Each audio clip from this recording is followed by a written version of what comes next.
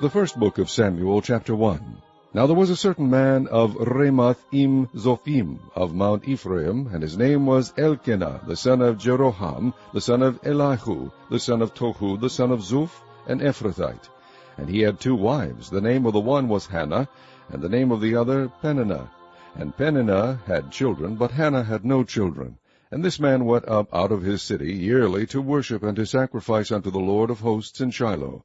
And the 2 sons of Eli, Hophni and Phinehas, the priest of the Lord, were there. And when the time was that Elkanah offered, he gave to Peninnah his wife, and to all her sons and her daughters, portions.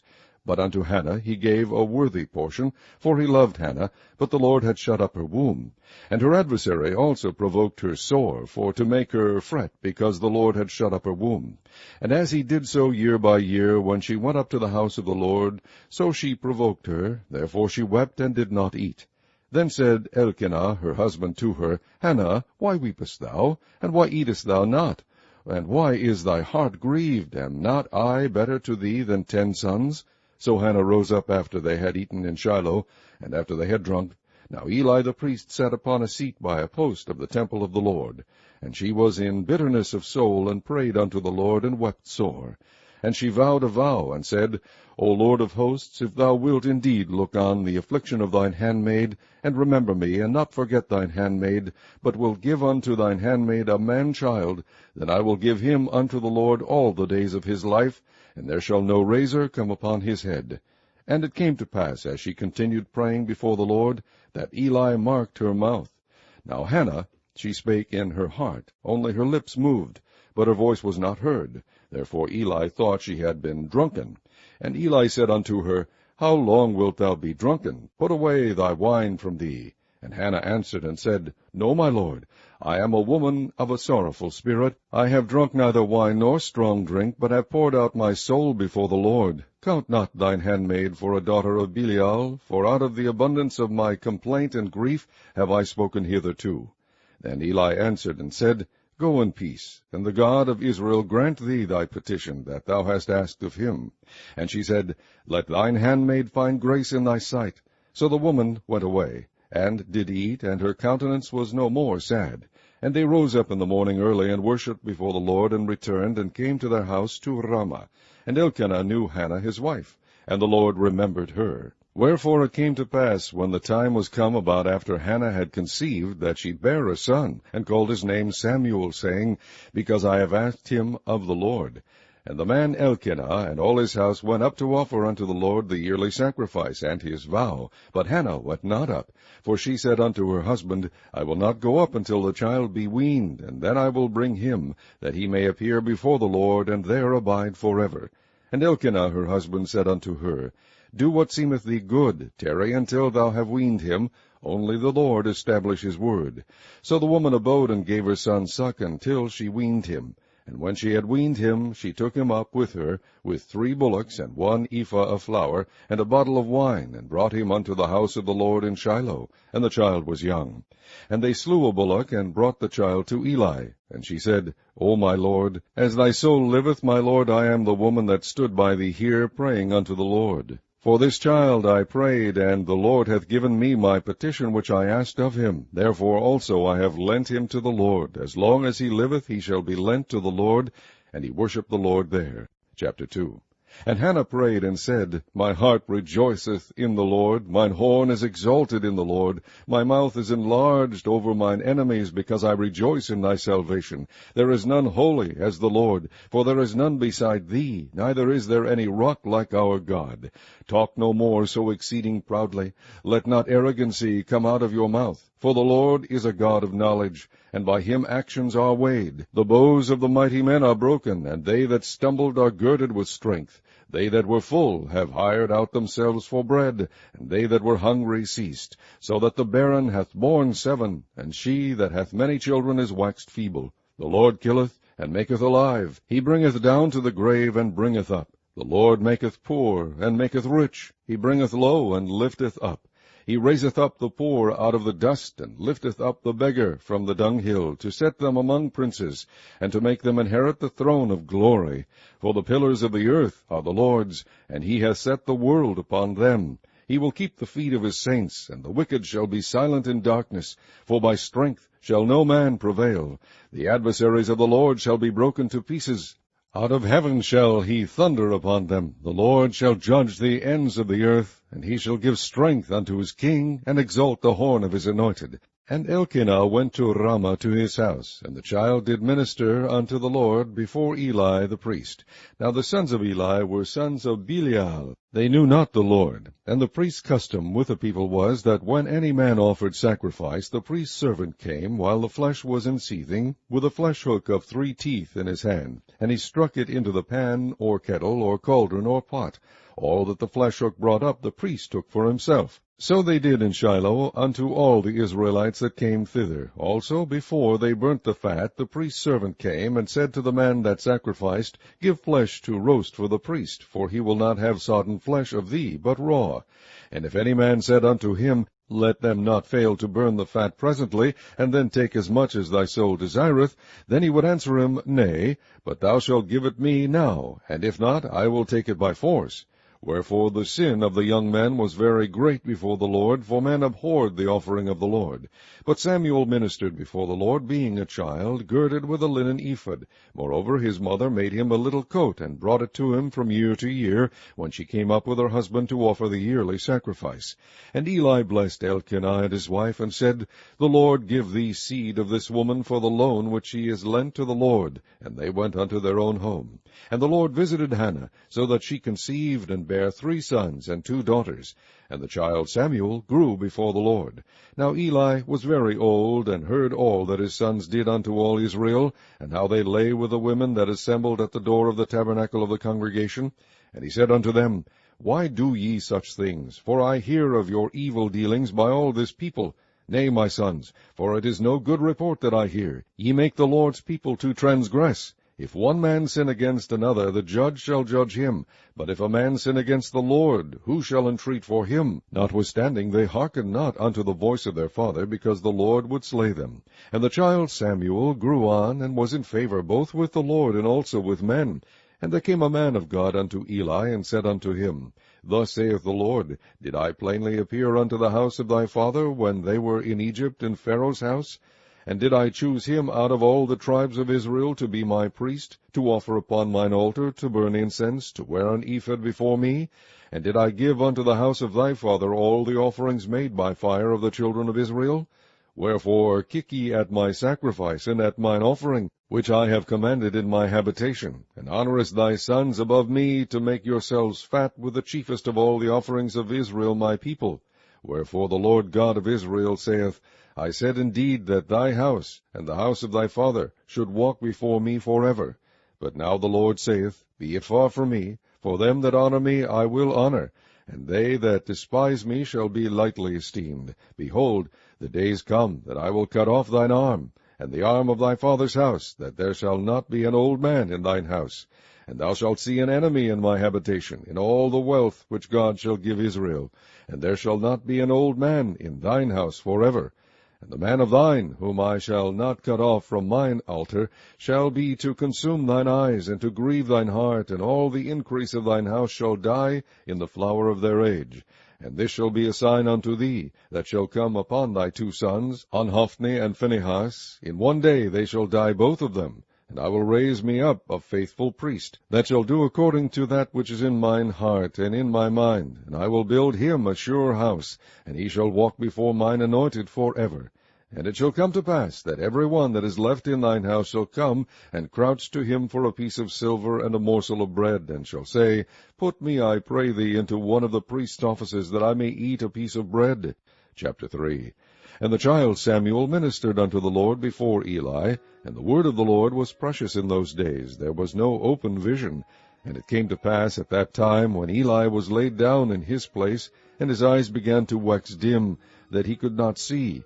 And ere the lamp of God went out in the temple of the Lord, where the ark of God was, and Samuel was laid down to sleep, that the Lord called Samuel. And he answered, Here am I. And he ran unto Eli, and said, Here am I, for thou calledst me. And he said, I called not, lie down again. And he went and lay down. And the Lord called yet again, Samuel. And Samuel arose and went to Eli, and said, Here am I, for thou didst call me. And he answered, I called not, my son, lie down again. Now Samuel did not yet know the Lord, neither was the word of the Lord yet revealed unto him. And the Lord called Samuel again the third time. And he arose and went to Eli, and said, Here am I, for thou didst call me. And Eli perceived that the Lord had called the child. Therefore Eli said unto Samuel, Go, lie down, and it shall be, if he call thee, that thou shalt say, Speak, Lord, for thy servant heareth. So Samuel went and lay down in his place. And the Lord came and stood and called, as at other times, Samuel, Samuel. Then Samuel answered, Speak, for thy servant heareth. And the Lord said to Samuel, Behold, I will do a thing in Israel, at which both the ears of every one that heareth it shall tingle. In that day I will perform against Eli all things which I have spoken concerning his house. When I begin, I will also make an end. For I have told him that I will judge his house forever for the iniquity which he knoweth, because his sons made themselves vile, and he restrained them not. And therefore I have sworn unto the house of Eli, that the iniquity of Eli's house shall not be purged with sacrifice nor offering forever. And Samuel lay until the morning, and opened the doors of the house of the Lord, and Samuel feared to shew Eli the vision. Then Eli called Samuel, and said, Samuel, my son. And he answered, Here am I. And he said, What is the thing that the Lord hath said unto thee? I pray thee, hide it not from me.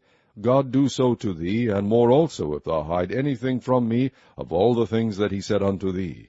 And Samuel told him every whit, and hid nothing from him. And he said, It is the Lord, let him do what seemeth him good. And Samuel grew, and the Lord was with him, and did let none of his words fall to the ground. And all Israel from Dan even to Beersheba knew that Samuel was established to be a prophet of the Lord. And the Lord appeared again in Shiloh, for the Lord revealed himself to Samuel in Shiloh by the word of the Lord. Chapter 4. And the word of Samuel came to all Israel. Now Israel went out against the Philistines to battle, and pitched beside Ebenezer, and the Philistines pitched in Aphek. And the Philistines put themselves in array against Israel. And when they joined battle, Israel was smitten before the Philistines, and they slew of the army in the field about 4,000 men. And when the people were come into the camp, the elders of Israel said, Wherefore hath the Lord smitten us today before the Philistines? Let us fetch the ark of the covenant of the Lord out of Shiloh unto us, that when it cometh among us, it may save us out of the hand of our enemies. So the people sent to Shiloh, that they might bring from thence the ark of the covenant of the Lord of hosts, which dwelleth between the cherubims. And the two sons of Eli, Hophni and Phinehas, were there with the ark of the covenant of God. And when the ark of the covenant of the Lord came into the camp, all Israel shouted with a great shout, so that the earth rang again. And when the Philistines heard the noise of the shout, they said, What meaneth the noise of this great shout in the camp of the Hebrews?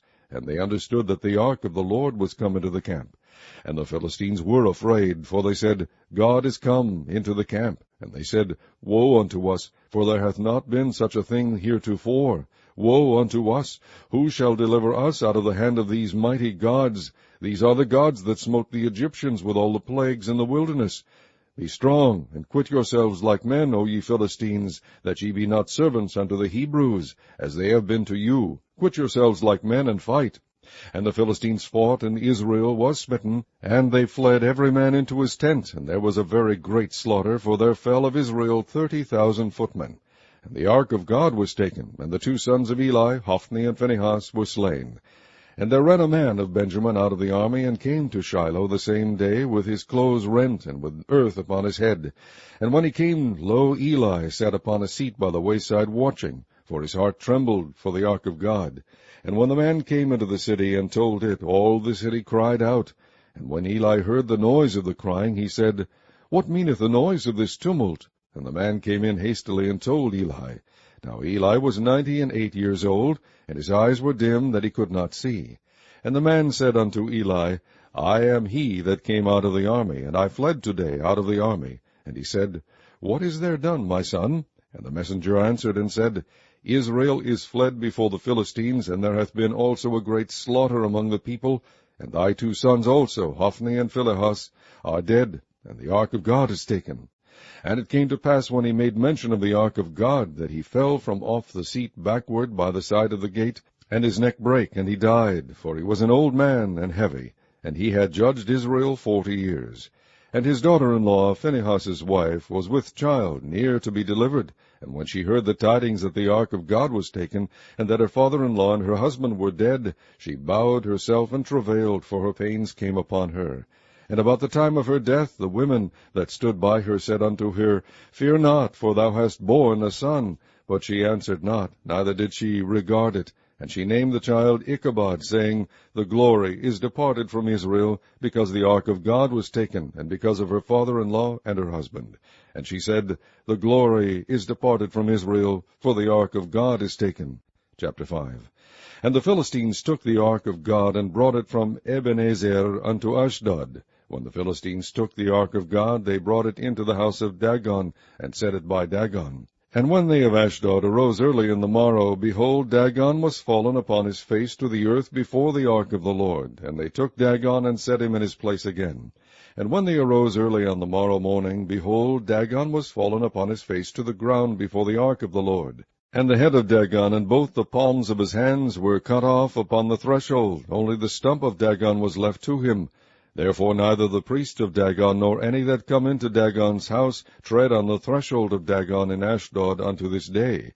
But the hand of the Lord was heavy upon them of Ashdod, and he destroyed them, and smote them with emerods, even Ashdod and the coast thereof. And when the men of Ashdod saw that it was so, they said, The ark of the God of Israel shall not abide with us, for his hand is sore upon us, and upon Dagon our God. They sent therefore, and gathered all the lords of the Philistines unto them, and said, What shall we do with the ark of the God of Israel? And they answered, Let the ark of the God of Israel be carried about unto Gath. And they carried the ark of the God of Israel about thither. And it was so, that after they had carried it about, the hand of the Lord was against the city with a very great destruction. And he smote the men of the city, both small and great, and they had emerods in their secret parts.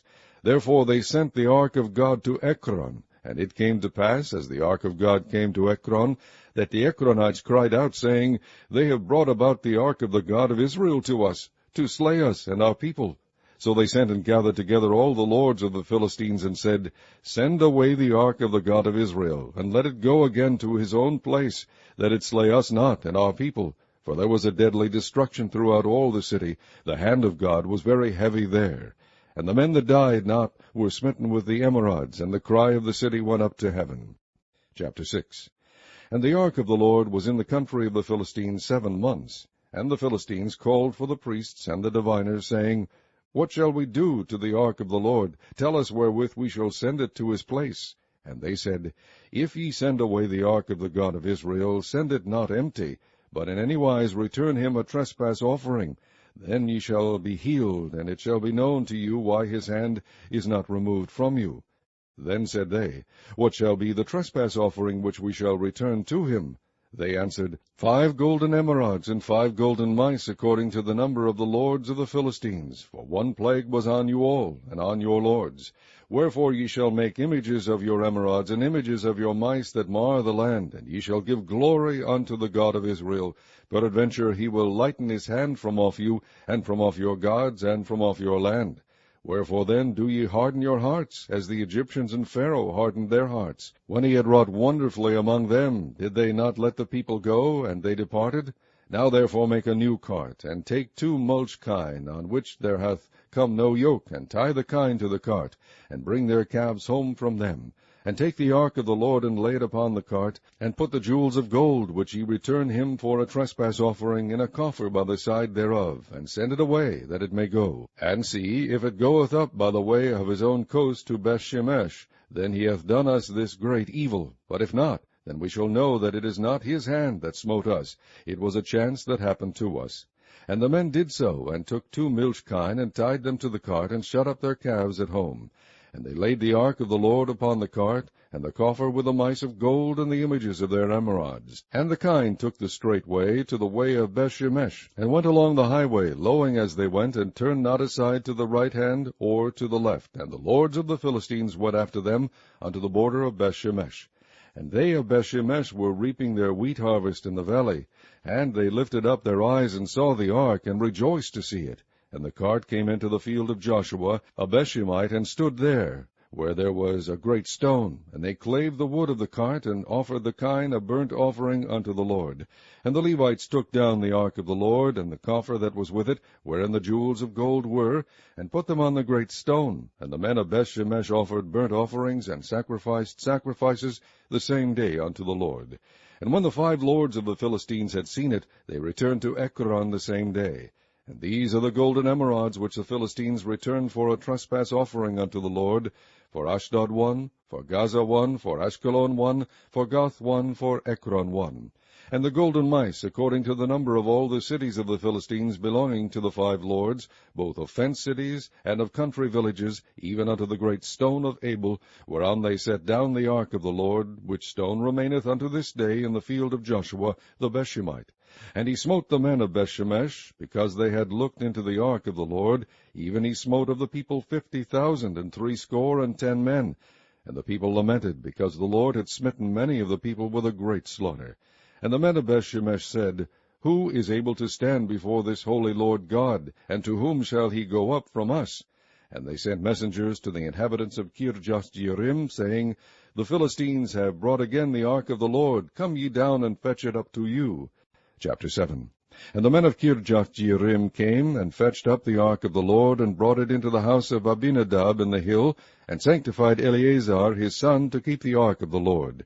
And it came to pass, while the ark abode in Kirjath-jearim, that the time was long, for it was 20 years. And all the house of Israel lamented after the Lord. And Samuel spake unto all the house of Israel, saying, If ye do return unto the Lord with all your hearts, then put away the strange gods and the Ashtaroth from among you, and prepare your hearts unto the Lord, and serve him only, and he will deliver you out of the hand of the Philistines.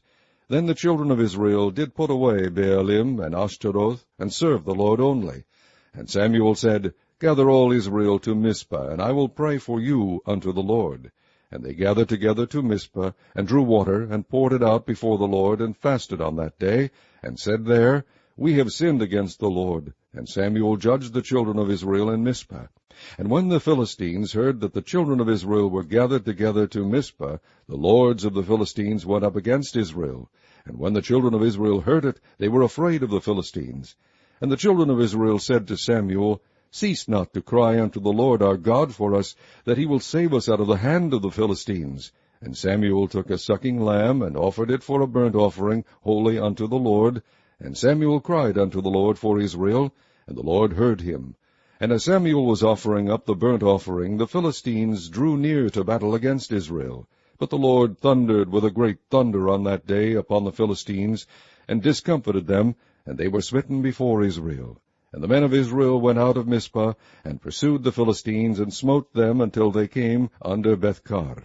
Then Samuel took a stone, and set it between Mizpah and Shen, and called the name of it Ebenezer, saying, Hitherto hath the Lord helped us. So the Philistines were subdued, and they came no more into the coast of Israel, and the hand of the Lord was against the Philistines all the days of Samuel. And the cities which the Philistines had taken from Israel were restored to Israel from Ekron even unto Gath, and the coast thereof did Israel deliver out of the hands of the Philistines. And there was peace between Israel and the Amorites. And Samuel judged Israel all the days of his life. And he went from year to year, and circuit to Bethel, and Gilgal, and Mizpah, and judged Israel in all those places. And his return was to Ramah, for there was his house, and there he judged Israel, and there he built an altar unto the Lord. Chapter 8. And it came to pass, when Samuel was old, that he made his sons judges over Israel. Now the name of his firstborn was Joel, and the name of his second Abiah. They were judges in Beersheba. And his sons walked not in his ways, but turned aside after lucre, and took bribes, and perverted judgment. Then all the elders of Israel gathered themselves together, and came to Samuel unto Ramah, and said unto him, Behold, thou art old, and thy sons walk not in thy ways. Now make us a king to judge us like all the nations. But the thing displeased Samuel, when they said, Give us a king to judge us. And Samuel prayed unto the Lord. And the Lord said unto Samuel, Hearken unto the voice of the people in all that they say unto thee. For they have not rejected thee, but they have rejected me, that I should not reign over them. According to all the works which they have done since the day that I brought them up out of Egypt, even unto this day, wherewith they have forsaken me, and served other gods, so do they also unto thee. Now therefore hearken unto their voice, howbeit yet protest solemnly unto them, and shew them the manner of the king that shall reign over them. And Samuel told all the words of the Lord unto the people that asked of him a king. And he said, This will be the manner of the king that shall reign over you. He will take your sons, and appoint them for himself, for his chariots, and to be his horsemen, and some shall run before his chariots. And he will appoint him captains over thousands, and captains over 50s, and will set them to ear his ground, and to reap his harvest, and to make his instruments of war, and instruments of his chariots. And he will take your daughters to be confectionaries, and to be cooks, and to be bakers. And he will take your fields, and your vineyards, and your olive yards, even the best of them, and give them to his servants. And he will take the tenth of your seed, and of your vineyards, and give to his officers, and to his servants. And he will take your menservants, and your maidservants, and your goodliest young men, and your asses, and put them to his work. He will take the tenth of your sheep, and ye shall be his servants. And ye shall cry out in that day because of your king, which ye shall have chosen you, and the Lord will not hear you in that day. Nevertheless the people refused to obey the voice of Samuel, and they said, Nay, but we will have a king over us, that we also may be like all the nations, and that our king may judge us, and go out before us, and fight our battles. And Samuel heard all the words of the people, and he rehearsed them in the ears of the Lord. And the Lord said to Samuel, Hearken unto their voice, and make them a king.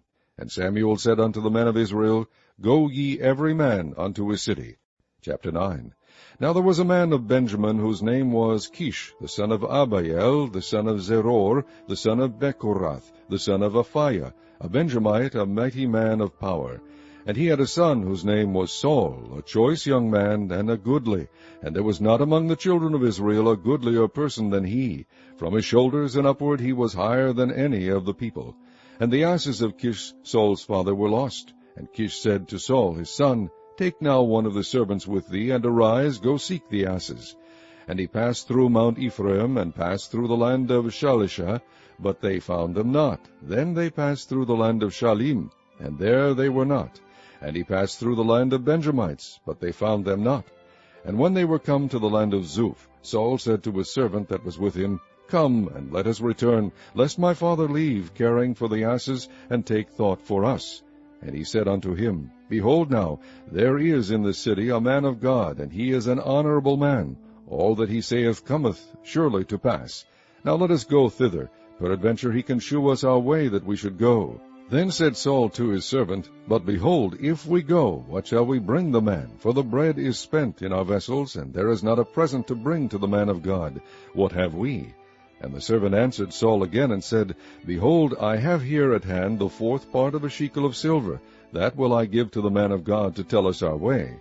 Before time in Israel, when a man went to inquire of God, thus he spake, Come and let us go to the seer. For he that is now called a prophet was before time called a seer. Then said Saul to his servant, Well said, come, let us go.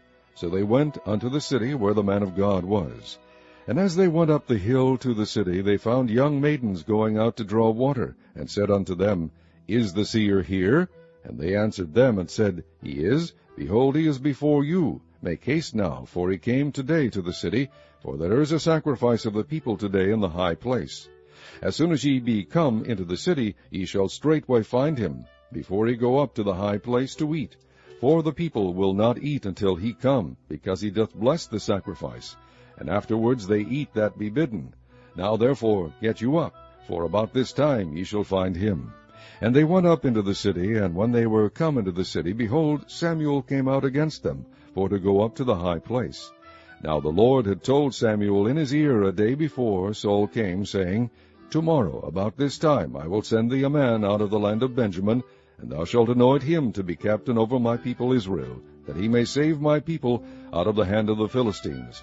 For I have looked upon my people, because their cry is come unto me. And when Samuel saw Saul, the Lord said unto him, Behold, the man whom I spake to thee of, this same shall reign over my people. Then Saul drew near to Samuel in the gate, and said, Tell me, I pray thee, where the seer's house is. And Samuel answered Saul, and said, I am the seer. Go up before me unto the high place, for ye shall eat with me today, and tomorrow I will let thee go, and will tell thee all that is in thine heart. And as for thine asses that were lost 3 days ago, set not thy mind on them, for they are found. And on whom is all the desire of Israel? Is it not on thee, and on all thy father's house? And Saul answered and said, Am not I a Benjamite, of the smallest of the tribes of Israel, and my family the least of all the families of the tribe of Benjamin? Wherefore then speakest thou so to me? And Samuel took Saul and his servant, and brought them into the parlor, and made them sit in the chiefest place among them that were bidden, which were about 30 persons. And Samuel said unto the cook, Bring the portion which I gave thee, of which I said unto thee, Set it by thee. And the cook took up the shoulder, and that which was upon it, and set it before Saul. And Samuel said, Behold, that which is left, set it before thee, and eat. For unto this time hath it been kept for thee, since I said, I have invited the people. So Saul did eat with Samuel that day.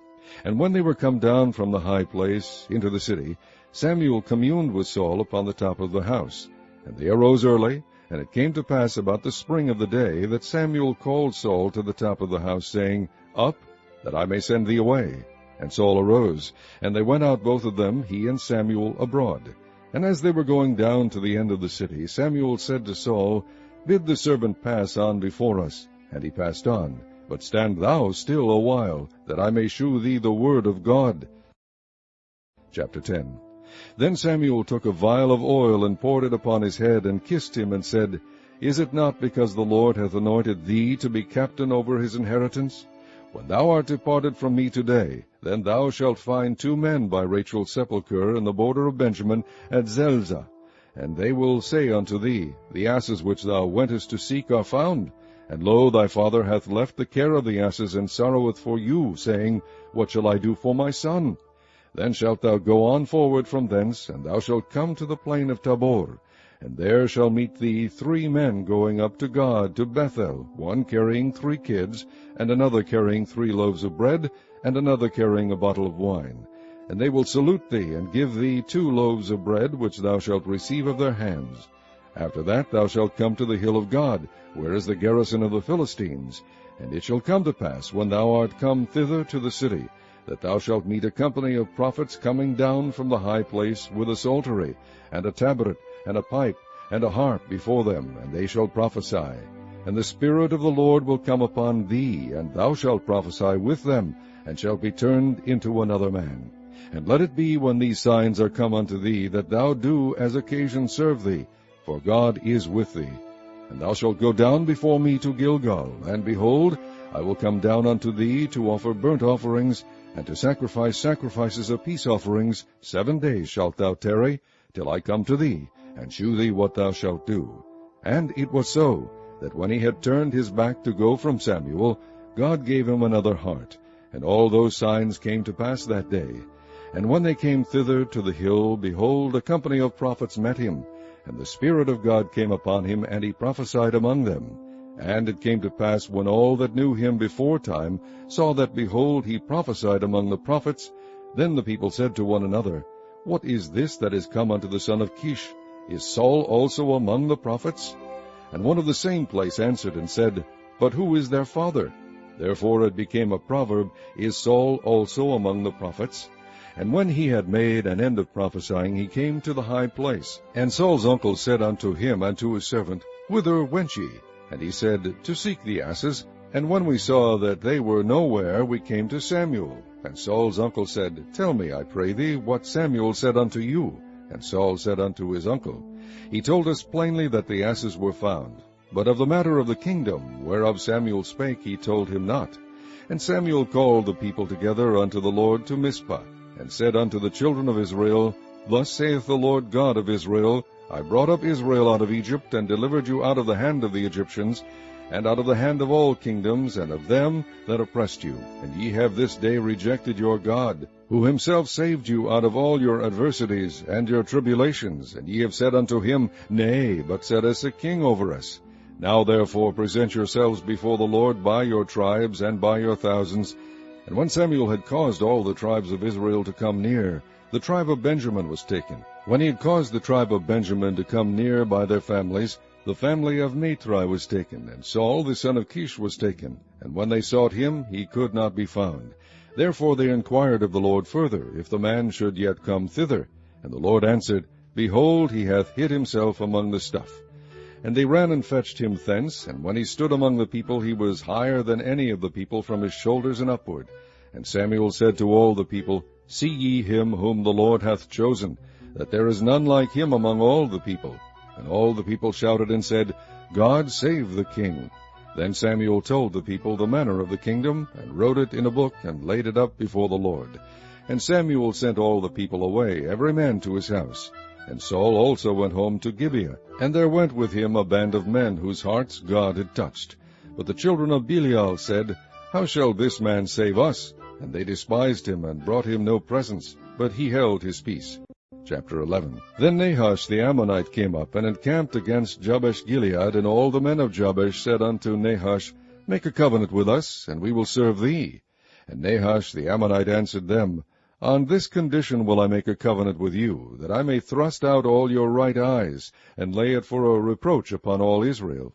And the elders of Jabesh said unto him, Give us 7 days' respite, that we may send messengers unto all the coasts of Israel, and then, if there be no man to save us, we will come out to thee. Then came the messengers to Gibeah of Saul, and told the tidings in the ears of the people, and all the people lifted up their voices and wept.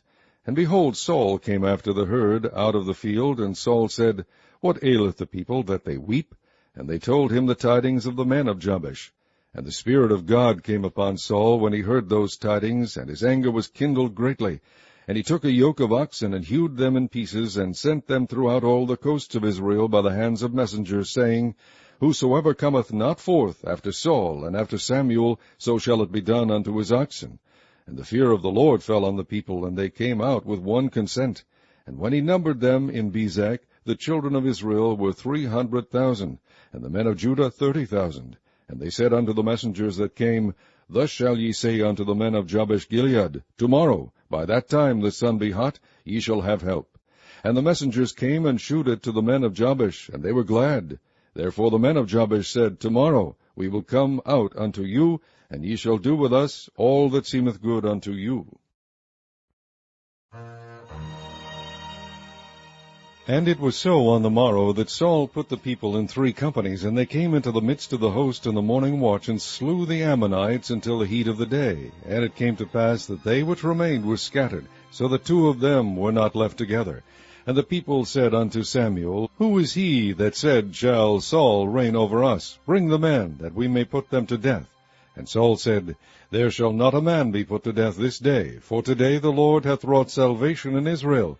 Then said Samuel to the people, Come, and let us go to Gilgal, and renew the kingdom there.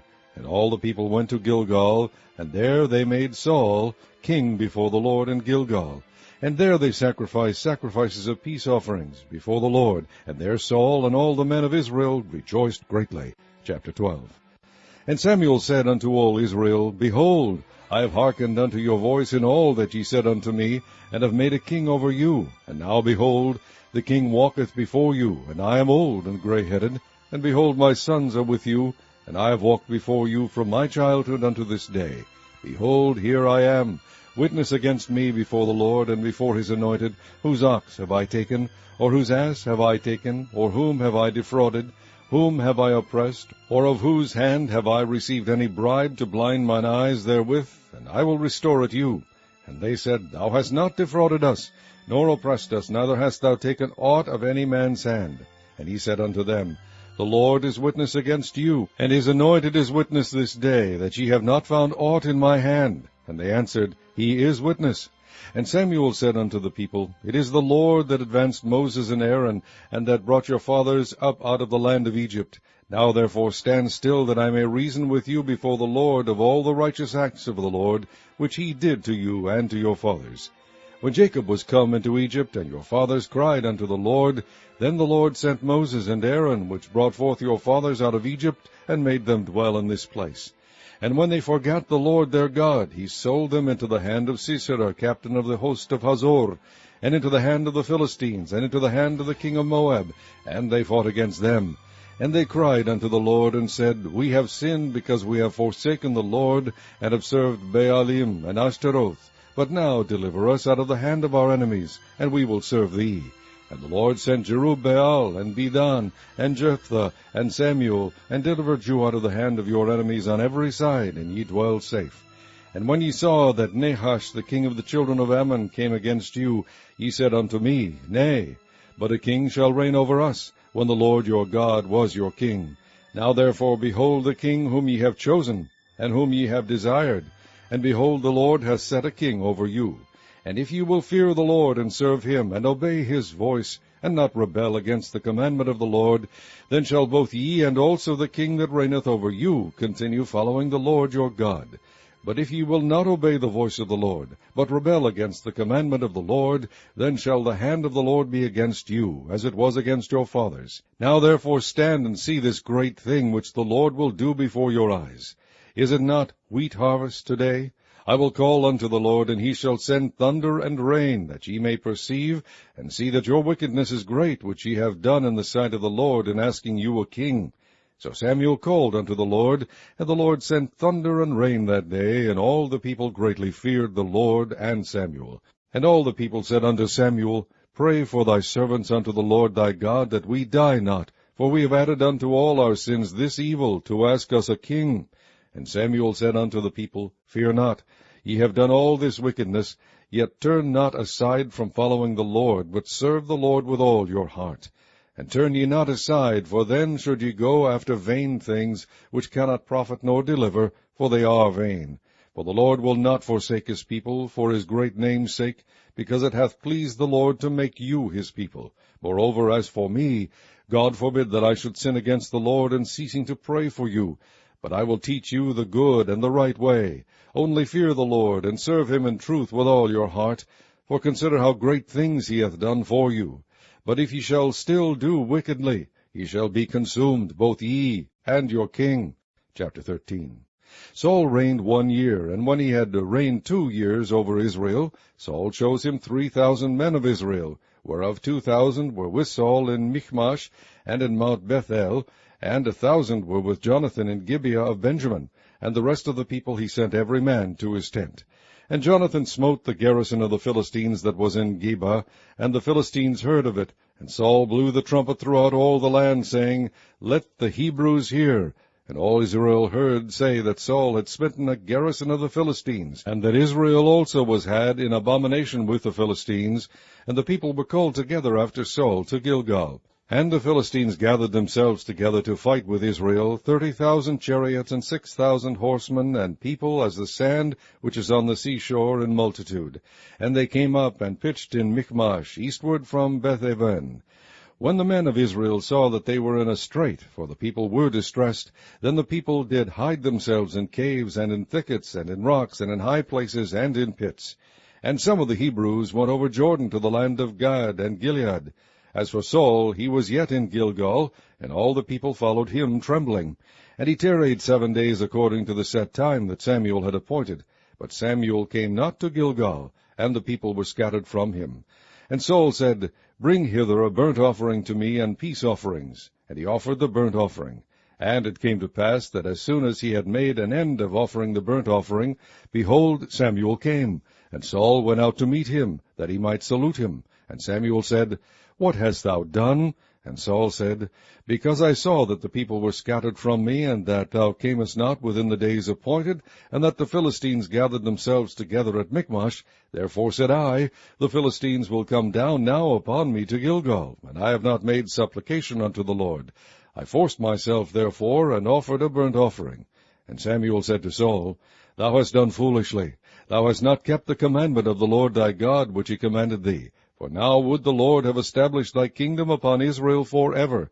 But now thy kingdom shall not continue. The Lord hath sought him a man after his own heart, and the Lord hath commanded him to be captain over his people, because thou hast not kept that which the Lord commanded thee. And Samuel arose, and gat him up from Gilgal unto Gibeah of Benjamin. And Saul numbered the people that were present with him, about 600 men. And Saul and Jonathan his son, and the people that were present with them, abode in Gibeah of Benjamin, but the Philistines encamped in Michmash. And the spoilers came out of the camp of the Philistines in 3 companies. 1 company turned unto the way that leadeth to Ophrah, unto the land of Shual. And another company turned the way to Bethhoron, And another company turned to the way of the border that looketh to the valley of Zeboim toward the wilderness. Now there was no smith found throughout all the land of Israel, for the Philistines said, Lest the Hebrews make them swords or spears. But all the Israelites went down to the Philistines, to sharpen every man his share, and his coulter, and his axe, and his mattock. Yet they had a file for the mattocks, and for the coulters, and for the forks, and for the axes, and to sharpen the goads. So it came to pass in the day of battle, that there was neither sword nor spear found in the hand of any of the people that were with Saul and Jonathan. But with Saul and with Jonathan his son was there found. And the garrison of the Philistines went out to the passage of Michmash. Chapter 14. Now it came to pass upon a day that Jonathan the son of Saul said unto the young man that bare his armor, Come, and let us go over to the Philistines' garrison that is on the other side. But he told not his father. And Saul tarried in the uttermost part of Gibeah under a pomegranate tree which is in Migron. And the people that were with him were about 600 men. And Ahiah the son of Ahitub, Ichabod's brother, the son of Phinehas, the son of Eli, the Lord's priest in Shiloh, wearing an ephod. And the people knew not that Jonathan was gone. And between the passages by which Jonathan sought to go over unto the Philistines' garrison, there was a sharp rock on the one side, and a sharp rock on the other side. And the name of the one was Bozez, and the name of the other Seni. The forefront of the one was situate northward over against Michmash, and the other southward over against Gibeah. And Jonathan said to the young man that bare his armor, Come and let us go over unto the garrison of these uncircumcised. It may be that the Lord will work for us, for there is no restraint to the Lord to save by many or by few. And his armor-bearer said unto him, Do all that is in thine heart. Turn thee, behold, I am with thee according to thy heart. Then said Jonathan, Behold, we will pass over unto these men, and we will discover ourselves unto them. If they say thus unto us, Tarry until we come to you, then we will stand still in our place, and will not go up unto them. But if they say thus, Come up unto us, then we will go up, for the Lord hath delivered them into our hand, and this shall be a sign unto us. And both of them discovered themselves unto the garrison of the Philistines. And the Philistines said, Behold, the Hebrews come forth out of the holes where they had hid themselves. And the men of the garrison answered Jonathan and his armor-bearer, and said, Come up to us, and we will shew you a thing. And Jonathan said unto his armor-bearer, Come up after me, for the Lord hath delivered them into the hand of Israel. And Jonathan climbed up upon his hands and upon his feet, and his armor-bearer after him, and they fell before Jonathan, and his armor-bearer slew after him. And that first slaughter, which Jonathan and his armor-bearer made, was about 20 men, within as it were an half acre of land, which a yoke of oxen might plow. And there was trembling in the host, in the field, and among all the people. The garrison and the spoilers, they also trembled, and the earth quaked. So it was a very great trembling. And the watchmen of Saul and Gibeah of Benjamin looked, and behold, the multitude melted away, and they went on beating down one another. Then said Saul unto the people that were with him, Number now, and see who is gone from us. And when they had numbered, behold, Jonathan and his armor-bearer were not there. And Saul said unto Ahiah, Bring hither the ark of God, for the ark of God was at that time with the children of Israel. And it came to pass, while Saul talked unto the priest, that the noise that was in the host of the Philistines went on and increased. And Saul said unto the priest, Withdraw thine hand. And Saul and all the people that were with him assembled themselves, and they came to the battle. And behold, every man's sword was against his fellow, and there was a very great discomfiture. Moreover, the Hebrews that were with the Philistines before that time, which went up with them into the camp from the country round about, even they also turned to be with the Israelites that were with Saul and Jonathan. Likewise all the men of Israel which had hid themselves in Mount Ephraim, when they heard that the Philistines fled, even they also followed hard after them in the battle. So the Lord saved Israel that day, and the battle passed over unto Beth-aven. And the men of Israel were distressed that day, for Saul had adjured the people, saying, Cursed be the man that eateth any food until evening, that I may be avenged on mine enemies. So none of the people tasted any food. And all they of the land came to a wood, and there was honey upon the ground. And when the people were come into the wood, behold, the honey dropped. But no man put his hand to his mouth, for the people feared the oath. But Jonathan heard not when his father charged the people with the oath. Wherefore he put forth the end of the rod that was in his hand, and dipped it in the honeycomb, and put his hand to his mouth, and his eyes were enlightened. Then answered one of the people, and said, Thy father straitly charged the people with an oath, saying, Cursed be the man that eateth any food this day. And the people were faint. Then said Jonathan, My father hath troubled the land. See, I pray you, how mine eyes have been enlightened, because I tasted a little of this honey. How much more, if haply the people had eaten freely today of the spoil of their enemies which they found? For had there not been now a much greater slaughter among the Philistines? And they smote the Philistines that day from Michmash to Aijalon, and the people were very faint. And the people flew upon the spoil, and took sheep and oxen and calves, and slew them on the ground, and the people did eat them with the blood. Then they told Saul, saying, Behold, the people sin against the Lord, in that they eat with the blood. And he said, Ye have transgressed. Roll a great stone unto me this day. And Saul said, Disperse yourselves among the people, and say unto them, Bring me hither every man his ox, and every man his sheep, and slay them here, and eat, and sin not against the Lord in eating with the blood. And all the people brought every man his ox with him that night, and slew them there. And Saul built an altar unto the Lord. The same was the first altar that he built unto the Lord. And Saul said, Let us go down after the Philistines by night, and spoil them until the morning light, and let us not leave a man of them. And they said, Do whatsoever seemeth good unto thee. Then said the priest, Let us draw near hither unto God. And Saul asked counsel of God, Shall I go down after the Philistines? Wilt thou deliver them into the hand of Israel? But he answered him not that day. And Saul said, Draw ye near hither, all the chief of the people, and know and see wherein this sin hath been this day. For as the Lord liveth, which saveth Israel, though it be in Jonathan my son, he shall surely die. But there was not a man among all the people that answered him. Then said he unto all Israel, Be ye on one side, and I and Jonathan my son will be on the other side. And the people said unto Saul, Do what seemeth good unto thee. Therefore Saul said unto the Lord God of Israel, Give a perfect lot. And Saul and Jonathan were taken, but the people escaped. And Saul said, Cast lots between me and Jonathan my son. And Jonathan was taken. Then Saul said to Jonathan, Tell me what thou hast done. And Jonathan told him, and said, I did but taste a little honey with the end of the rod that was in mine hand, and lo, I must die. And Saul answered, God do so, and more also, for thou shalt surely die, Jonathan. And the people said unto Saul, Shall Jonathan die, who hath wrought this great salvation in Israel? God forbid.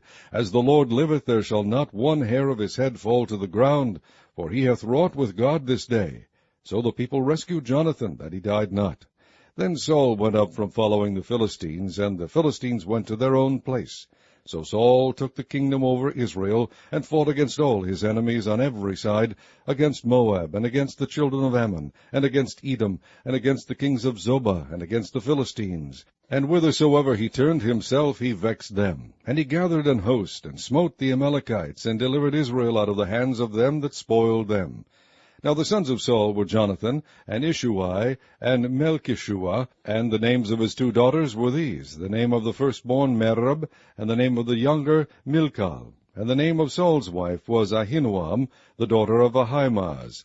And the name of the captain of his host was Abner, the son of Ner, Saul's uncle. And Kish was the father of Saul, and Ner, the father of Abner, was a son of Abiel. And there was sore war against the Philistines all the days of Saul. And when Saul saw any strong man, or any valiant man, he took him unto him. Chapter 15. Samuel also said unto Saul, The Lord sent me to anoint thee to be king over his people, over Israel. Now therefore hearken thou unto the voice of the words of the Lord. Thus saith the Lord of hosts, I remember that which Amalek did to Israel, how he laid want for him in the way, when he came up from Egypt. Now go and smite Amalek, and utterly destroy all that they have, and spare them not, but slay both man and woman, infant and suckling, ox and sheep, camel and ass. And Saul gathered the people together, and numbered them in Telaim, 200,000 footmen, and 10,000 men of Judah. And Saul came to a city of Amalek, and laid wait in the valley. And Saul said unto the Kenites, Go, depart, get you down from among the Amalekites, lest I destroy you with them. For ye shewed kindness to all the children of Israel, when they came up out of Egypt. So the Kenites departed from among the Amalekites. And Saul smote the Amalekites from Havilah until thou comest to Shur, that is over against Egypt. And he took Agag the king of the Amalekites alive, and utterly destroyed all the people with the edge of the sword. But Saul and the people spared Agag, and the best of the sheep, and of the oxen, and of the fatlings, and the lambs, and all that was good, and would not utterly destroy them, but everything that was vile and refuse, that they destroyed utterly. Then came the word of the Lord unto Samuel, saying, It repenteth me that I have set up Saul to be king, for he is turned back from following me, and hath not performed my commandments. And it grieved Samuel, and he cried unto the Lord all night. And when Samuel rose early to meet Saul in the morning, it was told Samuel, saying, Saul came to Carmel, and behold, he set him up a place, and is gone about, and passed on, and gone down to Gilgal. And Samuel came to Saul, and Saul said unto him, Blessed be thou of the Lord, I have performed the commandment of the Lord. And Samuel said, What meaneth then this bleating of the sheep in mine ears, and the lowing of the oxen which I hear? And Saul said, They have brought them from the Amalekites, for the people spared the best of the sheep and of the oxen, to sacrifice unto the Lord thy God, and the rest we have utterly destroyed. Then Samuel said unto Saul, Stay, and I will tell thee what the Lord hath said to me this night. And he said unto him, Stay on. And Samuel said, When thou wast little in thine own sight, wast thou not made the head of the tribes of Israel, and the Lord anointed thee king over Israel? And the Lord sent thee on a journey, and said, Go and utterly destroy the sinners, the Amalekites, and fight against them until they be consumed. Wherefore then didst thou not obey the voice of the Lord, but didst fly upon the spoil, and didst evil in the sight of the Lord? And Saul said unto Samuel, Yea, I have obeyed the voice of the Lord, and have gone the way which the Lord sent me, and have brought Agag the king of Amalek, and have utterly destroyed the Amalekites. But the people took of the spoil sheep and oxen, the chief of the things which should have been utterly destroyed, to sacrifice unto the Lord thy God in Gilgal. And Samuel said, Hath the Lord as great delight in burnt offerings and sacrifices as in obeying the voice of the Lord? Behold, to obey is better than sacrifice, and to hearken than the fat of rams. For rebellion is as the sin of witchcraft, and stubbornness is as iniquity and idolatry. Because thou hast rejected the word of the Lord, he hath also rejected thee from being king. And Saul said unto Samuel, I have sinned, for I have transgressed the commandment of the Lord and thy words, because I feared the people and obeyed their voice. Now therefore, I pray thee, pardon my sin, and turn again with me, that I may worship the Lord. And Samuel said unto Saul, I will not return with thee, for thou hast rejected the word of the Lord. And the Lord hath rejected thee from being king over Israel. And as Samuel turned about to go away, he laid hold upon the skirt of his mantle, and it rent. And Samuel said unto him, The Lord hath rent the kingdom of Israel from thee this day, and hath given it to a neighbor of thine that is better than thou. And also the strength of Israel will not lie, nor repent, for he is not a man, that he should repent. Then he said, I have sinned, yet honor me now, I pray thee, before the elders of my people and before Israel, and turn again with me, that I may worship the Lord thy God. So Samuel turned again after Saul, and Saul worshipped the Lord. Then said Samuel, Bring ye hither to me Agag the king of the Amalekites. And Agag came unto him delicately. And Agag said, Surely the bitterness of death is past. And Samuel said, As thy sword hath made women childless, so shall thy mother be childless among women. And Samuel hewed Agag in pieces before the Lord in Gilgal. Then Samuel went to Ramah, and Saul went up to his house to Gibeah of Saul. And Samuel came no more to see Saul until the day of his death. Nevertheless Samuel mourned for Saul, and the Lord repented that he had made Saul king over Israel. Chapter 16. And the Lord said unto Samuel, How long wilt thou mourn for Saul, seeing I have rejected him from reigning over Israel? Fill thine horn with oil, and go. I will send thee to Jesse the Bethlehemite, for I have provided me a king among his sons. And Samuel said, How can I go? If Saul hear it, he will kill me. And the Lord said, Take an heifer with thee, and say, I am come to sacrifice to the Lord. And call Jesse to the sacrifice, and I will shew thee what thou shalt do. And thou shalt anoint unto me him whom I name unto thee. And Samuel did that which the Lord spake, and came to Bethlehem. And the elders of the town trembled at his coming, and said, Comest thou peaceably? And he said, Peaceably, I am come to sacrifice unto the Lord. Sanctify yourselves, and come with me to the sacrifice. And he sanctified Jesse and his sons, and called them to the sacrifice. And it came to pass, when they were come, that he looked on Eliab, and said, Surely the Lord's anointed is before him. But the Lord said unto Samuel, Look not on his countenance, or on the height of his stature, because I have refused him. For the Lord seeth not as man seeth. For man looketh on the outward appearance, but the Lord looketh on the heart. Then Jesse called Abinadab, and made him pass before Samuel. And he said, Neither hath the Lord chosen this. Then Jesse made Shammah to pass by, and he said, Neither hath the Lord chosen this. Again Jesse made 7 of his sons to pass before Samuel. And Samuel said unto Jesse, The Lord hath not chosen these. And Samuel said unto Jesse, Are here all thy children? And he said, There remaineth yet the youngest, and behold, he keepeth the sheep. And Samuel said unto Jesse, Send and fetch him, for we will not sit down till he come hither. And he sent and brought him in. Now he was ruddy, and withal of a beautiful countenance, and goodly to look to. And the Lord said, Arise, anoint him, for this is he. Then Samuel took the horn of oil, and anointed him in the midst of his brethren. And the Spirit of the Lord came upon David from that day forward. So Samuel rose up and went to Ramah. But the Spirit of the Lord departed from Saul, and an evil spirit from the Lord troubled him. And Saul's servant said unto him, Behold now, an evil spirit from God troubleth thee. Let our Lord now command thy servants which are before thee to seek out a man who is a cunning player on an harp. And it shall come to pass, when the evil spirit from God is upon thee, that he shall play with his hand, and thou shalt be well. And Saul said unto his servants, Provide me now a man that can play well, and bring him to me. Then answered one of the servants, and said, Behold, I have seen a son of Jesse the Bethlehemite, that is cunning in playing, and a mighty valiant man, and a man of war, and prudent in matters, and a comely person, and the Lord is with him. Wherefore Saul sent messengers unto Jesse, and said, Send me David thy son, which is with the sheep. And Jesse took an ass, laden with bread, and a bottle of wine, and a kid, and sent them by David his son unto Saul. And David came to Saul, and stood before him, and he loved him greatly, and he became his armor-bearer. And Saul sent to Jesse, saying, Let David, I pray thee, stand before me, for he hath found favor in my sight. And it came to pass, when the evil spirit from God was upon Saul, that David took an harp, and played with his hand. So Saul was refreshed, and was well, and the evil spirit departed from him. Chapter 17. Now the Philistines gathered together their armies to battle, and were gathered together at Shocho, which belongeth to Judah, and pitched between Shocho and Azekah in Ephes Damim. And Saul and the men of Israel were gathered together, and pitched by the valley of Elah, and set the battle in array against the Philistines. And the Philistines stood on a mountain on the one side, and Israel stood on a mountain on the other side, and there was a valley between them. And there went out a champion out of the camp of the Philistines, named Goliath of Gath, whose height was 6 cubits and a span.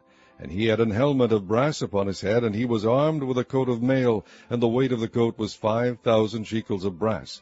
And he had greaves of brass upon his legs, and a target of brass between his shoulders.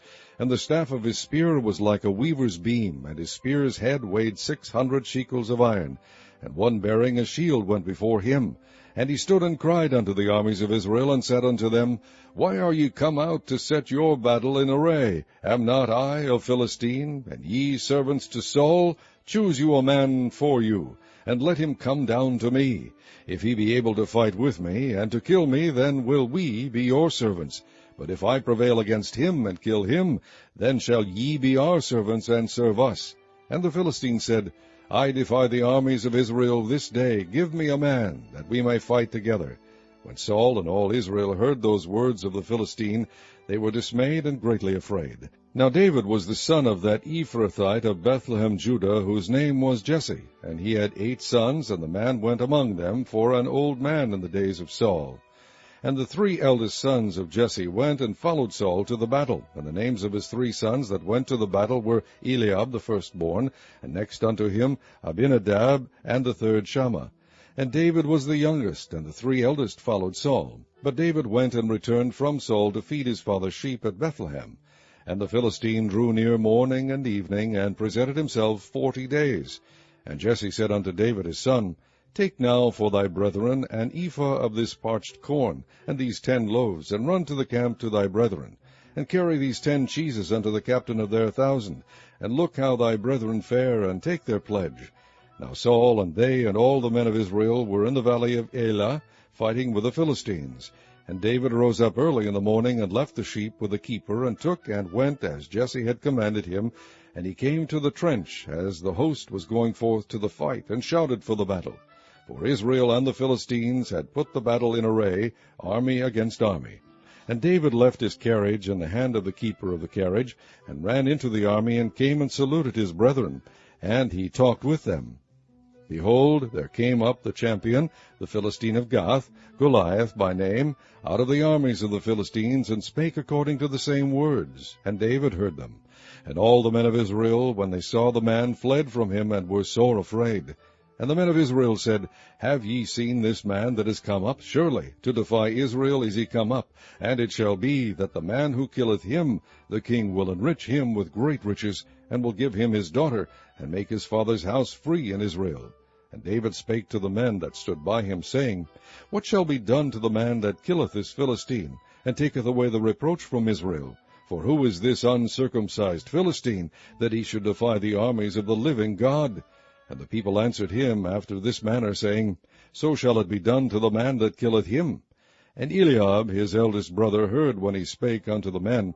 And Eliab's anger was kindled against David. And he said, Why camest thou down hither? And with whom hast thou left those few sheep in the wilderness?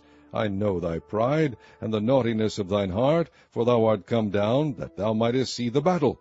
And David said, What have I now done? Is there not a cause? And he turned from him toward another, and spake after the same manner. And the people answered him again after the former manner. And when the words were heard which David spake, they rehearsed them before Saul, and he sent for him. And David said to Saul, Let no man's heart fail because of him. Thy servant will go and fight with this Philistine.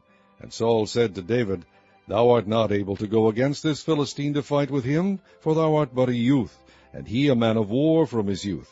And David said unto Saul, Thy servant kept his father's sheep, and there came a lion and a bear, and took a lamb out of the flock. And I went out after him, and smote him, and delivered it out of his mouth. And when he arose against me, I caught him by his beard, and smote him, and slew him. Thy servant slew both the lion and the bear, and this uncircumcised Philistine shall be as one of them, seeing he hath defied the armies of the living God. David said, moreover, The Lord hath delivered me out of the paw of the lion, and out of the paw of the bear. He will deliver me out of the hand of this Philistine. And Saul said unto David, Go, and the Lord be with thee. And Saul armed David with his armor, and he put an helmet of brass upon his head. Also he armed him with a coat of mail. And David girded his sword upon his armor, and he essayed to go, for he had not proved it. And David said unto Saul, I cannot go with these, for I have not proved them. And David put them off him. And he took his staff in his hand, and chose him 5 smooth stones out of the brook, and put them in a shepherd's bag which he had, even in a scrip, and his sling was in his hand. And he drew near to the Philistine. And the Philistine came on, and drew near unto David, and the man that bare the shield went before him. And when the Philistine looked about and saw David, he disdained him, for he was but a youth, and ruddy, and of a fair countenance. And the Philistine said unto David, Am I a dog, that thou comest to me with staves? And the Philistine cursed David by his gods. And the Philistine said to David, Come to me, and I will give thy flesh unto the fowls of the air, and to the beasts of the field. Then said David to the Philistine, Thou comest to me with a sword, and with a spear, and with a shield, but I come to thee in the name of the Lord of hosts, the God of the armies of Israel, whom thou hast defied. This day will the Lord deliver thee into mine hand, and I will smite thee, and take thine head from thee, and I will give the carcasses of the host of the Philistines this day unto the fowls of the air, and to the wild beasts of the earth, that all the earth may know that there is a God in Israel. And all this assembly shall know that the Lord saveth not with sword and spear, for the battle is the Lord's, and he will give you into our hands. And it came to pass, when the Philistine arose, and came and drew nigh to meet David, that David hasted, and ran toward the army to meet the Philistine. And David put his hand in his bag, and took thence a stone, and slang it, and smote the Philistine in his forehead, that the stone sunk into his forehead, and he fell upon his face to the earth. So David prevailed over the Philistine with a sling and with a stone, and smote the Philistine, and slew him. But there was no sword in the hand of David. Therefore David ran, and stood upon the Philistine, and took his sword, and drew it out of the sheath thereof, and slew him, and cut off his head therewith. And when the Philistines saw their champion was dead, they fled. And the men of Israel and of Judah arose and shouted, and pursued the Philistines, until they come to the valley, and to the gates of Ekron. And the wounded of the Philistines fell down by the way to She'araim, even unto Gath, and unto Ekron. And the children of Israel returned from chasing after the Philistines, and they spoiled their tents. And David took the head of the Philistine, and brought it to Jerusalem, but he put his armor in his tent. And when Saul saw David go forth against the Philistine, he said unto Abner, the captain of the host, Abner, whose son is this youth? And Abner said, As thy soul liveth, O king, I cannot tell. And the king said, Inquire thou whose son the stripling is. And as David returned from the slaughter of the Philistine, Abner took him, and brought him before Saul, with the head of the Philistine in his hand. And Saul said to him, Whose son art thou, thou young man? And David answered, I am the son of thy servant Jesse the Bethlehemite. Chapter 18. And it came to pass, when he had made an end of speaking unto Saul, that the soul of Jonathan was knit with the soul of David, and Jonathan loved him as his own soul. And Saul took him that day, and would let him go no more home to his father's house. Then Jonathan and David made a covenant, because he loved him as his own soul. And Jonathan stripped himself of the robe that was upon him, and gave it to David, and his garments, even to his sword, and to his bow, and to his girdle. And David went out whithersoever Saul sent him, and behaved himself wisely. And Saul set him over the men of war, and he was accepted in the sight of all the people, and also in the sight of Saul's servants. And it came to pass, as they came, when David was returned from the slaughter of the Philistine, that the women came out of all cities of Israel, singing and dancing, to meet King Saul, with tabrets, with joy, and with instruments of music. And the women answered one another as they played, and said, Saul hath slain his thousands, and David his 10,000s. And Saul was very wroth, and the saying displeased him. And he said, They have ascribed unto David 10,000s, and to me they have ascribed but thousands. And what can he have more but the kingdom? And Saul eyed David from that day and forward. And it came to pass on the morrow, that the evil spirit from God came upon Saul, and he prophesied in the midst of the house. And David played with his hand, as at other times, and there was a javelin in Saul's hand. And Saul cast the javelin, for he said, I will smite David even to the wall with it. And David avoided out of his presence twice. And Saul was afraid of David, because the Lord was with him, and was departed from Saul. Therefore Saul removed him from him, and made him his captain over 1,000. And he went out and came in before the people. And David behaved himself wisely in all his ways, and the Lord was with him. Wherefore when Saul saw that he behaved himself very wisely, he was afraid of him. But all Israel and Judah loved David, because he went out and came in before them. And Saul said to David, Behold, my elder daughter Merab, her will I give thee to wife. Only be thou valiant for me, and fight the Lord's battles. For Saul said, Let not mine hand be upon him, but let the hand of the Philistines be upon him. And David said unto Saul, Who am I, and what is my life, or my father's family in Israel, that I should be son-in-law to the king? But it came to pass at the time when Merab Saul's daughter should have been given to David, that she was given unto Adriel the Maholathite to wife. And Michal, Saul's daughter, loved David, and they told Saul, and the thing pleased him. And Saul said, I will give him her, that she may be a snare to him, and that the hand of the Philistines may be against him. Wherefore Saul said to David, Thou shalt this day be my son-in-law in the one of the twain. And Saul commanded his servants, saying, Commune with David secretly, and say, Behold, the king hath delight in thee, and all his servants love thee. Now therefore be the king's son-in-law. And Saul's servants spake those words in the ears of David. And David said, Seemeth it to you a light thing to be a king's son-in-law, seeing that I am a poor man and lightly esteemed? And the servants of Saul told him, saying, On this manner spake David. And Saul said, Thus shall ye say to David, The king desireth not any dowry, but 100 foreskins of the Philistines, to be avenged of the king's enemies. But Saul thought to make David fall by the hand of the Philistines. And when his servants told David these words, it pleased David well to be the king's son-in-law, and the days were not expired. Wherefore David arose and went, he and his men, and slew of the Philistines 200 men. And David brought their foreskins, and they gave them in full tale to the king, that he might be the king's son-in-law. And Saul gave him Michal his daughter to wife. And Saul saw and knew that the Lord was with David, and that Michal Saul's daughter loved him. And Saul was yet the more afraid of David, and Saul became David's enemy continually.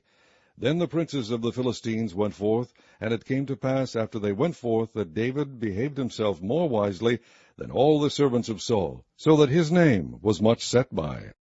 Chapter 19. And Saul spake to Jonathan his son, and to all his servants, that they should kill David. But Jonathan Saul's son delighted much in David. And Jonathan told David, saying, Saul my father seeketh to kill thee. Now therefore, I pray thee, take heed to thyself until the morning, and abide in a secret place, and hide thyself. And I will go out and stand beside my father in the field where thou art, and I will commune with my father of thee, and what I see, that I will tell thee. And Jonathan spake good of David unto Saul his father, and said unto him, Let not the king sin against his servant, against David, because he hath not sinned against thee, and because his works have been to thee ward very good. For he did put his life in his hand, and slew the Philistine, and the Lord wrought a great salvation for all Israel. Thou sawest it, and didst rejoice. Wherefore then wilt thou sin against innocent blood, to slay David without a cause? And Saul hearkened unto the voice of Jonathan, and Saul sware, As the Lord liveth, he shall not be slain. And Jonathan called David, and Jonathan shewed him all those things. And Jonathan brought David to Saul, and he was in his presence, as in times past. And there was war again, and David went out and fought with the Philistines, and slew them with a great slaughter, and they fled from him. And the evil spirit from the Lord was upon Saul, as he sat in the house with his javelin in his hand. And David played with his hand.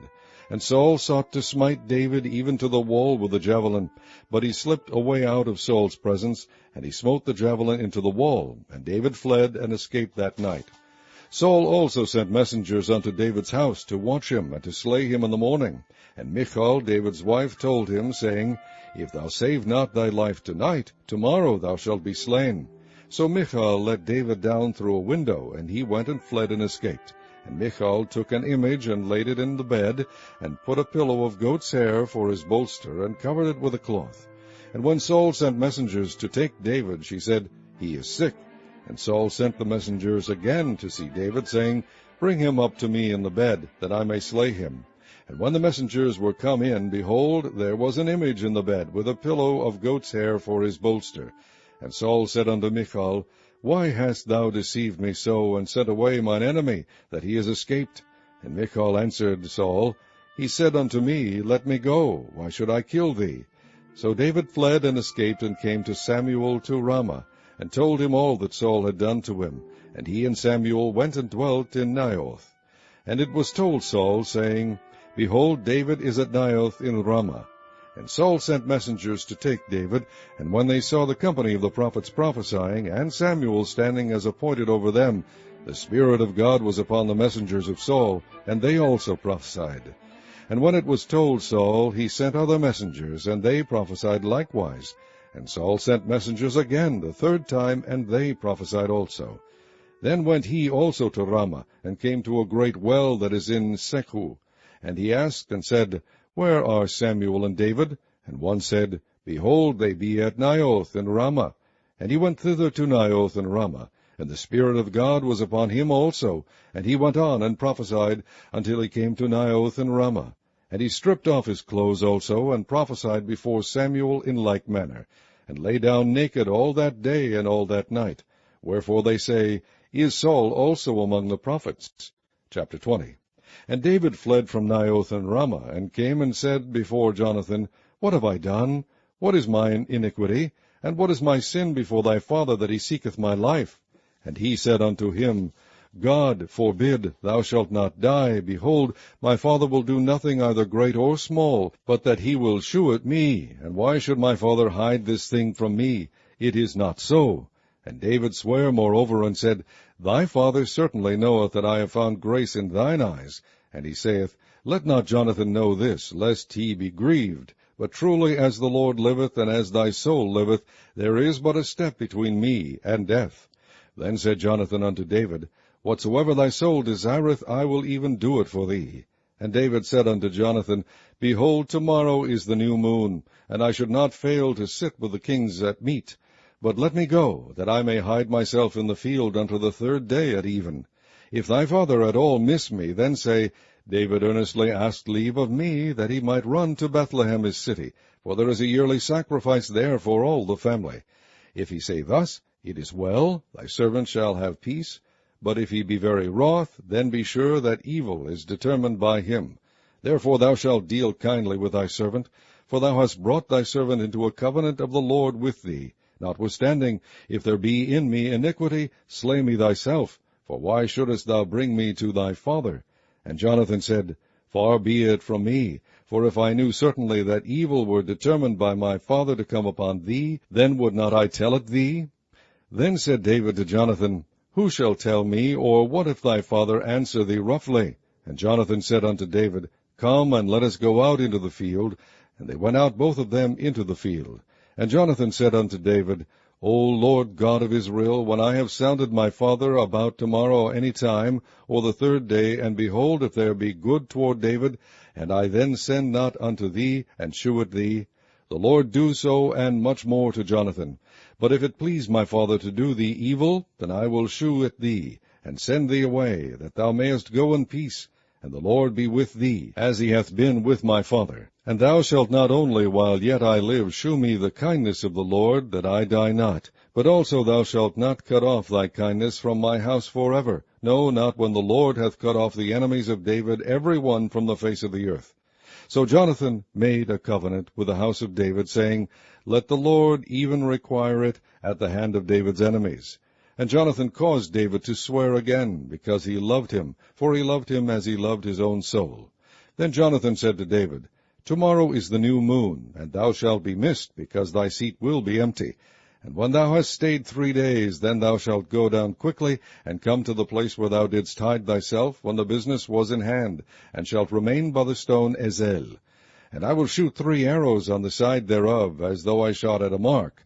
And behold, I will send a lad, saying, Go, find out the arrows. If I expressly say unto the lad, Behold, the arrows are on this side of thee, take them. Then come thou, for there is peace to thee, and no hurt, as the Lord liveth. But if I say thus unto the young man, Behold, the arrows are beyond thee, go thy way, for the Lord has sent thee away. And as touching the matter which thou and I have spoken of, behold, the Lord be between thee and me forever. So David hid himself in the field, and when the new moon was come, the king sat him down to eat meat. And the king sat upon his seat, as at other times, even upon a seat by the wall. And Jonathan arose, and Abner sat by Saul's side, and David's place was empty. Nevertheless Saul spake not anything that day, for he thought, Something hath befallen him, he is not clean, surely he is not clean. And it came to pass on the morrow, which was the 2nd day of the month, that David's place was empty. And Saul said unto Jonathan his son, Wherefore cometh not the son of Jesse to meat, neither yesterday nor today? And Jonathan answered Saul, David earnestly asked leave of me to go to Bethlehem. And he said, Let me go, I pray thee, for our family hath a sacrifice in the city, and my brother, he hath commanded me to be there. And now if I have found favor in thine eyes, let me get away, I pray thee, and see my brethren. Therefore he cometh not unto the king's table. Then Saul's anger was kindled against Jonathan, and he said unto him, Thou son of the perverse rebellious woman, do not I know that thou hast chosen the son of Jesse to thine own confusion, and unto the confusion of thy mother's nakedness? For as long as the son of Jesse liveth upon the ground, thou shalt not be established, nor thy kingdom. Wherefore now send and fetch him unto me, for he shall surely die. And Jonathan answered Saul his father, and said unto him, Wherefore shall he be slain? What hath he done? And Saul cast a javelin at him to smite him, whereby Jonathan knew that it was determined of his father to slay David. So Jonathan arose from the table in fierce anger, and did eat no meat the 2nd day of the month, for he was grieved for David, because his father had done him shame. And it came to pass in the morning that Jonathan went out into the field at the time appointed with David, and a little lad with him. And he said unto his lad, Run, find out now the arrows which I shoot. And as the lad ran, he shot an arrow beyond him. And when the lad was come to the place of the arrow which Jonathan had shot, Jonathan cried after the lad, and said, Is not the arrow beyond thee? And Jonathan cried after the lad, Make speed, haste, stay not. And Jonathan's lad gathered up the arrows, and came to his master. But the lad knew not anything, only Jonathan and David knew the matter. And Jonathan gave his artillery unto his lad, and said unto him, Go, carry them to the city. And as soon as the lad was gone, David arose out of a place toward the south, and fell on his face to the ground, and bowed himself 3 times. And they kissed one another, and wept one with another, until David exceeded. And Jonathan said to David, Go in peace, forasmuch as we have sworn both of us in the name of the Lord, saying, The Lord be between me and thee, and between my seed and thy seed forever. And he arose and departed, and Jonathan went into the city. Chapter 21. Then came David to Nob, to Ahimelech the priest. And Ahimelech was afraid at the meeting of David, and said unto him, Why art thou alone, and no man with thee? And David said unto Ahimelech the priest, The king hath commanded me a business, and hath said unto me, Let no man know anything of the business whereabout I send thee, and what I have commanded thee. And I have appointed my servants to such and such a place. Now therefore, what is under thine hand? Give me 5 loaves of bread in mine hand, or what there is present. And the priest answered David, and said, There is no common bread under mine hand, but there is hallowed bread, if the young men have kept themselves at least from women. And David answered the priest, and said unto him, Of a truth women have been kept from us about these 3 days, since I came out, and the vessels of the young men are holy, and the bread is in a manner common, yea, though it were sanctified this day in the vessel. So the priest gave him hallowed bread, for there was no bread there but the shewbread that was taken from before the Lord, to put hot bread in the day when it was taken away. Now a certain man of the servants of Saul was there that day, detained before the Lord, and his name was Doeg, an Edomite, the chiefest of the herdmen that belonged to Saul. And David said unto Ahimelech, And is there not here under thine hand spear or sword? For I have neither brought my sword nor my weapons with me, because the king's business required haste. And the priest said, The sword of Goliath the Philistine, whom thou slewest in the valley of Elah, behold, it is here wrapped in a cloth behind the ephod. If thou wilt take that, take it, for there is no other save that here. And David said, There is none like that, give it me. And David arose and fled that day for fear of Saul, and went to Achish the king of Gath. And the servants of Achish said unto him, Is not this David the king of the land? Did they not sing one to another of him in dances, saying, Saul hath slain his thousands, and David his 10,000s? And David laid up these words in his heart, and was sore afraid of Achish the king of Gath. And he changed his behavior before them, and feigned himself mad in their hands, and scrabbled on the doors of the gate, and let his spittle fall down upon his beard. Then said Achish unto his servants, Lo, ye see the man is mad, wherefore then have ye brought him to me? Have I need of madmen, that ye have brought this fellow to play the madman in my presence? Shall this fellow come into my house? Chapter 22. David therefore departed thence, and escaped to the cave Adullam. And when his brethren and all his father's house heard it, they went down thither to him. And every one that was in distress, and every one that was in debt, and every one that was discontented, gathered themselves unto him. And he became a captain over them. And there were with him about 400 men. And David went thence to Mizpah of Moab. And he said unto the king of Moab, Let my father and my brother, I pray thee, come forth, and be with you, till I know what God will do for me. And he brought them before the king of Moab, and they dwelt with him all the while that David was in the hold. And the prophet Gad said unto David, Abide not in the hold, depart and get thee into the land of Judah. Then David departed, and came into the forest of Hareth. When Saul heard that David was discovered, and the men that were with him, now Saul abode in Gibeah under a tree in Ramah, having his spear in his hand, and all his servants were standing about him. Then Saul said unto his servants that stood about him, Hear now, ye Benjamites, will the son of Jesse give every one of you fields and vineyards, and make you all captains of thousands, and captains of hundreds, that all of you have conspired against me, and there is none that sheweth me that my son hath made a league with the son of Jesse? And there is none of you that is sorry for me, or sheweth unto me that my son hath stirred up my servant against me, to lie in wait, as at this day. Then answered Doeg the Edomite, which was set over the servants of Saul, and said, I saw the son of Jesse coming to Nob, to Ahimelech the son of Ahitub. And he inquired of the Lord for him, and gave him victuals, and gave him the sword of Goliath the Philistine. Then the king sent to call Ahimelech the priest. the son of Ahitub, and all his father's house, the priests that were in Nob, and they came all of them to the king. And Saul said, Hear now, thou son of Ahitub. And he answered, Here I am, my lord. And Saul said unto him, Why have ye conspired against me, thou and the son of Jesse, in that thou hast given him bread and a sword, and hast inquired of God for him, that he should rise against me to lie in wait, as at this day? Then Ahimelech answered the king, and said, And who is so faithful among all thy servants as David, which is the king's son-in-law, and goeth at thy bidding, and is honorable in thine house? Did I then begin to inquire of God for him? Be it far from me.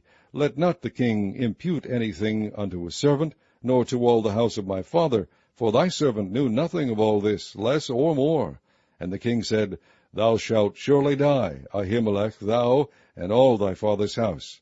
And the king said unto the footmen that stood about him, Turn and slay the priests of the Lord, because their hand also is with David, and because they knew when he fled, and did not shew it to me. But the servants of the king would not put forth their hand to fall upon the priests of the Lord. And the king said to Doeg, Turn thou, and fall upon the priests. And Doeg the Edomite turned, and he fell upon the priests, and slew on that day 75 persons that did wear a linen ephod. And Nob, the city of the priests, smote he with the edge of the sword, both men and women, children and sucklings, and oxen and asses and sheep, with the edge of the sword. And one of the sons of Ahimelech, the son of Ahitub, named Abiathar, escaped, and fled after David. And Abiathar shewed David that Saul had slain the Lord's priests. And David said unto Abiathar, I knew it that day when Doeg the Edomite was there, that he would surely tell Saul, I have occasioned the death of all the persons of thy father's house. Abide thou with me, fear not, for he that seeketh my life seeketh thy life, but with me thou shalt be in safeguard. Chapter 23. Then they told David, saying, Behold, the Philistines fight against Keilah, and they rob the threshing floors. Therefore David inquired of the Lord, saying, Shall I go and smite these Philistines? And the Lord said unto David, Go and smite the Philistines, and save Keilah. And David's men said unto him, Behold, we be afraid here in Judah. How much more then if we come to Keilah against the armies of the Philistines? Then David inquired of the Lord yet again. And the Lord answered him and said, Arise, go down to Keilah, for I will deliver the Philistines into thine hand. So David and his men went to Keilah, and fought with the Philistines, and brought away their cattle, and smote them with a great slaughter. So David saved the inhabitants of Keilah.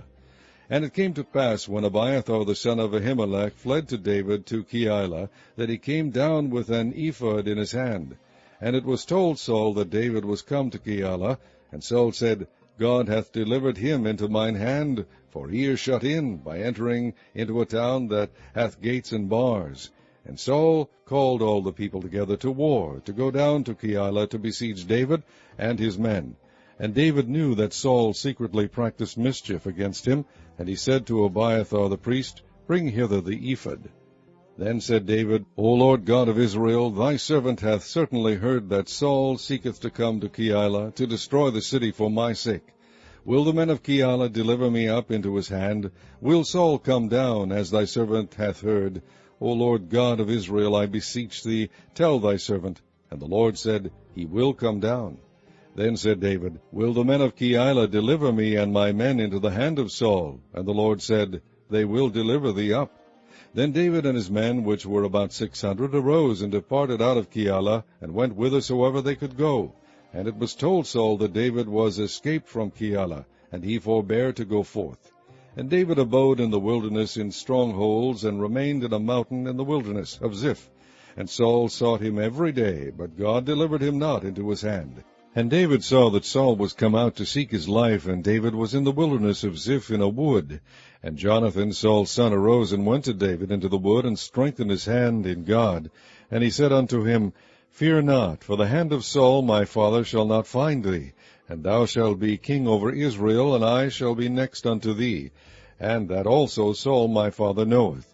And they two made a covenant before the Lord, and David abode in the wood, and Jonathan went to his house.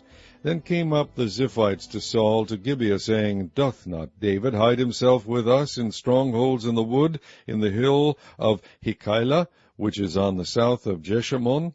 Now therefore, O king, come down according to all the desire of thy soul to come down, and our part shall be to deliver him into the king's hand. And Saul said, Blessed be ye of the Lord, for ye have compassion on me. Go, I pray you, prepare yet, and know, and see his place where his haunt is, and who has seen him there, for it is told me that he dealeth very subtly. See therefore, and take knowledge of all the lurking places where he hideth himself, and come ye again to me with a certainty, and I will go with you. And it shall come to pass, if he be in the land, that I will search him out throughout all the thousands of Judah. And they arose and went to Ziph before Saul, but David and his men were in the wilderness of Maon, in the plain of the south of Jeshimon. Saul also and his men went to seek him. And they told David, wherefore he came down into a rock and abode in the wilderness of Maon. And when Saul heard that, he pursued after David in the wilderness of Maon.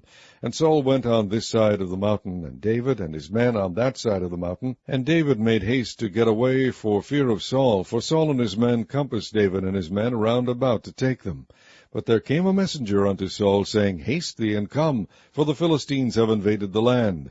Wherefore Saul returned from pursuing after David, and went against the Philistines. Therefore they called that place Selah Hama Lechoth.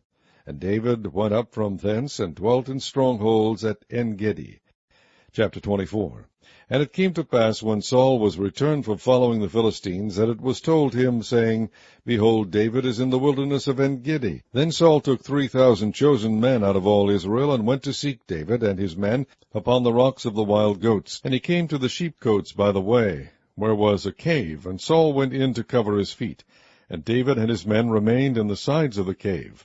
And the men of David said unto him, Behold, the day of which the Lord said unto thee, Behold, I will deliver thine enemy into thine hand, that thou mayest do to him as it shall seem good unto thee. Then David arose and cut off the skirt of Saul's robe privily. And it came to pass afterward that David's heart smote him, because he had cut off Saul's skirt. And he said unto his men, The Lord forbid that I should do this thing unto my master, the Lord's anointed, to stretch forth mine hand against him, seeing he is the anointed of the Lord. So David stayed his servants with these words, and suffered them not to rise against Saul. But Saul rose up out of the cave, and went on his way. David also arose afterward, and went out of the cave, and cried after Saul, saying, My lord the king. And when Saul looked behind him, David stooped with his face to the earth, and bowed himself. And David said to Saul, Wherefore hearest thou men's words, saying, Behold, David seeketh thy hurt? Behold, this day thine eyes have seen how the Lord had delivered thee today into mine hand in the cave. And some bade me kill thee, but mine eye spared thee. And I said, I will not put forth mine hand against my Lord, for he is the Lord's anointed.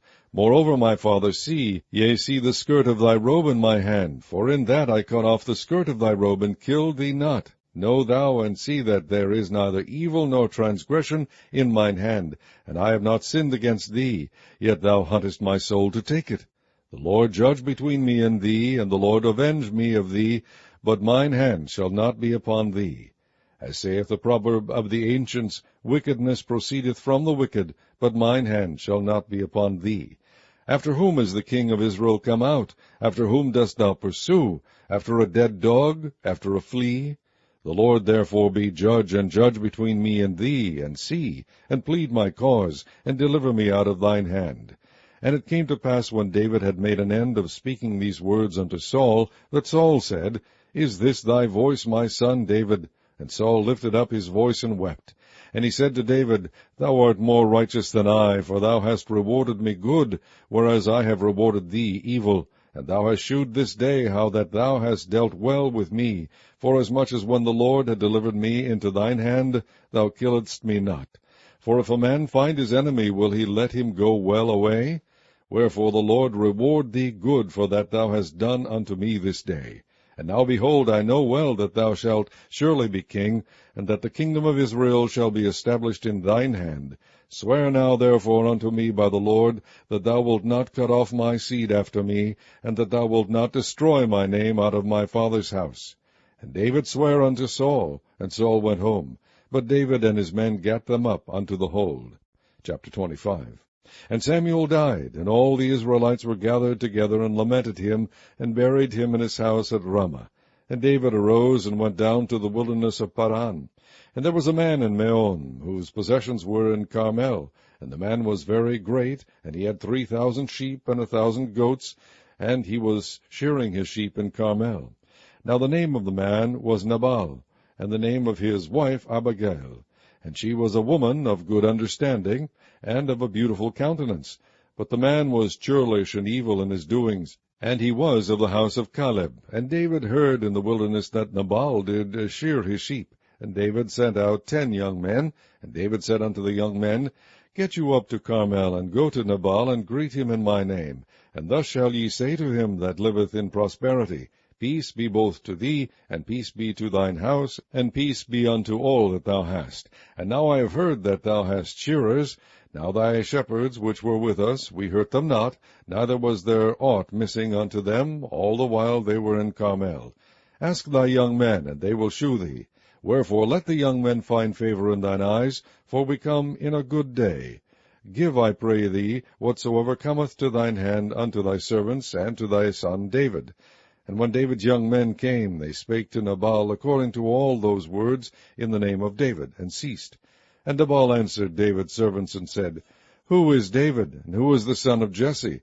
There be many servants nowadays that break away every man from his master. Shall I then take my bread, and my water, and my flesh that I have killed for my shearers, and give it unto men whom I know not whence they be? So David's young men turned their way, and went again, and came and told him all those sayings. And David said unto his men, Gird ye on every man his sword. And they girded on every man his sword. And David also girded on his sword. And there went up after David about 400 men, and 200 abode by the stuff. But one of the young men told Abigail, Nabal's wife, saying, Behold, David sent messengers out of the wilderness to salute our master, and he railed on them. But the men were very good unto us, and we were not hurt, neither missed we any thing, as long as we were conversant with them when we were in the fields. They were a wall unto us both by night and day, all the while we were with them keeping the sheep. Now therefore know and consider what thou wilt do, for evil is determined against our master, and against all his household, for he is such a son of Belial, that a man cannot speak to him. Then Abigail made haste, and took 200 loaves, and 2 bottles of wine, and 5 sheep ready dressed, and 5 measures of parched corn, and 100 clusters of raisins, and 200 cakes of figs, and laid them on asses. And she said unto her servants, Go on before me, behold, I come after you. But she told not her husband Nabal. And it was so, as she rode on the ass, that she came down by the covert of the hill, and behold, David and his men came down against her, and she met them. Now David had said, Surely in vain have I kept all that this fellow hath in the wilderness, so that nothing was missed of all that pertained unto him, and he hath requited me evil for good. So and more also do God unto the enemies of David, if I leave of all that pertain to him by the morning light any that pisseth against the wall.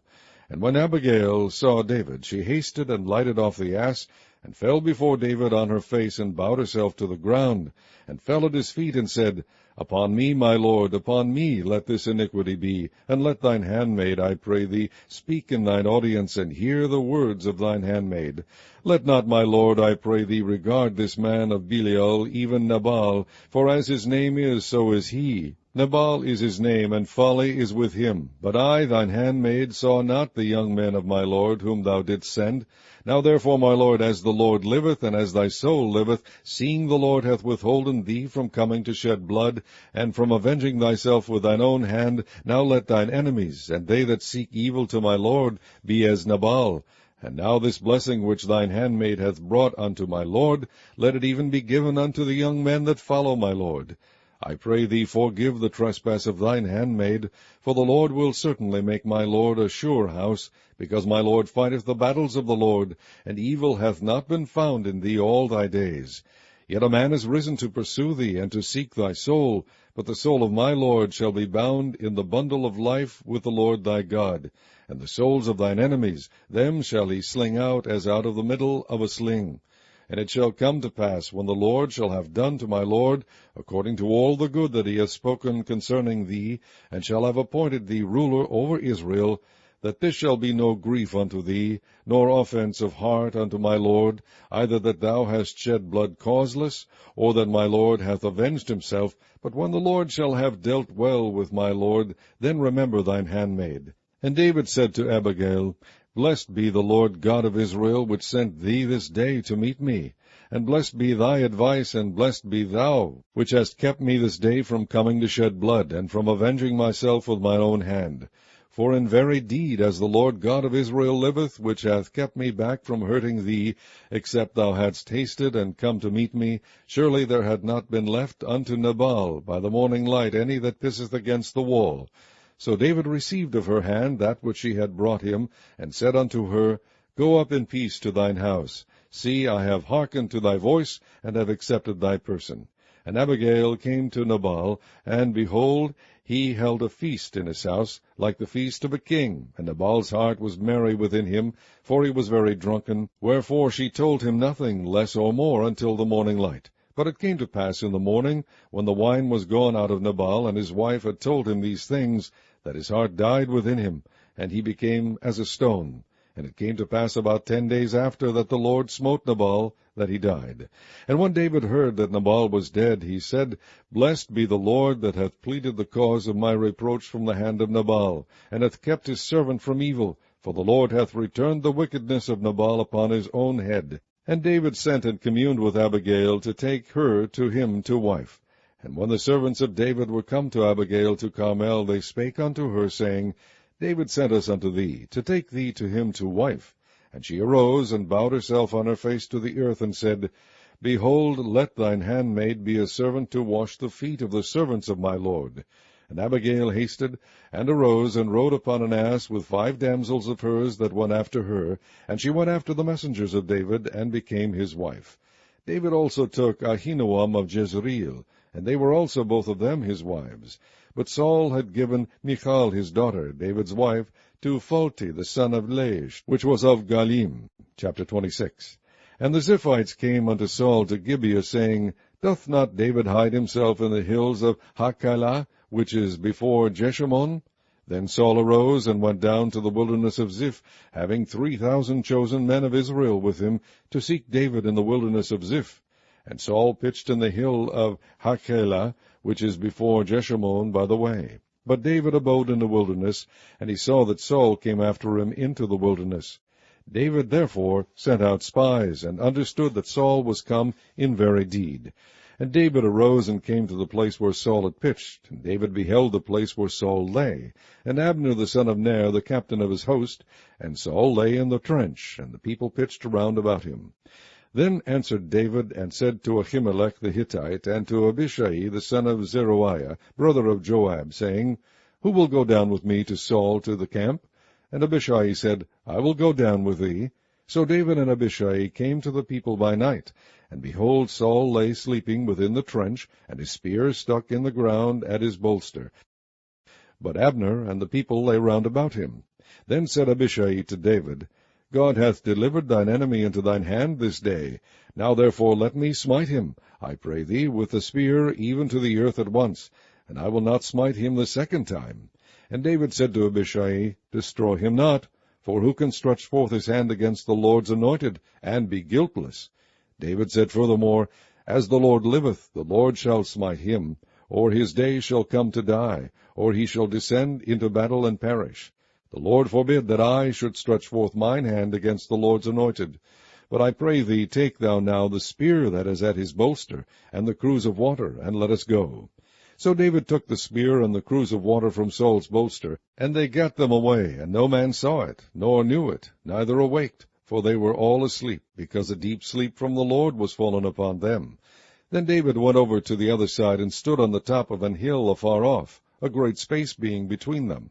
And David cried to the people, and to Abner the son of Ner, saying, Answerest thou not, Abner?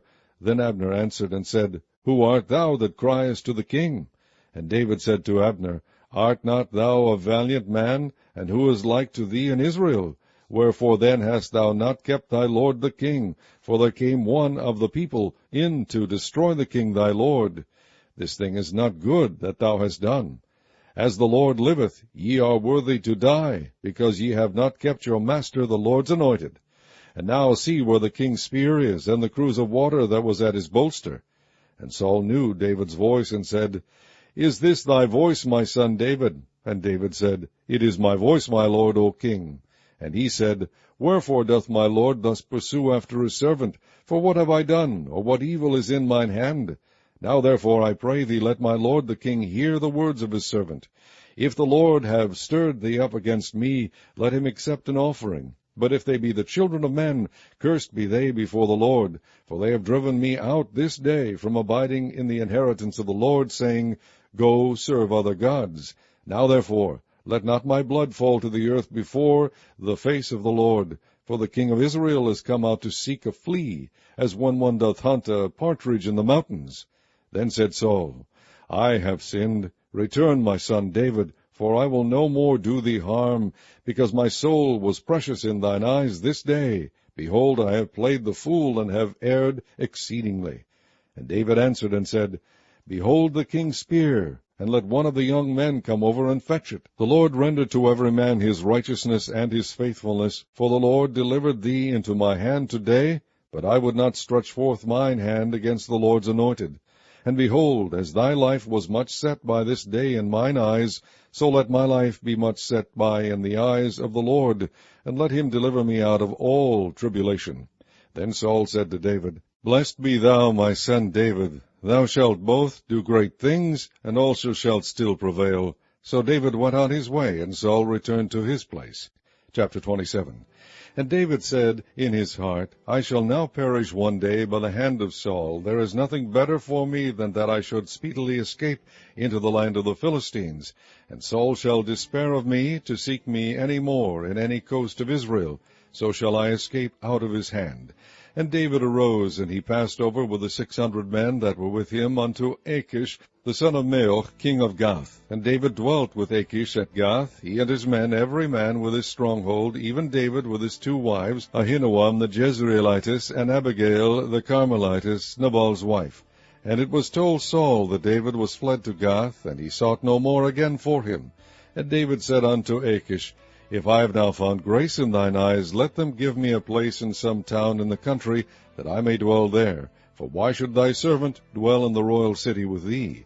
Then Achish gave him Ziklag that day, wherefore Ziklag pertaineth unto the kings of Judah unto this day. And the time that David dwelt in the country of the Philistines was a full year and 4 months. And David and his men went up and invaded the Geshurites and the Gezrites and the Amalekites, for those nations were of old the inhabitants of the land, as thou goest to Shur, even unto the land of Egypt. And David smote the land, and left neither man nor woman alive, and took away the sheep, and the oxen, and the asses, and the camels, and the apparel, and returned and came to Achish. And Achish said, Whither have ye made a road today? And David said, Against the south of Judah, and against the south of the Jezreelites, and against the south of the Kenites. And David saved neither man nor woman alive, to bring tidings to Gath, saying, Lest they should tell on us, saying, So did David, and so will be his manner all the while he dwelleth in the country of the Philistines. And Achish believed David, saying, He hath made his people Israel utterly to abhor him, therefore he shall be my servant forever. Chapter 28. And it came to pass in those days that the Philistines gathered their armies together for warfare, to fight with Israel. And Achish said unto David, Know thou assuredly that thou shalt go out with me to battle, thou and thy men. And David said to Achish, Surely thou shalt know what thy servant can do. And Achish said to David, Therefore will I make thee keeper of mine head forever. Now Samuel was dead, and all Israel had lamented him, and buried him in Ramah, even in his own city. And Saul had put away those that had familiar spirits, and the wizards, out of the land. And the Philistines gathered themselves together, and came and pitched in Shunem. And Saul gathered all Israel together, and they pitched at Gilboa. And when Saul saw the host of the Philistines, he was afraid, and his heart greatly trembled. And when Saul inquired of the Lord answered him not, neither by dreams, nor by Urim, nor by prophets. Then said Saul unto his servants, Seek me a woman that hath a familiar spirit, that I may go to her, and inquire of her. And his servants said to him, Behold, there is a woman that hath a familiar spirit in Endor. And Saul disguised himself, and put on other raiment, and he went, and 2 men with him, and they came to the woman by night. And he said, I pray thee, divine unto me by the familiar spirit, and bring me him up, whom I shall name unto thee. And the woman said unto him, Behold, thou knowest what Saul hath done, how he hath cut off those that have familiar spirits, and the wizards, out of the land. Wherefore then layest thou a snare for my life, to cause me to die? And Saul sware to her by the Lord, saying, As the Lord liveth, there shall no punishment happen to thee for this thing. Then said the woman, Whom shall I bring up unto thee? And he said, Bring me up Samuel. And when the woman saw Samuel, she cried with a loud voice. And the woman spake to Saul, saying, Why hast thou deceived me? For thou art Saul. And the king said unto her, Be not afraid, for what sawest thou? And the woman said unto Saul, I saw gods ascending out of the earth. And he said unto her, What form is he of? And she said, An old man cometh up, and he is covered with a mantle. And Saul perceived that it was Samuel. And he stooped with his face to the ground, and bowed himself. And Samuel said to Saul, Why hast thou disquieted me to bring me up? And Saul answered, I am sore distressed, for the Philistines make war against me, and God is departed from me, and answereth me no more, neither by prophets, nor by dreams. Therefore I have called thee, that thou mayest make known unto me what I shall do. Then said Samuel, Wherefore then dost thou ask of me, seeing the Lord is departed from thee, and is become thine enemy? And the Lord hath done to him as he spake by me, for the Lord hath rent the kingdom out of thine hand, and given it to thy neighbor, even to David. Because thou obeyedst not the voice of the Lord, nor executedst his fierce wrath upon Amalek, therefore hath the Lord done this thing unto thee this day. Moreover, the Lord will also deliver Israel with thee into the hand of the Philistines, and tomorrow shalt thou and thy sons be with me. The Lord also shall deliver the host of Israel into the hand of the Philistines. Then Saul fell straightway all along on the earth, and was sore afraid because of the words of Samuel, and there was no strength in him, for he had eaten no bread all the day, nor all the night. And the woman came unto Saul, and saw that he was sore troubled, and said unto him, Behold, thine handmaid hath obeyed thy voice, and I have put my life in my hand, and have hearkened unto thy words which thou spakest unto me.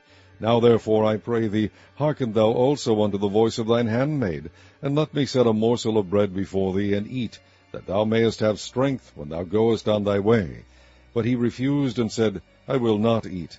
But his servants together with the woman compelled him, and he hearkened unto their voice. So he arose from the earth, and sat upon the bed. And the woman had a fat calf in the house, and she hasted and killed it, and took flour, and kneaded it, and did break unleavened bread thereof. And she brought it before Saul and before his servants, and they did eat. Then they rose up, and went away that night. Chapter 29. Now the Philistines gathered together all their armies to Aphek, and the Israelites pitched by a fountain which is in Jezreel.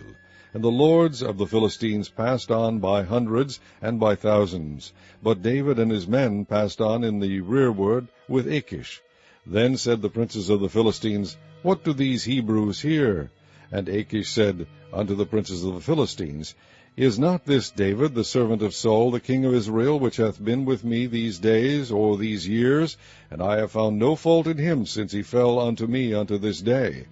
And the princes of the Philistines were wroth with him. And the princes of the Philistines said unto him, Make this fellow return, that he may go again to his place which thou hast appointed him, and let him not go down with us to battle, lest in the battle he be an adversary to us. For wherewith should he reconcile himself unto his master? Should it not be with the heads of these men? Is not this David, of whom they sang one to another in dances, saying, Saul slew his thousands, and David his 10,000s? Then Achish called David, and said unto him, Surely as the Lord liveth, thou hast been upright, and thy going out and thy coming in with me in the host is good in my sight. For I have not found evil in thee since the day of thy coming unto me unto this day. Nevertheless the lords favor thee not. Wherefore now return, and go in peace, that thou displease not the lords of the Philistines.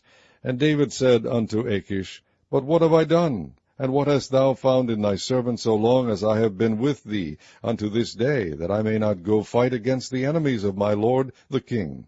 And Achish answered and said to David, I know that thou art good in my sight, as an angel of God. Notwithstanding the princes of the Philistines have said, He shall not go up with us to the battle.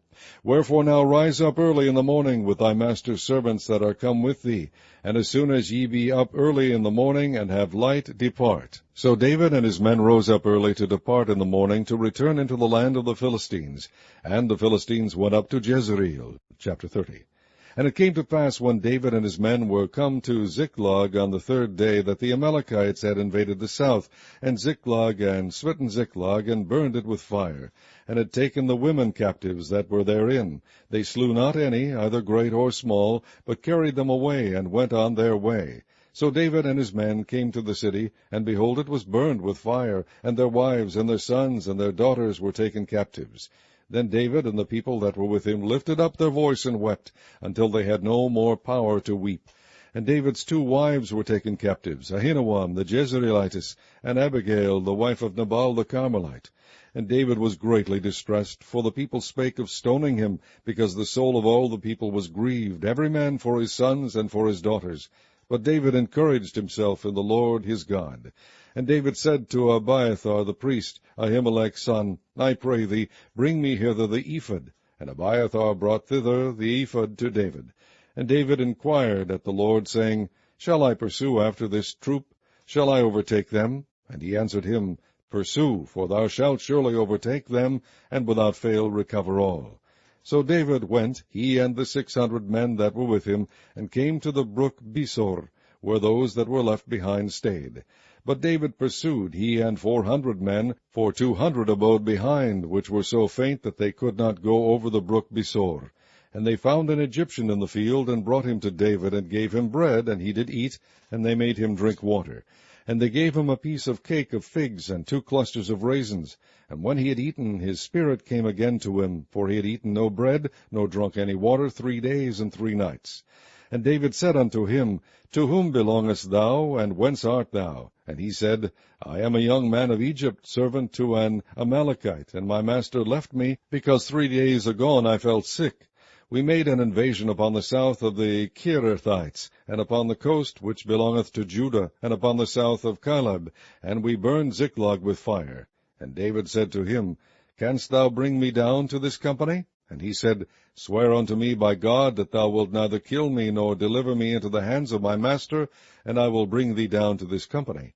And when he had brought him down, behold, they were spread abroad upon all the earth, eating and drinking and dancing, because of all the great spoil that they had taken out of the land of the Philistines, and out of the land of Judah. And David smote them from the twilight even unto the evening of the next day, and there escaped not a man of them, save 400 young men, which rode upon camels and fled. And David recovered all that the Amalekites had carried away, and David rescued his 2 wives.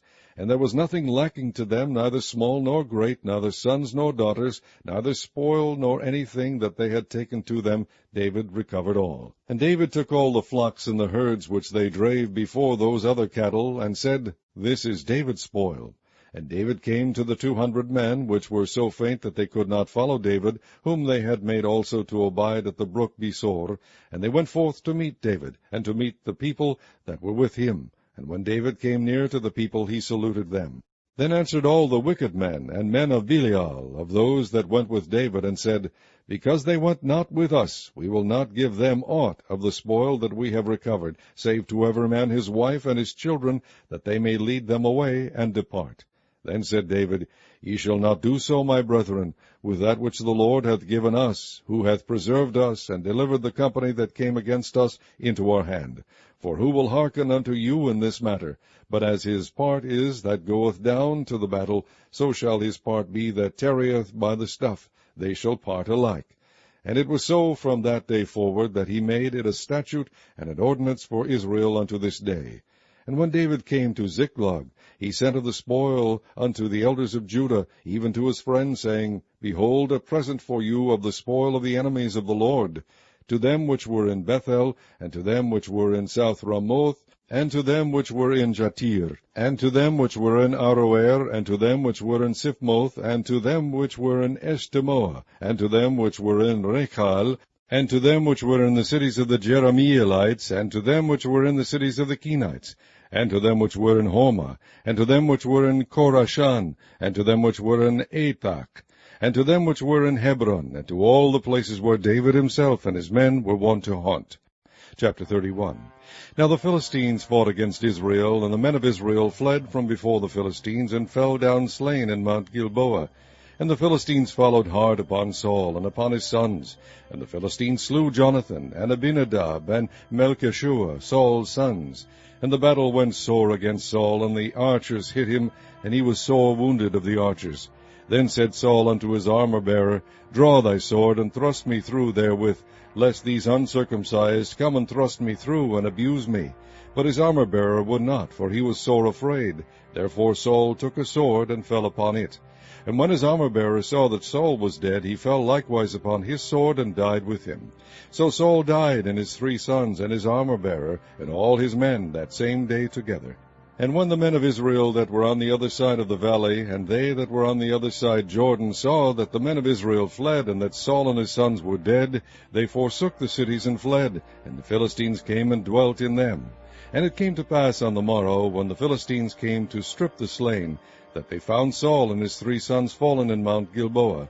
And they cut off his head, and stripped off his armor, and sent into the land of the Philistines round about to publish it in the house of their idols and among the people. And they put his armor in the house of Ashtaroth, and they fastened his body to the wall of Bethshan.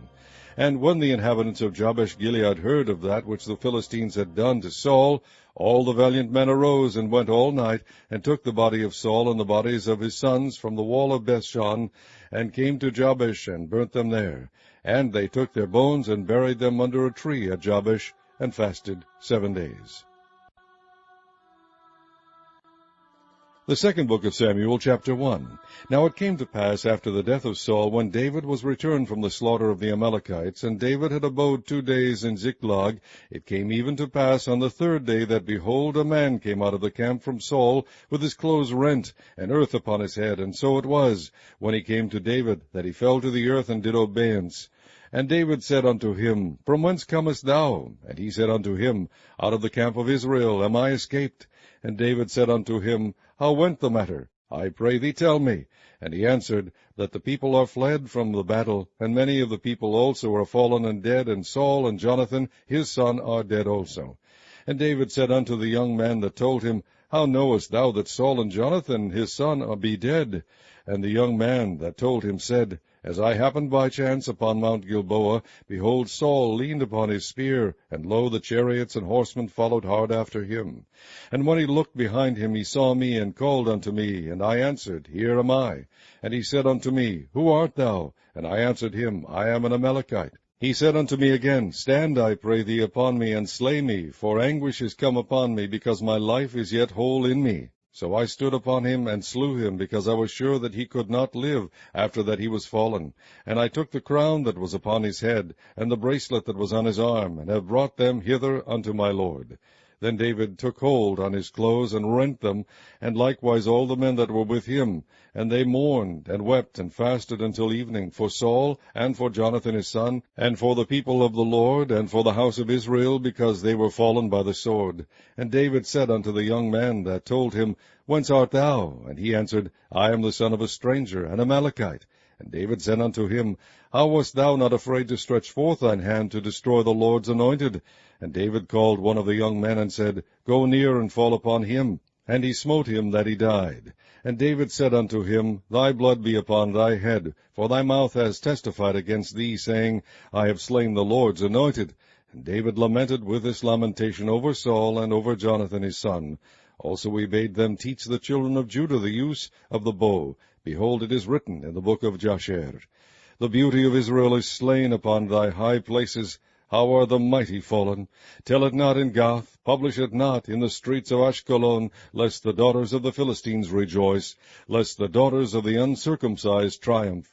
Ye mountains of Gilboa, let there be no dew, neither let there be rain upon you, nor fields of offerings, for there the shield of the mighty is vilely cast away, the shield of Saul, as though he had not been anointed with oil.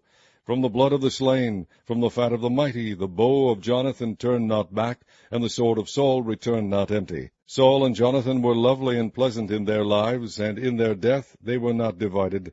They were swifter than eagles, they were stronger than lions. Ye daughters of Israel, weep over Saul, who clothed you in scarlet, with other delights, who put on ornaments of gold upon your apparel. How are the mighty fallen in the midst of the battle? O Jonathan, thou wast slain in thine high places. I am distressed for thee, my brother Jonathan. Very pleasant hast thou been unto me. Thy love to me was wonderful, passing the love of women. How are the mighty fallen, and the weapons of war perished. Chapter 2. And it came to pass after this, that David inquired of the Lord, saying, Shall I go up into any of the cities of Judah? And the Lord said unto him, Go up. And David said, Whither shall I go up? And he said, Unto Hebron. So David went up thither, and his 2 wives also, Ahinoam the Jezreelitess, and Abigail Nabal's wife the Carmelite. And his men that were with him did David bring up, every man with his household, and they dwelt in the cities of Hebron. And the men of Judah came, and there they anointed David king over the house of Judah. And they told David, saying, that the men of Jabesh-Gilead were they that buried Saul. And David sent messengers unto the men of Jabesh-Gilead, and said unto them, Blessed be ye of the Lord, that ye have shewed this kindness unto your Lord, even unto Saul, and have buried him. And now the Lord shew kindness and truth unto you, and I also will require you this kindness, because ye have done this thing. Therefore now let your hands be strengthened, and be ye valiant. For your master Saul is dead, and also the house of Judah have anointed me king over them. But Abner the son of Ner, captain of Saul's host, took Ishbosheth the son of Saul, and brought him over to Mahanaim, and made him king over Gilead, and over the Ashurites, and over Jezreel, and over Ephraim, and over Benjamin, and over all Israel. Ishbosheth, Saul's son, was 40 years old when he began to reign over Israel, and reigned 2 years. But the house of Judah followed David, and the time that David was king in Hebron over the house of Judah was 7 years and 6 months. And Abner the son of Ner, and the servants of Ishbosheth the son of Saul, went out from Mahanaim to Gibeon. And Joab the son of Zeruiah, and the servants of David went out, and met together by the pool of Gibeon. And they sat down, the one on the one side of the pool, and the other on the other side of the pool. And Abner said to Joab, Let the young men now arise, and play before us. And Joab said, Let them arise. Then there arose and went over by number 12 of Benjamin, which pertained to Ishbosheth the son of Saul, and 12 of the servants of David. And they caught every one his fellow by the head, and thrust his sword in his fellow's side. So they fell down together. Wherefore that place was called Helkath Hazurim, which is in Gibeon. And there was a very sore battle that day, and Abner was beaten, and the men of Israel before the servants of David. And there were 3 sons of Zeruiah there, Joab, and Abishai, and Asahel. And Asahel was as light of foot as a wild roe. And Asahel pursued after Abner. And in going he turned not to the right nor to the left from following Abner. Then Abner looked behind him, and said, Art thou Asahel? And he answered, I am. And Abner said to him, Turn thee aside to thy right hand or to thy left, and lay thee hold on one of the young men, and take thee his armor. But Asahel would not turn aside from following of him. And Abner said again to Asahel, Turn thee aside from following me. Wherefore should I smite thee to the ground? How then should I hold up my face to Joab thy brother? Howbeit he refused to turn aside. Wherefore Abner with the hinder end of the spear smote him under the 5th rib, that the spear came out behind him, and he fell down there, and died in the same place. And it came to pass that as many as came to the place where Asahel fell down and died stood still. Joab also and Abishai pursued after Abner, and the sun went down when they were come to the hill of Ammah, that lieth before Giah, by the way of the wilderness of Gibeon. And the children of Benjamin gathered themselves together after Abner, and became one troop, and stood on the top of an hill. Then Abner called to Joab, and said, Shall the sword devour forever? Knowest thou not that it will be bitterness in the latter end? How long shall it be then, ere thou bid the people return from following their brethren? And Joab said, As God liveth, unless thou hadst spoken, surely then in the morning the people had gone up every one from following his brother. So Joab blew a trumpet, and all the people stood still, and pursued after Israel no more, neither fought they any more. And Abner and his men walked all that night through the plain, and passed over Jordan, and went through all Bithron, and they came to Mahanaim. And Joab returned from following Abner, and when he had gathered all the people together, there lacked of David's servants 19 men and Asahel.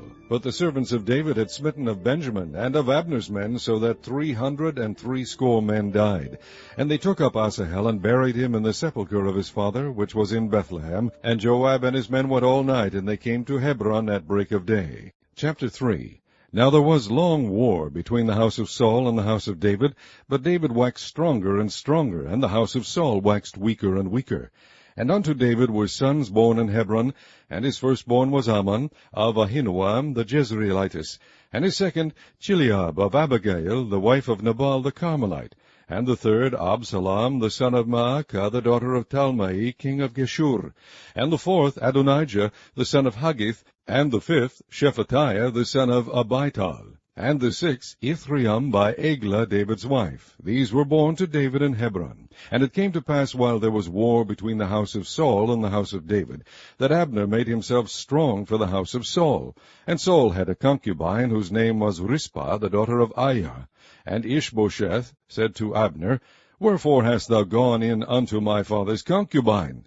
Then was Abner very wroth for the words of Ishbosheth, and said, Am I a dog's head, which against Judah do shew kindness this day unto the house of Saul thy father, to his brethren, and to his friends, and have not delivered thee into the hand of David, that thou chargest me today with a fault concerning this woman? So do God to Abner, and more also, except as the Lord hath sworn to David, even so I do to him, to translate the kingdom from the house of Saul, and to set up the throne of David over Israel and over Judah, from Dan even to Beersheba. And he could not answer Abner a word again, because he feared him. And Abner sent messengers to David on his behalf, saying, Whose is the land? Saying also, May thy league with me, and behold, my hand shall be with thee, to bring about all Israel unto thee. And he said, Well, I will make a league with thee. But one thing I require of thee, that is, thou shalt not see my face, except thou first bring Michal, Saul's daughter, when thou comest to see my face. And David sent messengers to Ishbosheth Saul's son, saying, Deliver me my wife Michal, which I espouse to me for 100 foreskins of the Philistines. And Ishbosheth sent, and took her from her husband, even from Phaltiel the son of Laish.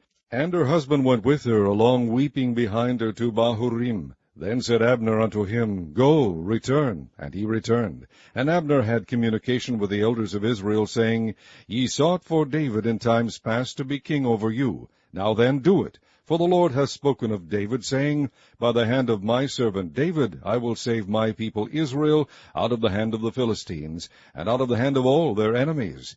And Abner also spake in the ears of Benjamin. And Abner went also to speak in the ears of David in Hebron all that seemed good to Israel, and that seemed good to the whole house of Benjamin. So Abner came to David to Hebron, and 20 men with him. And David made Abner and the men that were with him a feast.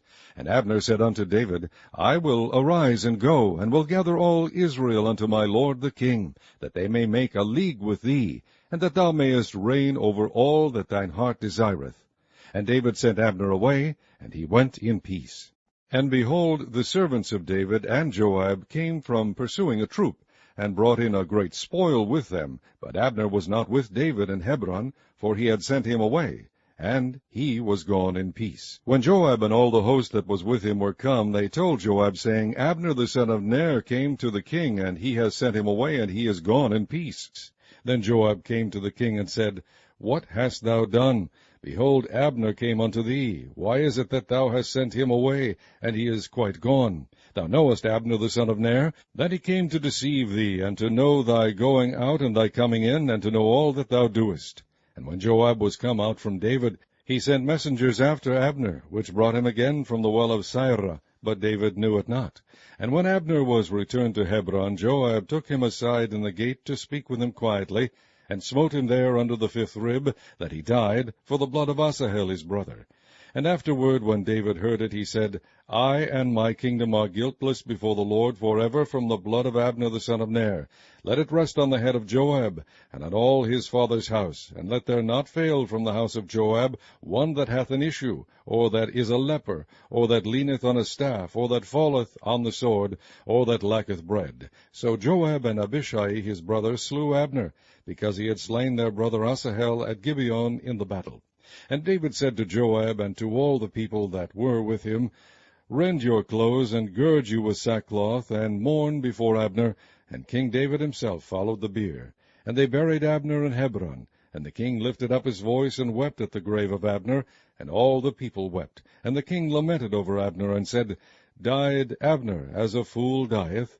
Thy hands were not bound, nor thy feet put into fetters. As a man falleth before wicked men, so fellest thou.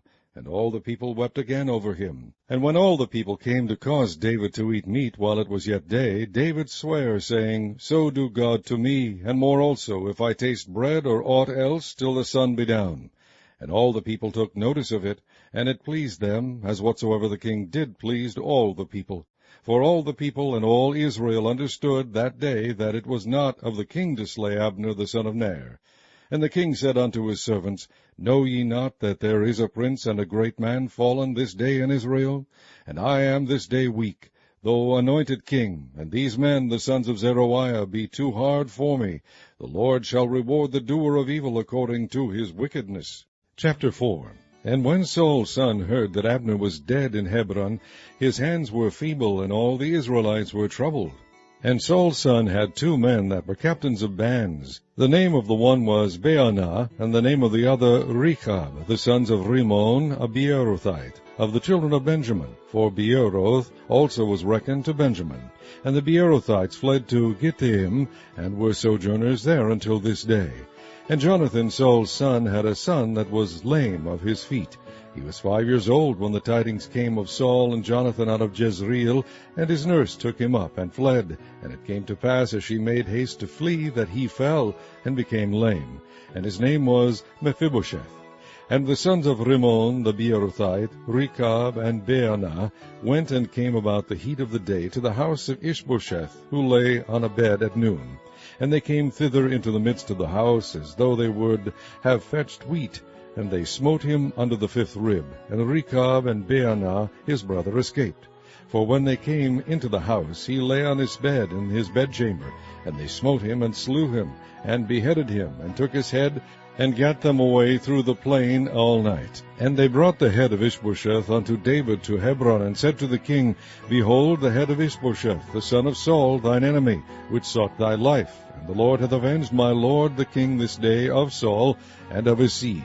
And David answered Rechab and Baanah his brother, the sons of Rimmon the Beerothite, and said unto them, As the Lord liveth, who hath redeemed my soul out of all adversity, when one told me, saying, Behold, Saul is dead, thinking to have brought good tidings, I took hold of him, and slew him in Ziklag.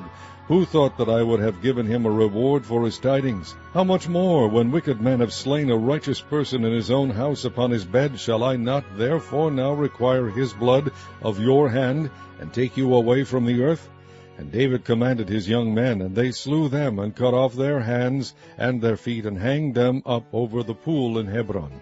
But they took the head of Ishbosheth, and buried it in the sepulchre of Abner in Hebron. Chapter 5. Then came all the tribes of Israel to David unto Hebron, and spake, saying, Behold, we are thy bone and thy flesh. Also in time past, when Saul was king over us, thou wast he that leddest out and broughtest in Israel. And the Lord said to thee, Thou shalt feed my people Israel, and thou shalt be a captain over Israel. So all the elders of Israel came to the king to Hebron, and King David made a league with them in Hebron before the Lord, and they anointed David king over Israel. David was 30 years old when he began to reign, and he reigned 40 years.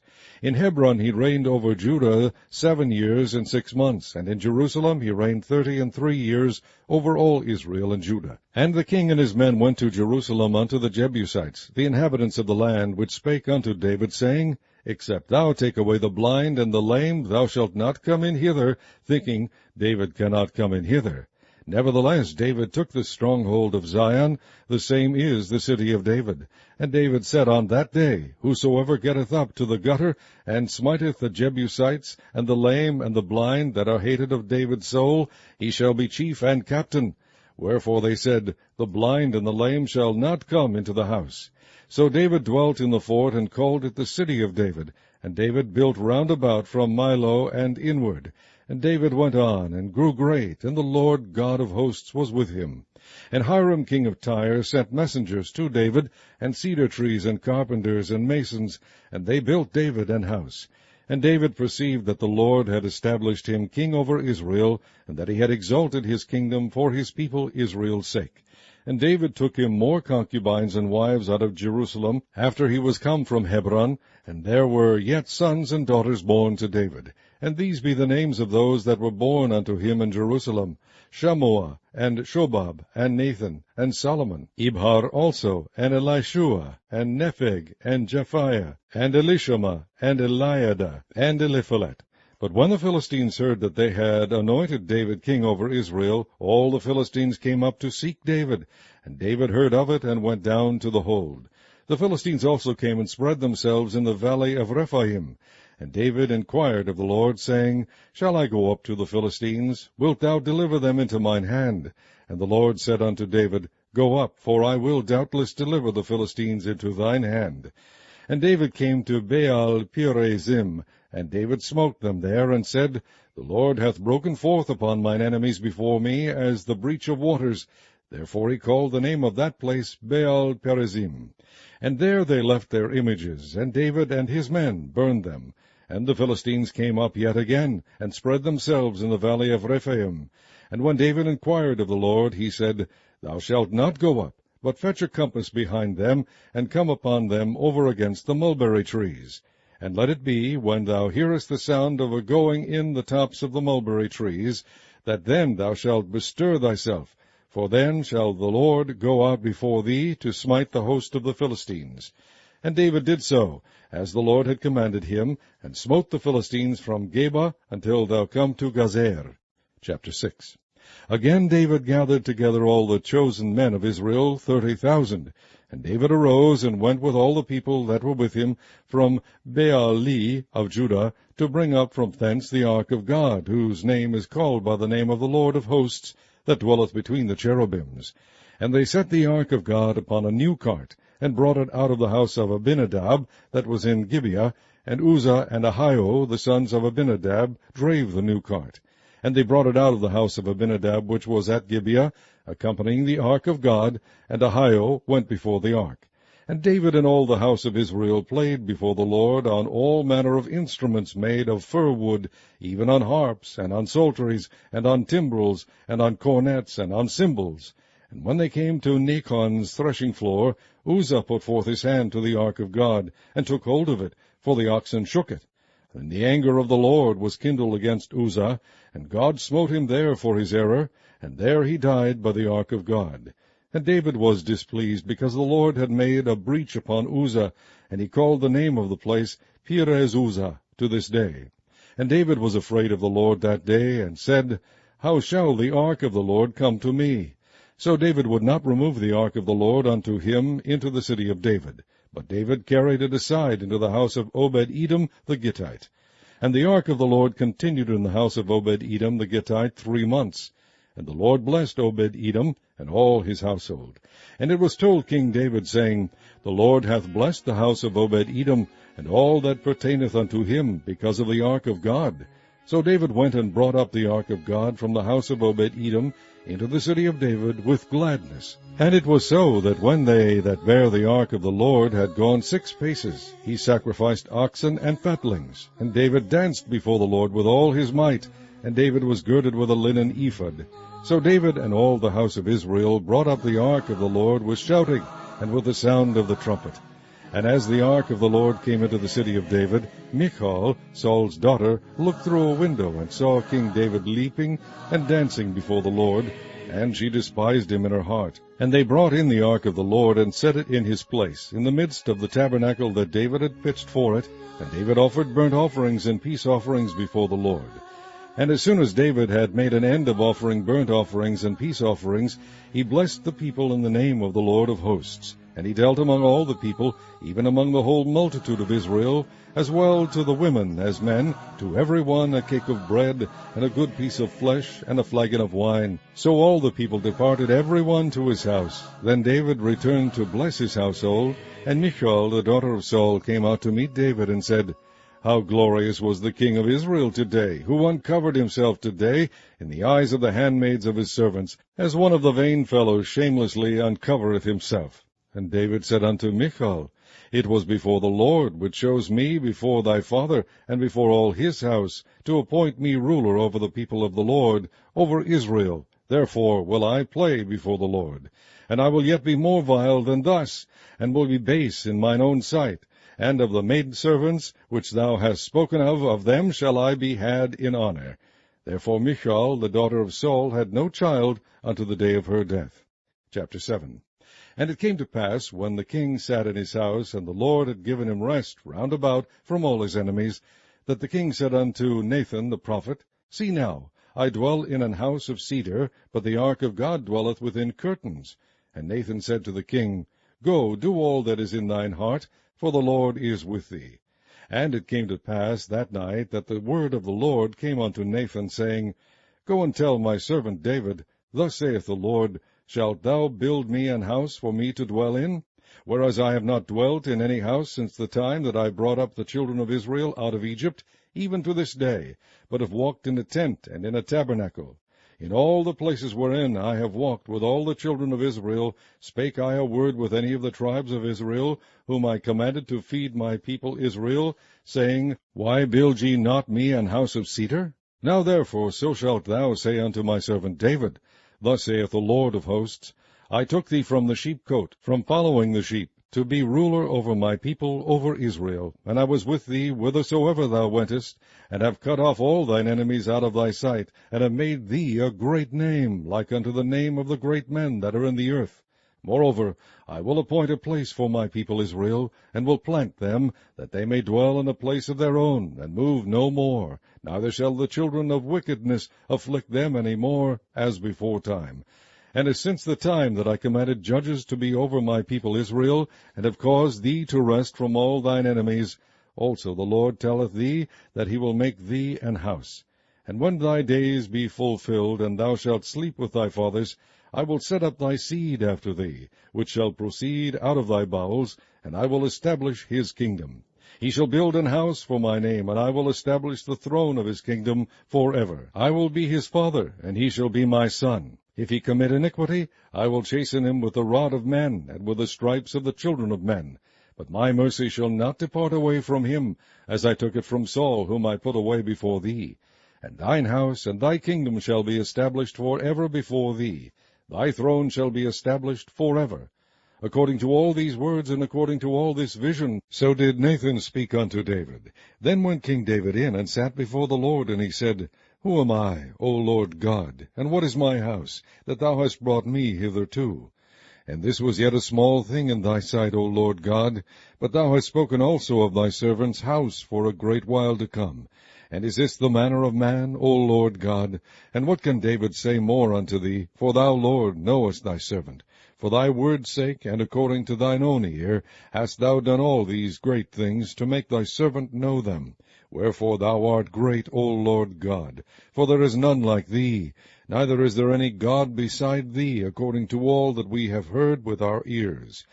And what one nation in the earth is like thy people, even like Israel, whom God went to redeem for a people to himself, and to make him a name, and to do for you great things and terrible for thy land, before thy people which thou redeemest to thee from Egypt, from the nations and their gods? For thou hast confirmed to thyself thy people Israel to be a people unto thee forever, and thou, Lord, art become their God. And now, O Lord God, the word that thou hast spoken concerning thy servant, and concerning his house, establish it forever, and do as thou hast said.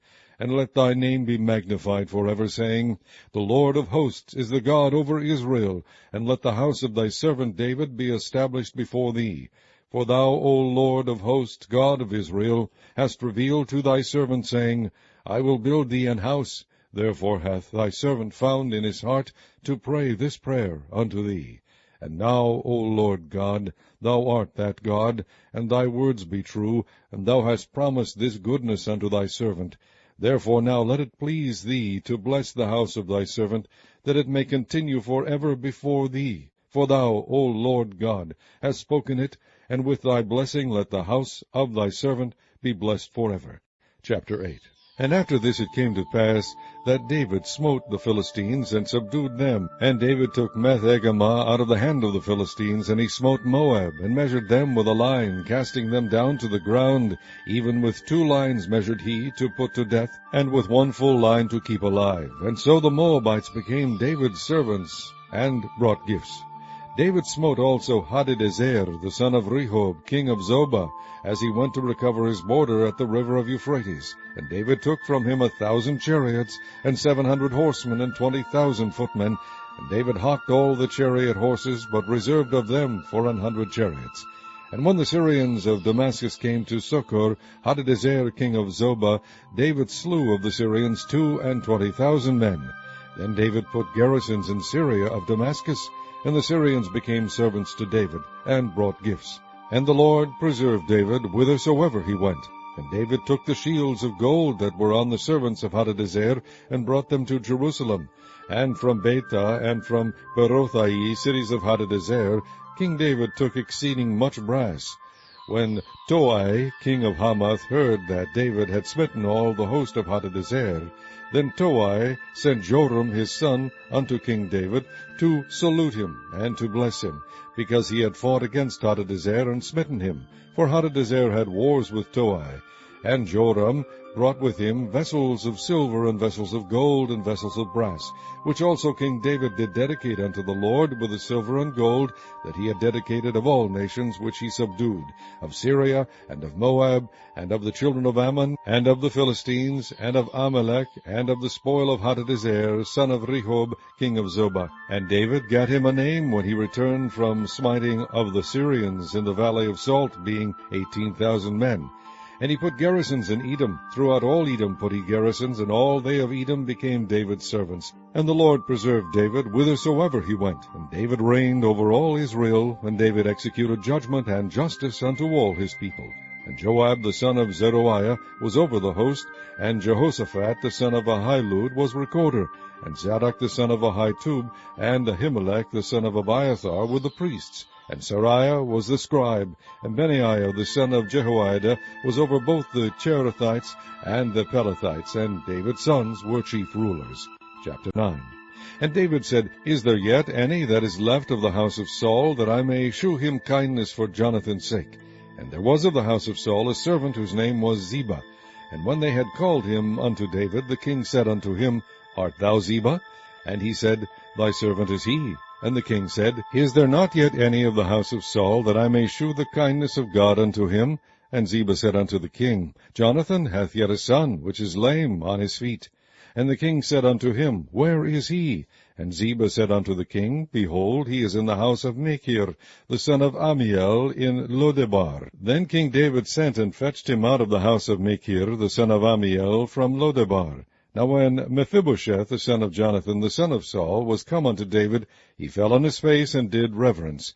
And David said, Mephibosheth. And he answered, Behold, thy servant. And David said unto him, Fear not, for I will surely shew thee kindness for Jonathan thy father's sake, and will restore thee all the land of Saul thy father, and thou shalt eat bread at my table continually. And he bowed himself, and said, What is thy servant, that thou shouldest look upon such a dead dog as I am? Then the king called to Ziba, Saul's servant, and said unto him, I have given unto thy master's son all that pertained to Saul and to all his house. Thou therefore and thy sons and thy servants shall till the land for him, and thou shalt bring in the fruits, that thy master's son may have food to eat. But Mephibosheth, thy master's son, shall eat bread alway at my table. Now Ziba had 15 sons and 20 servants. Then said Ziba unto the king, According to all that my lord the king hath commanded his servant, so shall thy servant do. As for Mephibosheth, said the king, he shall eat at my table as one of the king's sons. And Mephibosheth had a young son, whose name was Micah. And all that dwelt in the house of Ziba were servants unto Mephibosheth. So Mephibosheth dwelt in Jerusalem, for he did eat continually at the king's table, and was lame on both his feet. Chapter 10. And it came to pass after this, that the king of the children of Ammon died, and Hanun his son reigned in his stead. Then said David, I will shew kindness unto Hanun the son of Nahash, as his father shewed kindness unto me. And David sent to comfort him by the hand of his servants for his father. And David's servants came into the land of the children of Ammon. And the princes of the children of Ammon said unto Hanun their lord, Thinkest thou that David doth honor thy father, that he hath sent comforters unto thee? Hath not David rather sent his servants unto thee to search the city, and to spy it out, and to overthrow it? Wherefore Hanun took David's servants, and shaved off the one half of their beards, and cut off their garments in the middle, even to their buttocks, and sent them away. When they told it unto David, he sent to meet them, because the men were greatly ashamed. And the king said, Tarry at Jericho, until your beards be grown, and then return. And when the children of Ammon saw that they stank before David, the children of Ammon sent and hired the Syrians of Beth-rehob, and the Syrians of Zobah, 20,000 footmen, and of King Maacah 1,000 men, and of Ishtob 12,000 men. And when David heard of it, he sent Joab, and all the host of the mighty men. And the children of Ammon came out, and put the battle in array at the entering in of the gate. And the Syrians of Zobah, and of Rehob, and Ishtob, and Maacah were by themselves in the field. When Joab saw that the front of the battle was against him before and behind, he chose of all the choice men of Israel, and put them in array against the Syrians. And the rest of the people he delivered into the hand of Abishai his brother, that he might put them in array against the children of Ammon. And he said, If the Syrians be too strong for me, then thou shalt help me. But if the children of Ammon be too strong for thee, then I will come and help thee.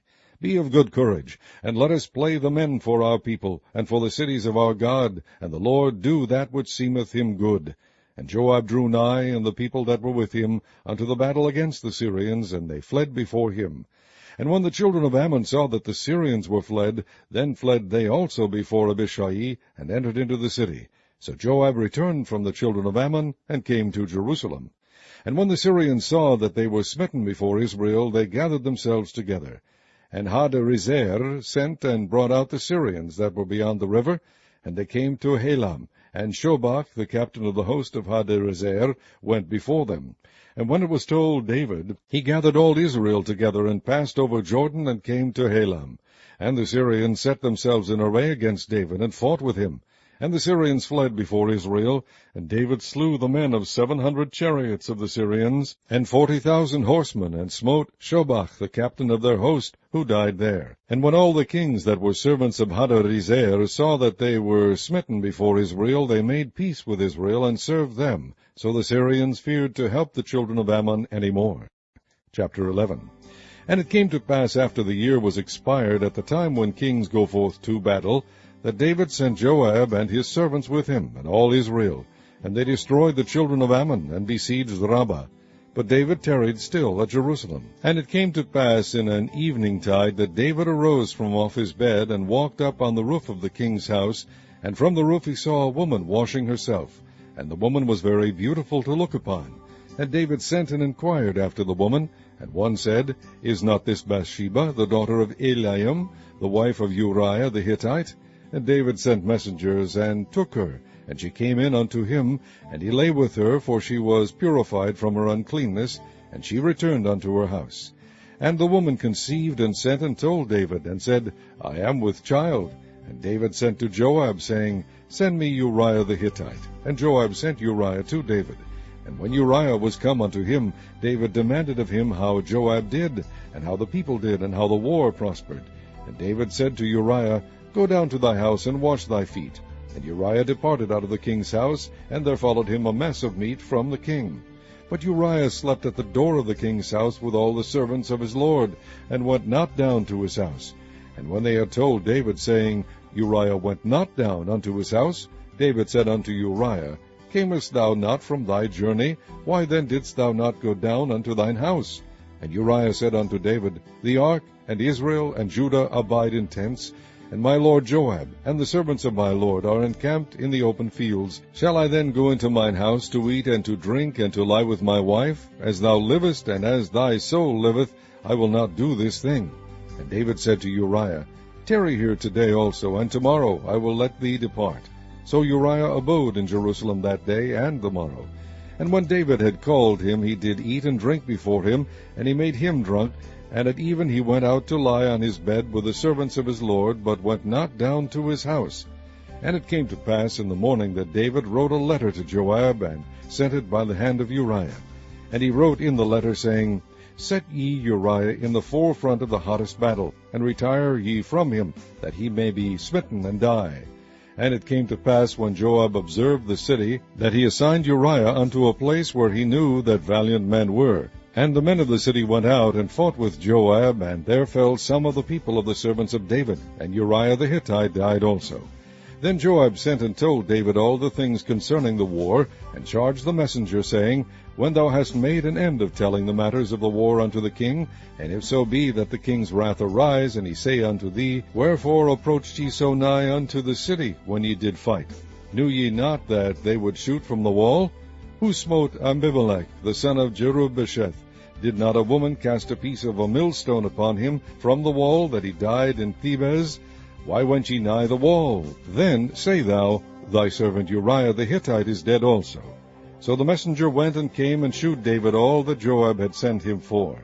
And the messenger said unto David, Surely the men prevailed against us, and came out unto us into the field, and we were upon them even unto the entering of the gate.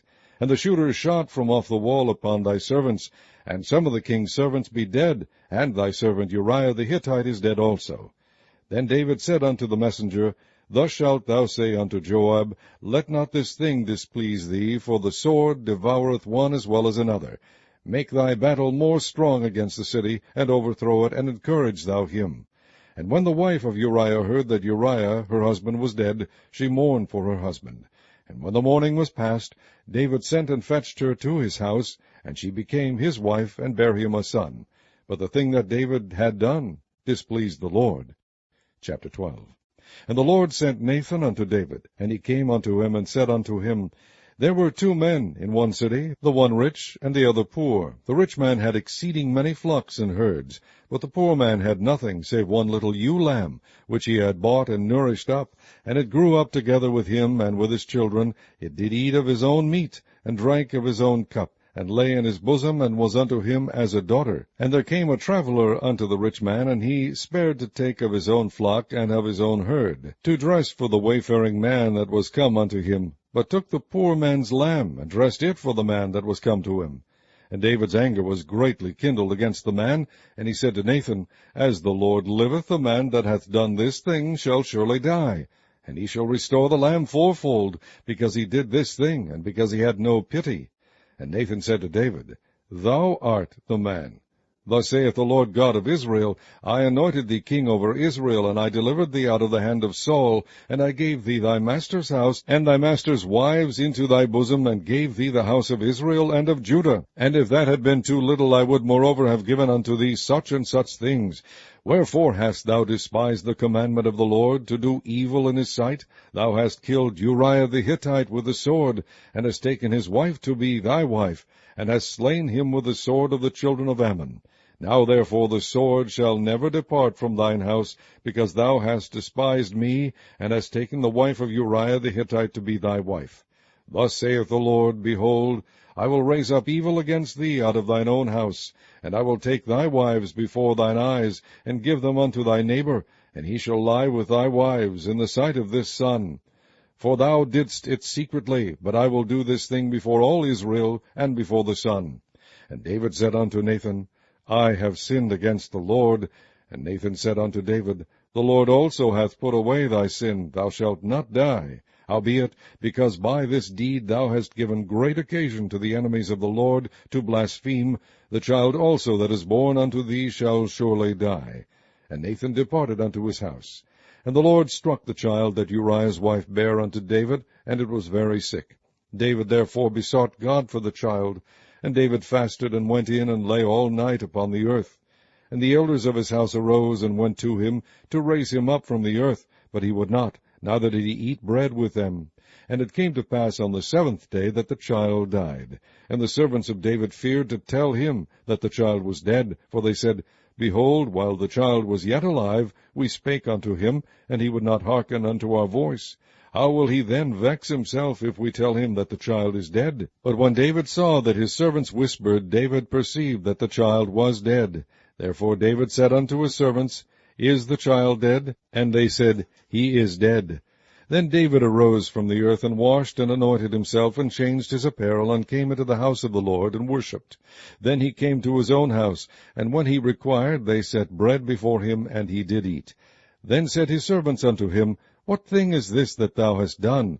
Thou didst fast and weep for the child while it was alive, but when the child was dead, thou didst rise and eat bread. And he said, While the child was yet alive, I fasted and wept. For I said, Who can tell whether God will be gracious to me, that the child may live? But now he is dead. Wherefore should I fast? Can I bring him back again? I shall go to him, but he shall not return to me. And David comforted Bathsheba his wife, and went in unto her, and lay with her, and she bare a son, and he called his name Solomon, and the Lord loved him. And he sent by the hand of Nathan the prophet, and he called his name Jedediah, because of the Lord. And Joab fought against Rabbah of the children of Ammon, and took the royal city.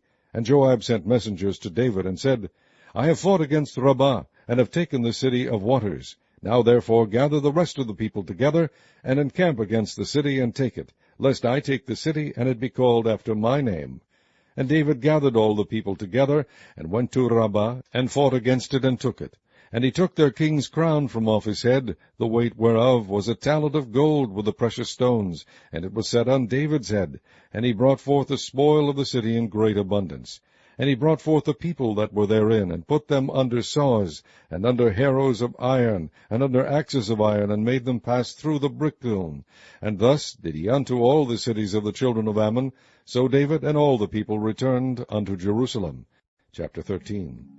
And it came to pass after this, that Absalom the son of David had a fair sister, whose name was Tamar. And Amnon the son of David loved her. And Amnon was so vexed, that he fell sick for his sister Tamar, for she was a virgin, and Amnon thought it hard for him to do anything to her. But Amnon had a friend, whose name was Jonadab, the son of Shimeah, David's brother. And Jonadab was a very subtle man. And he said unto him, Why art thou, being the king's son, lean from day to day? Wilt thou not tell me?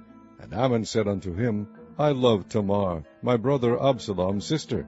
And Jonadab said unto him, Lay thee down on thy bed, and make thyself sick. And when thy father cometh to see thee, say unto him, I pray thee, let my sister Tamar come, and give me meat, and dress the meat in my sight, that I may see it, and eat it at her hand.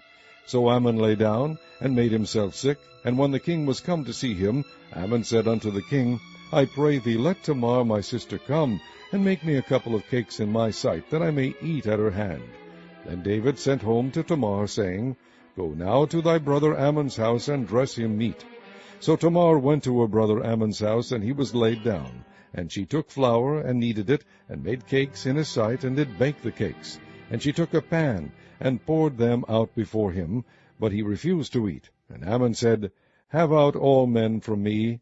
And they went out every man from him. And Amnon said unto Tamar, Bring the meat into the chamber, that I may eat of thine hand.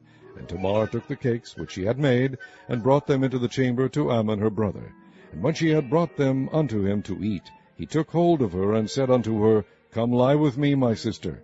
And she answered him, Nay, my brother, do not force me, for no such thing ought to be done in Israel. Do not thou this folly. And I, whither shall I cause my shame to go? And as for thee, thou shalt be as one of the fools in Israel. Now therefore, I pray thee, speak unto the king, for he will not withhold me from thee. Howbeit he would not hearken unto her voice, but being stronger than she, forced her, and lay with her.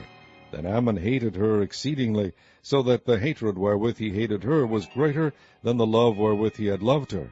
And Amnon said unto her, Arise, be gone. And she said unto him, There is no cause. This evil in sending me away is greater than the other that thou didst unto me. But he would not hearken unto her.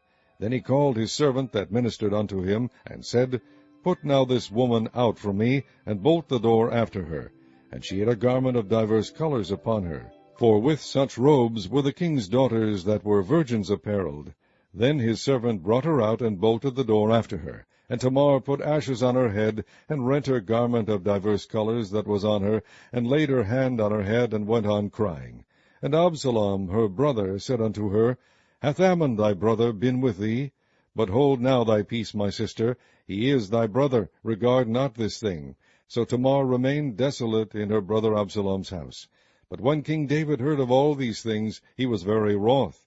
And Absalom spake unto his brother Ammon neither good nor bad, for Absalom hated Ammon, because he had forced his sister Tamar. And it came to pass after 2 full years that Absalom had sheep-shearers in Baal Hazor, which is beside Ephraim, and Absalom invited all the king's sons. And Absalom came to the king, and said, Behold now, thy servant hath sheep-shearers. Let the king, I beseech thee, and his servants go with thy servant. And the king said to Absalom, Nay, my son, let us not all now go, lest we be chargeable unto thee. And he pressed him, howbeit he would not go, but blessed him. Then said Absalom, If not, I pray thee, let my brother Ammon go with us. And the king said unto him, Why should he go with thee? But Absalom pressed him, that he let Ammon and all the king's sons go with him. Now Absalom had commanded his servants, saying, Mark ye now, when Ammon's heart is merry with wine, and when I say unto you, Smite Ammon, then kill him. Fear not, have not I commanded you? Be courageous and be valiant. And the servants of Absalom did unto Ammon as Absalom had commanded. Then all the king's sons arose, and every man gat him up upon his mule, and fled. And it came to pass, while they were in the way, that tidings came to David, saying, Absalom hath slain all the king's sons, and there is not one of them left. Then the king arose, and tare his garments, and lay on the earth, and all his servants stood by with their clothes rent. And Jonadab the son of Shimeah, David's brother, answered and said, Let not my lord suppose that they have slain all the young men the king's sons, for Ammon only is dead, for by the appointment of Absalom this hath been determined from the day that he forced his sister Tamar. Now therefore let not my lord the king take the thing to his heart, to think that all the king's sons are dead, for Ammon only is dead. But Absalom fled, and the young man that kept the watch lifted up his eyes, and looked, and behold, there came much people by the way of the hillside behind him. And Jonadab said unto the king, Behold, the king's sons come. As thy servant said, so it is. And it came to pass, as soon as he had made an end of speaking, that, behold, the king's sons came, and lifted up their voice, and wept.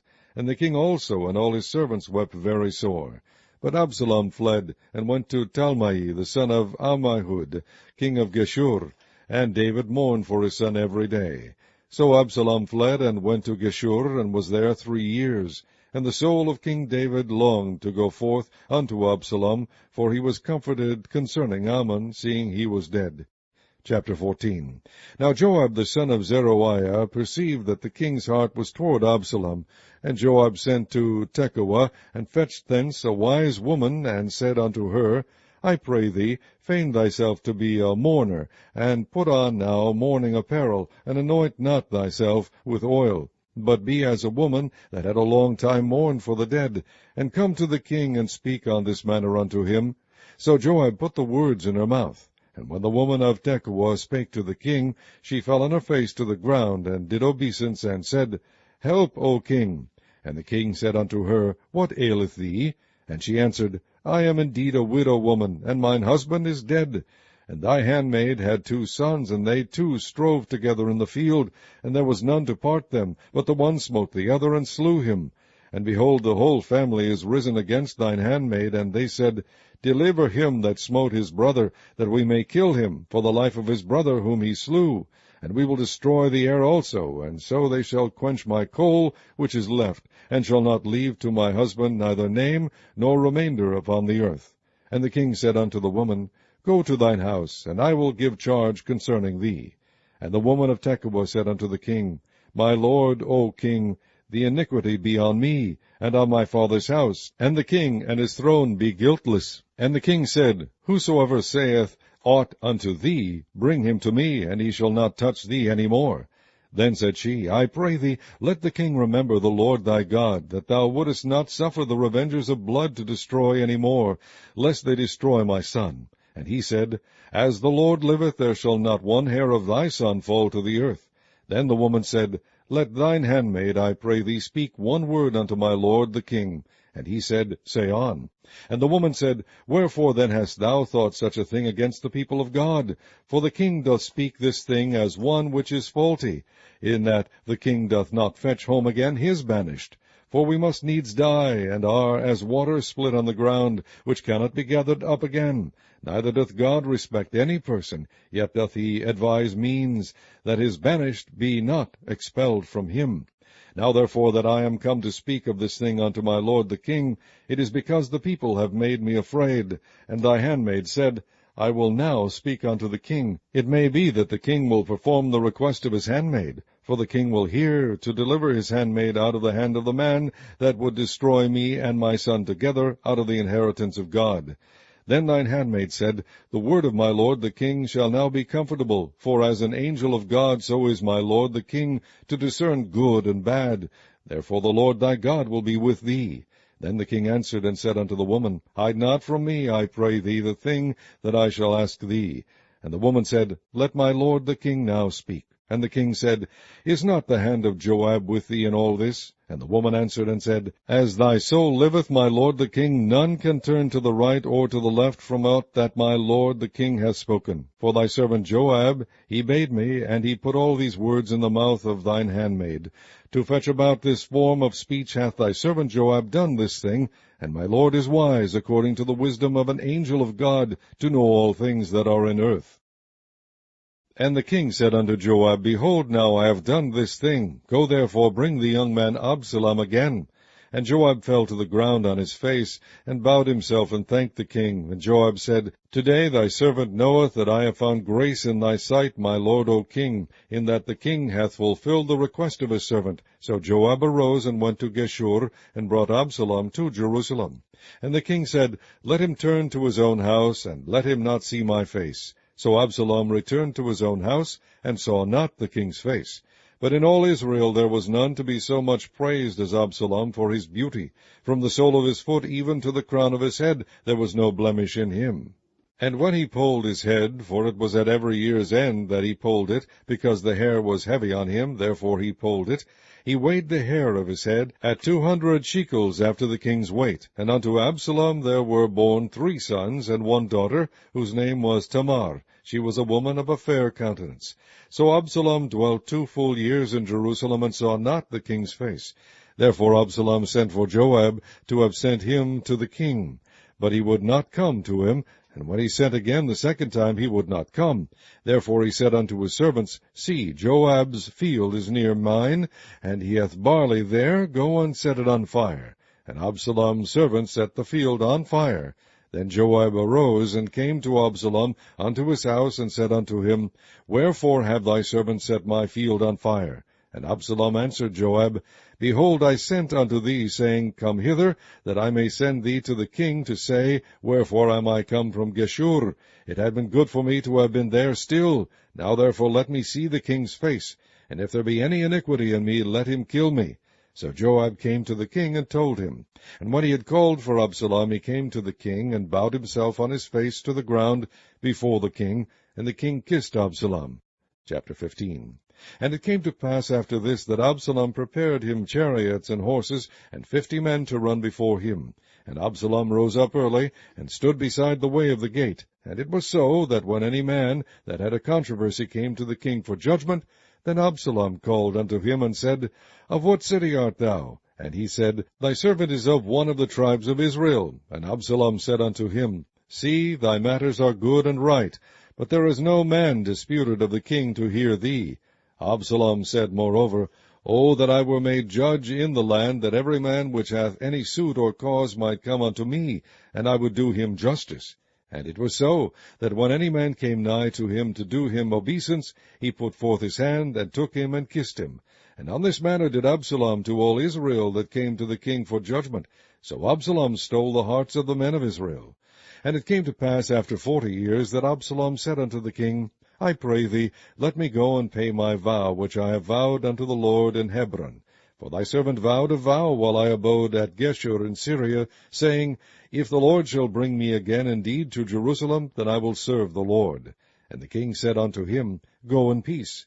So he arose and went to Hebron. But Absalom sent spies throughout all the tribes of Israel, saying, As soon as ye hear the sound of the trumpet, then ye shall say, Absalom reigneth in Hebron.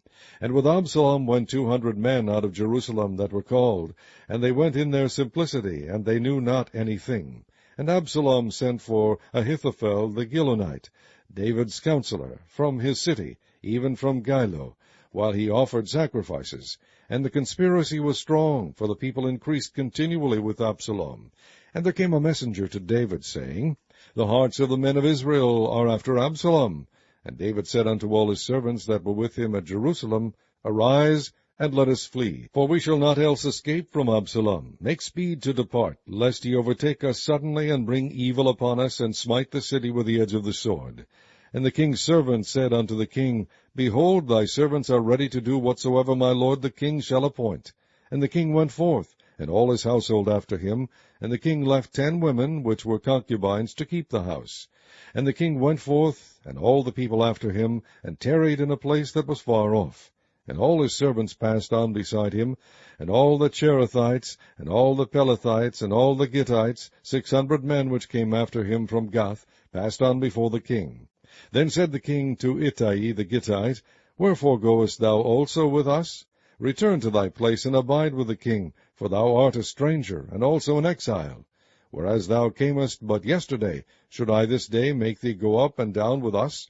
Seeing I go whither I may, return thou, and take back thy brethren. Mercy and truth be with thee.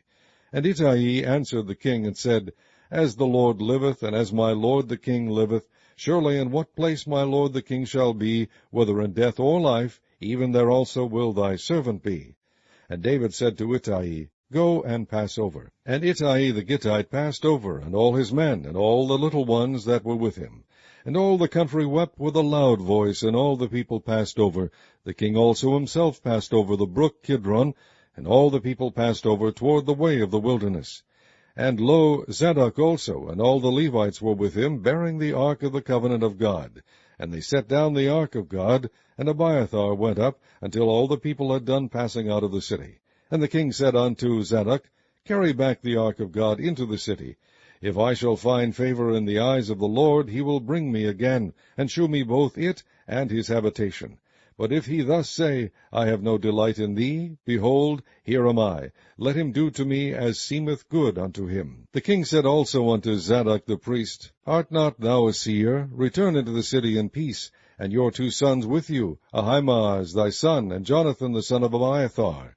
See, I will tarry in the plain of the wilderness, until there come word from you to certify me. Zadok therefore and Abiathar carried the ark of God again to Jerusalem, and they tarried there. And David went up by the ascent of Mount Olivet, and wept as he went up, and had his head covered, and he went barefoot, and all the people that was with him covered every man his head.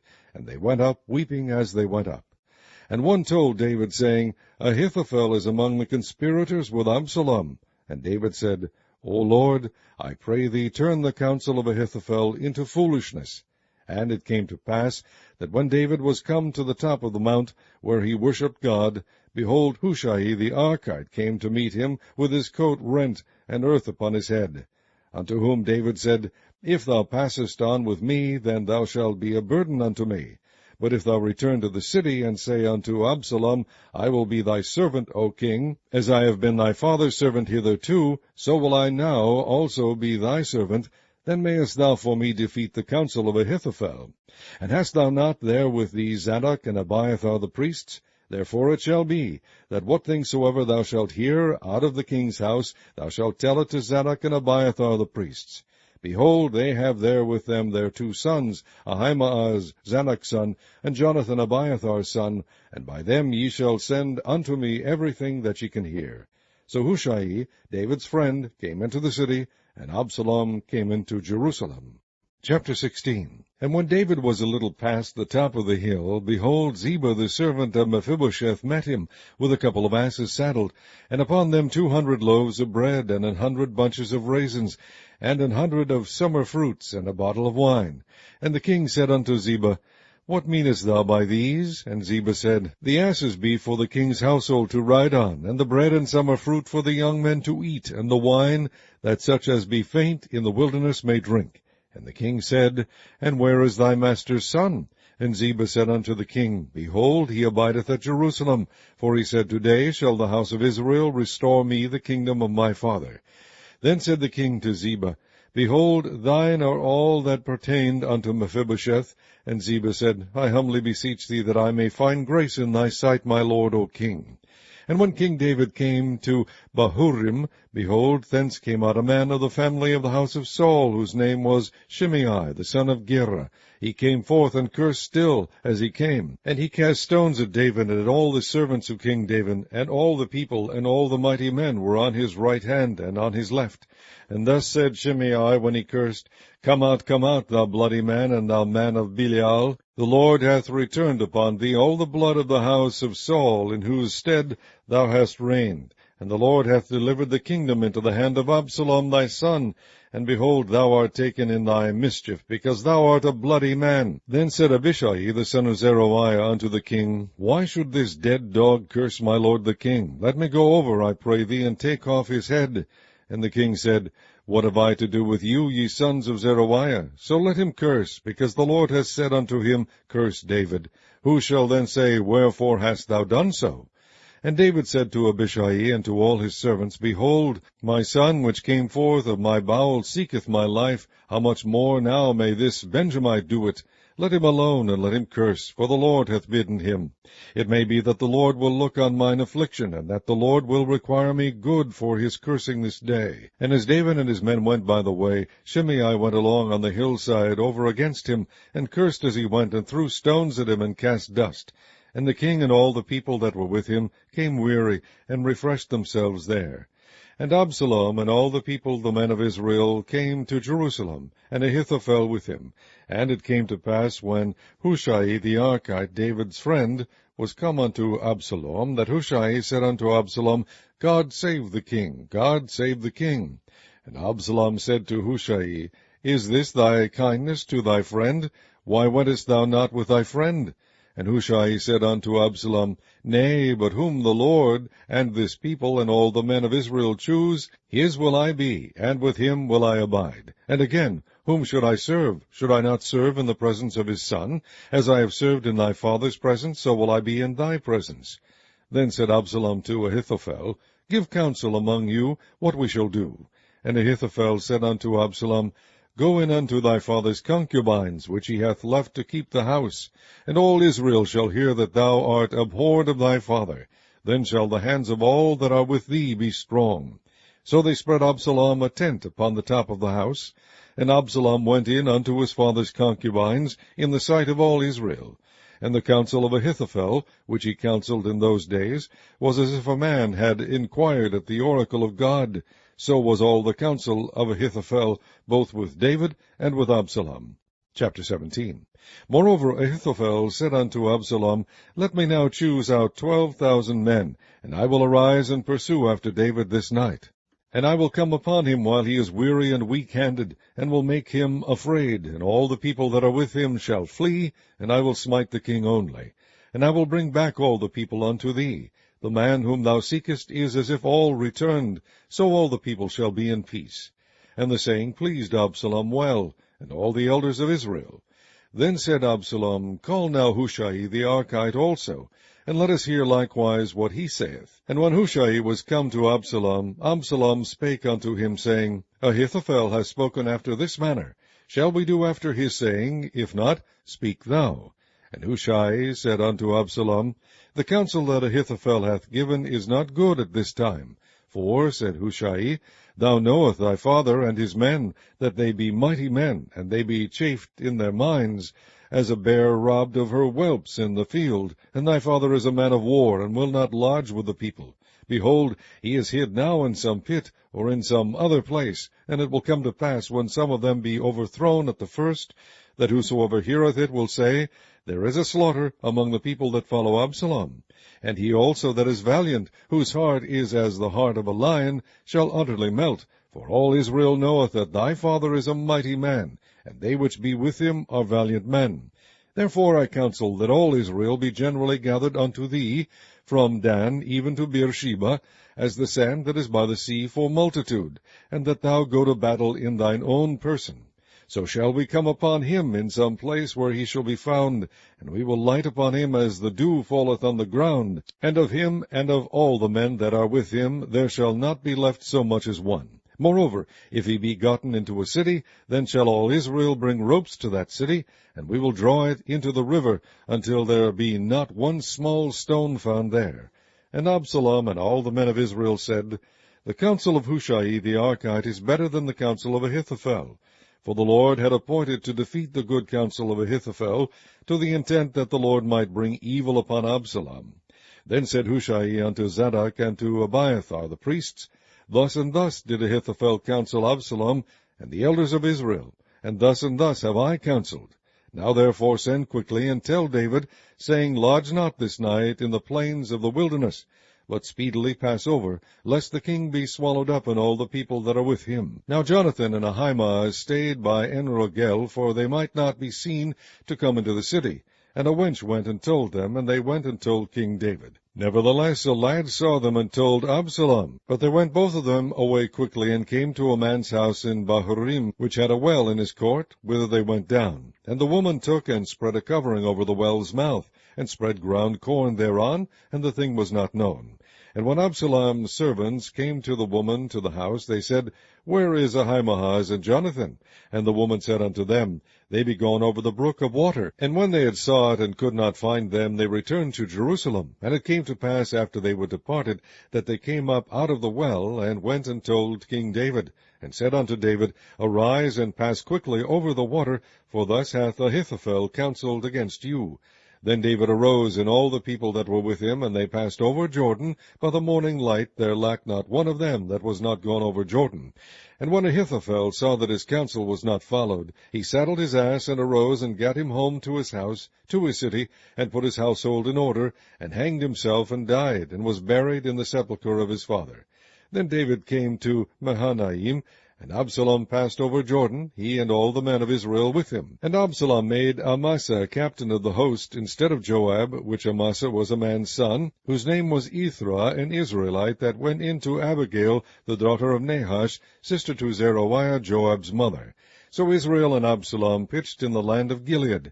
And it came to pass, when David was come to Mahanaim, that Shobi the son of Nahash of Rabbah of the children of Ammon, and Machir the son of Amiel of Lodebar, and Barzillai the Gileadite of Rogelim, brought beds and basins and earthen vessels, and wheat and barley and flour, and parched corn, and beans and lentils, and parched pulse, and honey and butter, and sheep and cheese of kine, for David and for the people that were with him, to eat. For they said, The people is hungry, and weary and thirsty in the wilderness.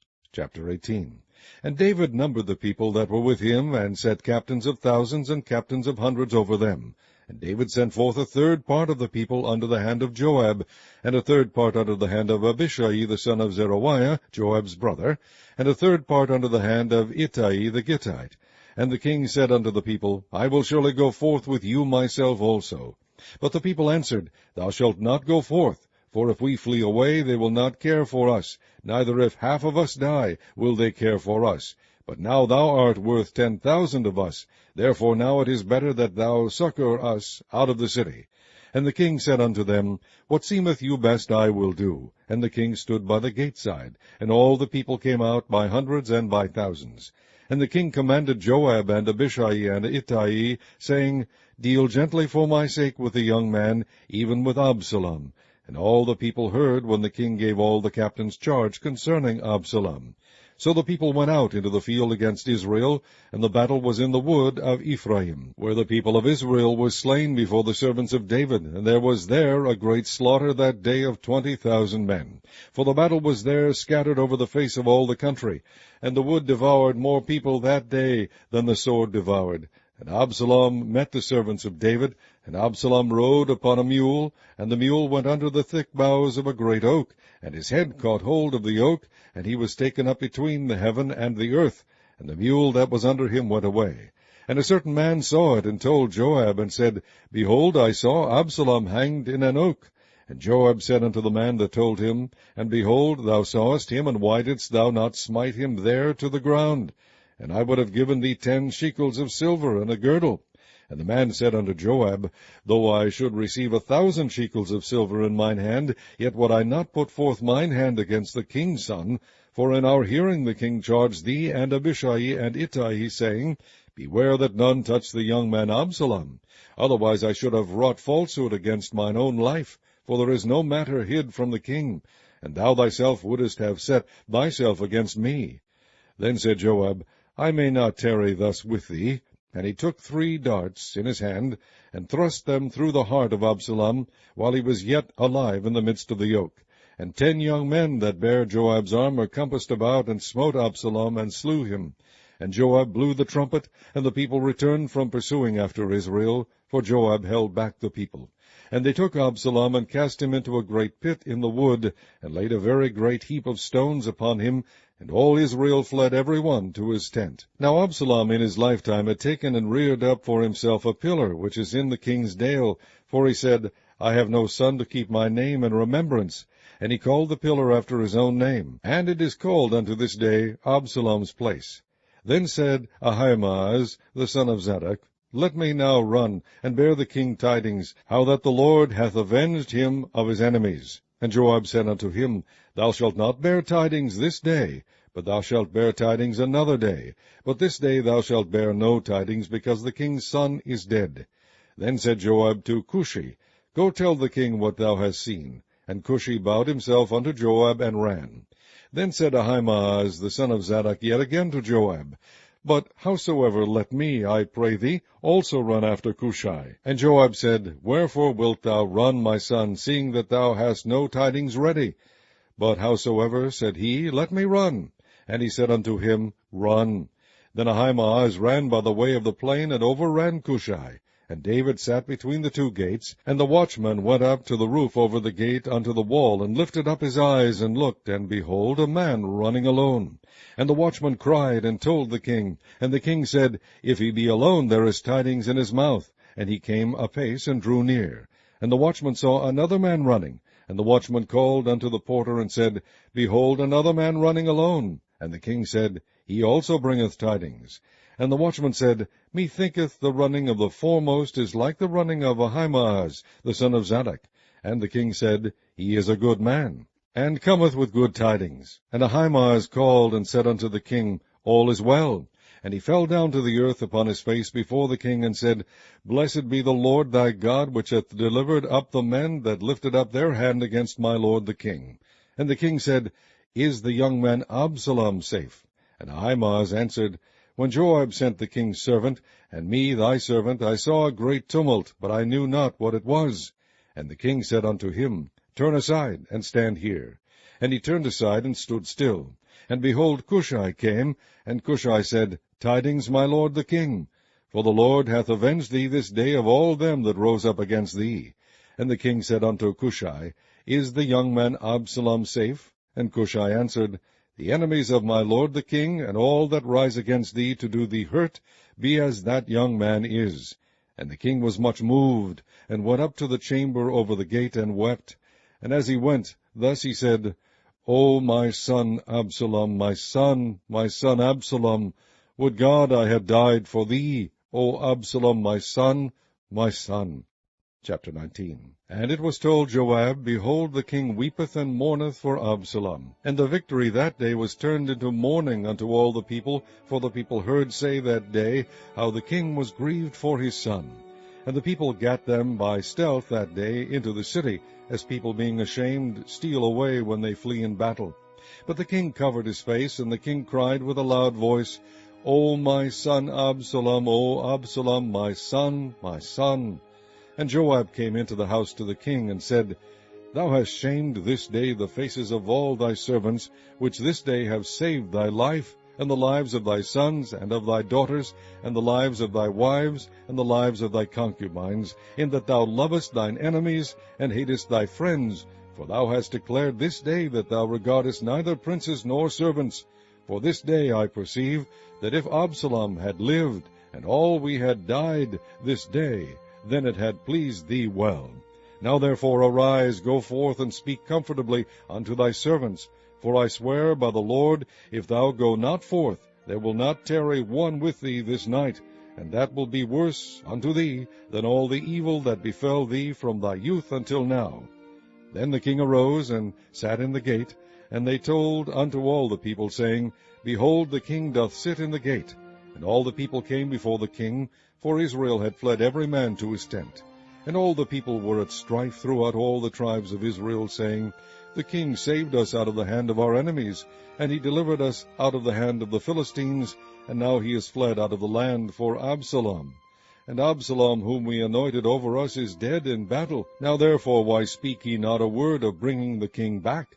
And King David sent to Zadok and to Abiathar the priests, saying, Speak unto the elders of Judah, saying, Why are ye the last to bring the king back to his house, seeing the speech of all Israel is come to the king, even to his house? Ye are my brethren, ye are my bones and my flesh, wherefore then are ye the last to bring back the king? And say ye to Amasa, Art thou not of my bone and of my flesh? God do so to me, and more also, if thou be not captain of the host before me continually in the room of Joab. And he bowed the heart of all the men of Judah, even as the heart of one man, so that they sent this word unto the king, Return thou, and all thy servants. So the king returned and came to Jordan, and Judah came to Gilgal to go to meet the king, to conduct the king over Jordan. And Shimei the son of Gera, a Benjamite, which was of Bahurim, hasted and came down with the men of Judah to meet King David. And there were 1,000 men of Benjamin with him, and Ziba the servant of the house of Saul, and his 15 sons, and his 20 servants with him. And they went over Jordan before the king. And there went over a ferry boat to carry over the king's household, and to do what he thought good. And Shimei the son of Gera fell down before the king, as he was come over Jordan, and said unto the king, Let not my lord impute iniquity unto me. Neither do thou remember that which thy servant did perversely the day that my lord the king went out of Jerusalem, that the king should take it to his heart. For thy servant doth know that I have sinned. Therefore, behold, I am come the first this day of all the house of Joseph to go down to meet my lord the king. But Abishai the son of Zeruiah answered and said, Shall not Shimei be put to death for this, because he cursed the Lord's anointed? And David said, What have I to do with you, ye sons of Zeruiah, that ye should this day be adversaries unto me? Shall there any man be put to death this day in Israel? For do not I know that I am this day king over Israel? Therefore the king said unto Shimei, Thou shalt not die. And the king sware unto him. And Mephibosheth the son of Saul came down to meet the king, and had neither dressed his feet, nor trimmed his beard, nor washed his clothes, from the day the king departed until the day he came again in peace. And it came to pass, when he was come to Jerusalem to meet the king, that the king said unto him, Wherefore wentest not thou with me, Mephibosheth? And he answered, My lord, O king, my servant deceived me. For thy servant said, I will saddle me an ass, that I may ride thereon, and go to the king, because thy servant is lame. And he has slandered thy servant unto my lord the king. But my lord the king is as an angel of God. Do therefore what is good in thine eyes. For all of my father's house were but dead men before my lord the king, yet didst thou set thy servant among them, that did eat at thine own table. What right therefore have I yet to cry any more unto the king? And the king said unto him, Why speakest thou any more of thy matters? I have said, Thou and Ziba divide the land. And Mephibosheth said unto the king, Yea, let him take all, forasmuch as my lord the king is come again in peace unto his own house. And Barzillai the Gileadite came down from Regulim, and went over Jordan with the king to conduct him over Jordan. Now Barzillai was a very aged man, even 80 years old, and he had provided the king of sustenance while he lay at Mahanaim, for he was a very great man. And the king said unto Barzillai, Come thou over with me, and I will feed thee with me in Jerusalem. And Barzillai said unto the king, How long have I to live, that I should go up with the king unto Jerusalem? I am this day 80 years old, and can I discern between good and evil? Can thy servant taste what I eat or what I drink? Can I hear any more the voice of singing men and singing women? Wherefore then should thy servant be yet a burden unto my lord the king? Thy servant will go a little way over Jordan with the king, and why should the king recompense it me with such a reward? Let thy servant, I pray thee, turn back again, that I may die in mine own city, and be buried by the grave of my father and of my mother. But behold thy servant Chimham, let him go over with my lord the king, and do to him what shall seem good unto thee. And the king answered, Chimham shall go over with me, and I will do to him that which shall seem good unto thee, and whatsoever thou shalt require of me, that will I do for thee. And all the people went over Jordan, and when the king was come over, the king kissed Barzillai, and blessed him, and he returned unto his own place. Then the king went on to Gilgal, and Chimham went on with him. And all the people of Judah conducted the king, and also half the people of Israel. And behold, all the men of Israel came to the king, and said unto the king, Why have our brethren the men of Judah stolen thee away, and have brought the king and his household and all David's men with him over Jordan? And all the men of Judah answered the men of Israel, Because the king is near of kin to us, wherefore then be ye angry for this matter? Have we eaten at all the king's cost, or hath he given us any gift? And the men of Israel answered the men of Judah, and said, We have 10 parts in the king, and we have also more right in David than ye. Why then did ye despise us, that our advice should not be first had in bringing back our king? And the words of the men of Judah were fiercer than the words of the men of Israel. Chapter 20. And there happened to be there a man of Belial, whose name was Sheba, the son of Bichri, a Benjamite. And he blew a trumpet, and said, We have no part in David, neither have we inheritance in the son of Jesse, every man to his tents, O Israel. So every man of Israel went up from after David, and followed Sheba the son of Bichri. But the men of Judah clave unto their king, from Jordan even to Jerusalem.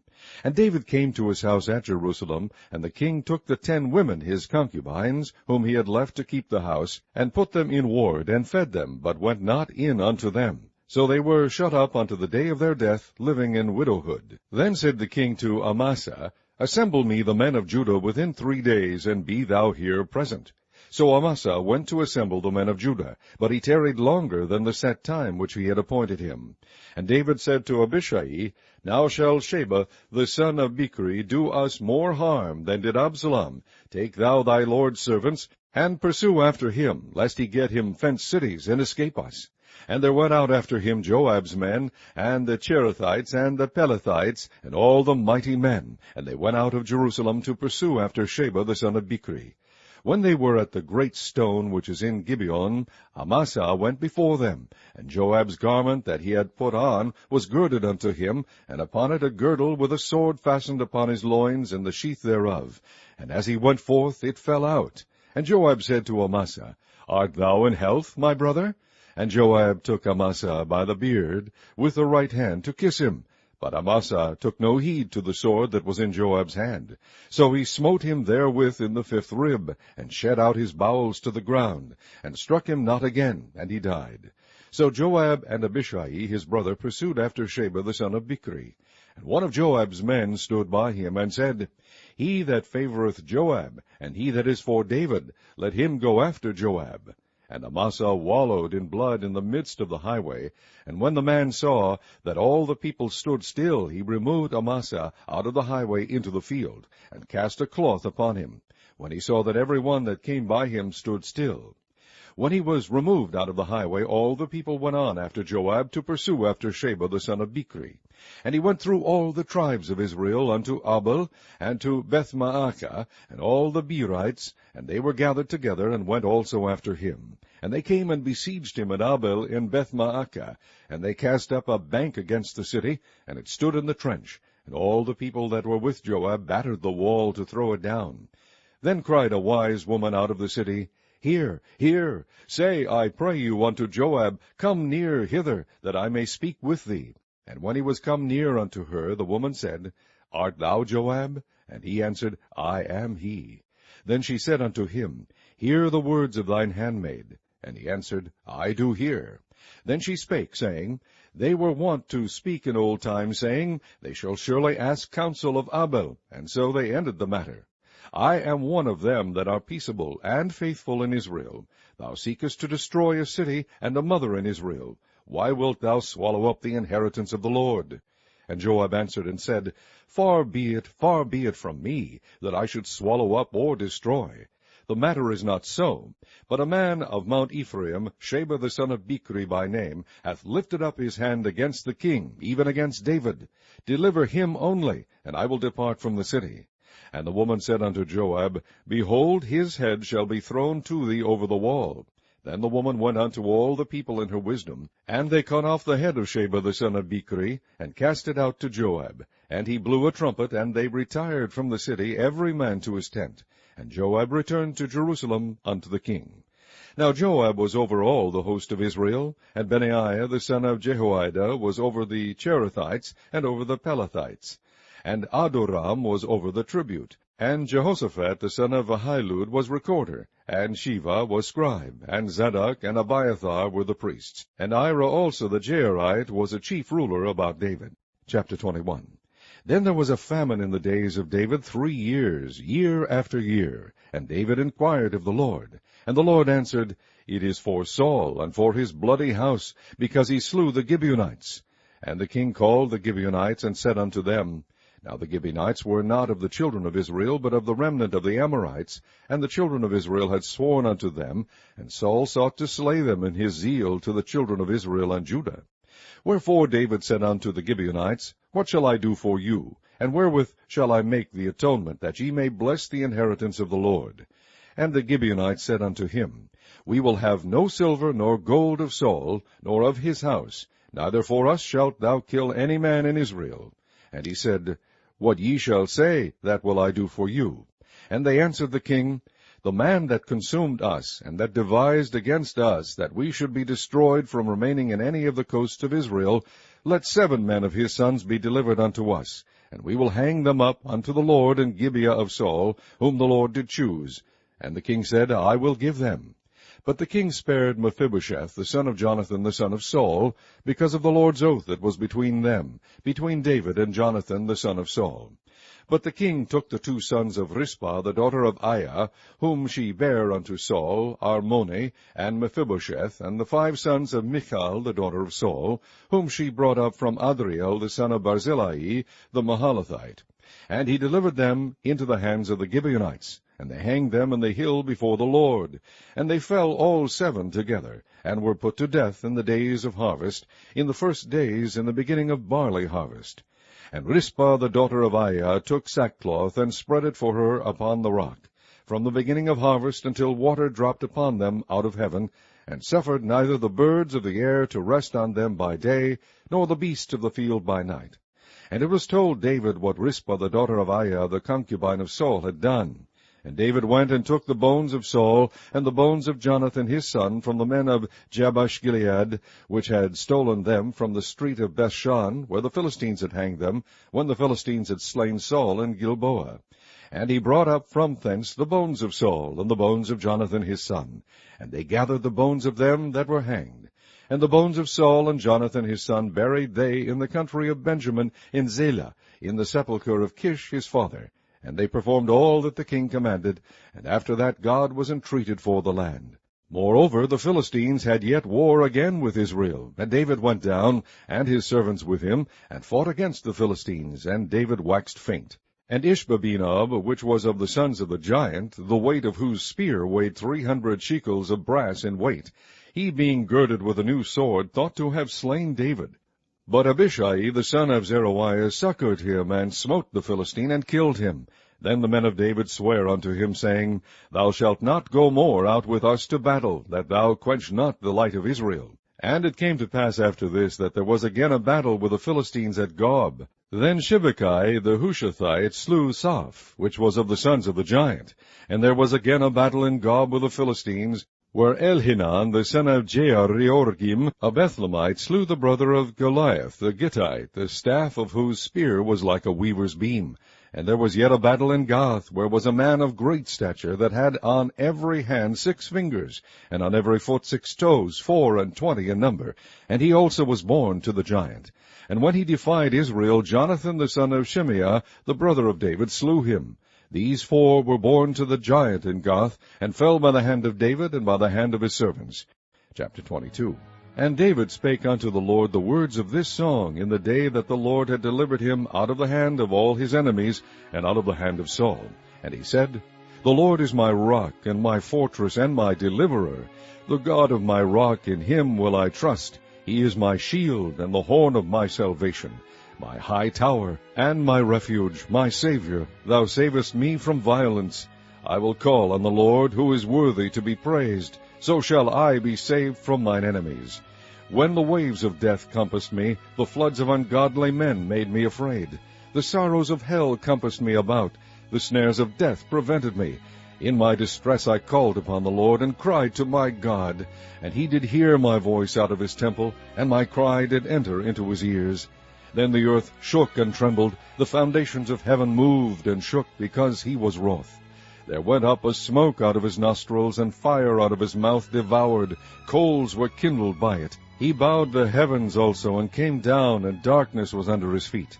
And he rode upon a cherub, and did fly, and he was seen upon the wings of the wind. And he made darkness, pavilions round about him, dark waters, and thick clouds of the skies.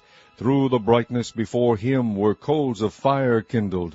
The Lord thundered from heaven, and the Most High uttered his voice. And he sent out arrows, and scattered them, lightning, and discomfited them. And the channels of the sea appeared, the foundations of the world were discovered, at the rebuking of the Lord, at the blast of the breath of his nostrils. He sent from above, he took me, he drew me out of many waters. He delivered me from my strong enemy, and from them that hated me, for they were too strong for me. They prevented me in the day of my calamity, but the Lord was my stay. He brought me forth also into a large place. He delivered me, because he delighted in me. The Lord rewarded me according to my righteousness, according to the cleanness of my hands hath he recompensed me. For I have kept the ways of the Lord, and have not wickedly departed from my God. For all his judgments were before me, and as for his statutes I did not depart from them. I was also upright before him, and have kept myself from mine iniquity. Therefore the Lord hath recompensed me according to my righteousness, according to my cleanness in his eyesight. With the merciful thou wilt shew thyself merciful, and with the upright man thou wilt shew thyself upright. With the pure thou wilt shew thyself pure, and with the froward thou wilt shew thyself unsavory. And the afflicted people thou wilt save. But thine eyes are upon the haughty, that thou mayest bring them down. For thou art my lamp, O Lord, and the Lord will lighten my darkness. For by thee I have run through a troop. By my God have I leaped over a wall. As for God, his way is perfect. The word of the Lord is tried. He is a buckler to all them that trust in him. For who is God, save the Lord? And who is a rock, save our God? God is my strength and power, and he maketh my way perfect. He maketh my feet like hinds' feet, and setteth me upon my high places. He teacheth my hands to war, so that a bow of steel is broken by mine arms. Thou hast also given me the shield of thy salvation, and thy gentleness hath made me great. Thou hast enlarged my steps under me, so that my feet did not slip. I have pursued mine enemies, and destroyed them, and turned not again until I had consumed them. And I have consumed them, and wounded them, that they could not arise. Yea, they are fallen under my feet. For thou hast girded me with strength to battle. Them that rose up against me hast thou subdued under me. Thou hast also given me the necks of mine enemies, that I might destroy them that hate me. They looked, but there was none to save, even unto the Lord, but he answered them not. Then did I beat them as small as the dust of the earth. I did stamp them as the mire of the street, and did spread them abroad. Thou also hast delivered me from the strivings of my people. Thou hast kept me to be head of the heathen. A people which I knew not shall serve me. Strangers shall submit themselves unto me. As soon as they hear, they shall be obedient unto me. Strangers shall fade away, and they shall be afraid out of their close places. The Lord liveth, and blessed be my rock, and exalted be the God of the rock of my salvation. It is God that avengeth me, and that bringeth down the people under me, and that bringeth me forth from mine enemies. Thou also hast lifted me up on high above them that rose up against me. Thou hast delivered me from the violent man. Therefore I will give thanks unto thee, O Lord, among the heathen, and I will sing praises unto thy name. He is the tower of salvation for his king, and sheweth mercy to his anointed, unto David, and to his seed forevermore. Chapter 23. Now these be the last words of David. David the son of Jesse said, and the man who was raised up on high, the anointed of the God of Jacob, and the sweet psalmist of Israel said, The Spirit of the Lord spake by me, and his word was in my tongue. The God of Israel said, The rock of Israel spake to me. He that ruleth over men must be just, ruling in the fear of God. And he shall be as the light of the morning, when the sun riseth, even a morning without clouds, as the tender grass springing out of the earth by clear shining after rain. Although my house be not so with God, he hath made with me an everlasting covenant, ordered in all things and sure, for this is all my salvation, and all my desire, although he make it not to grow. But the sons of Belial shall be all of them as thorns thrust away, because they cannot be taken with hands. But the man that shall touch them must be fenced with iron and the staff of a spear, and they shall be utterly burned with fire in the same place. These be the names of the mighty men whom David had. The Tachmonite, that sat in the seat, chief among the captains, the same was Adino the Eznite.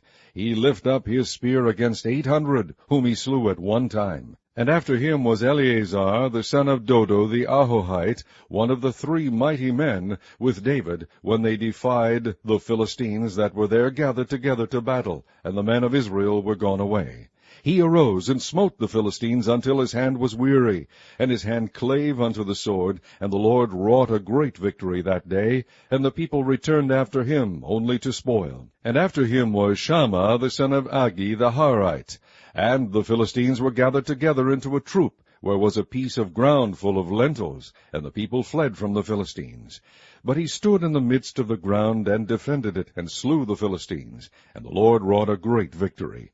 And 3 of the 30 chief went down, and came to David in the harvest time unto the cave of Adullam, and the troop of the Philistines pitched in the valley of Rephaim.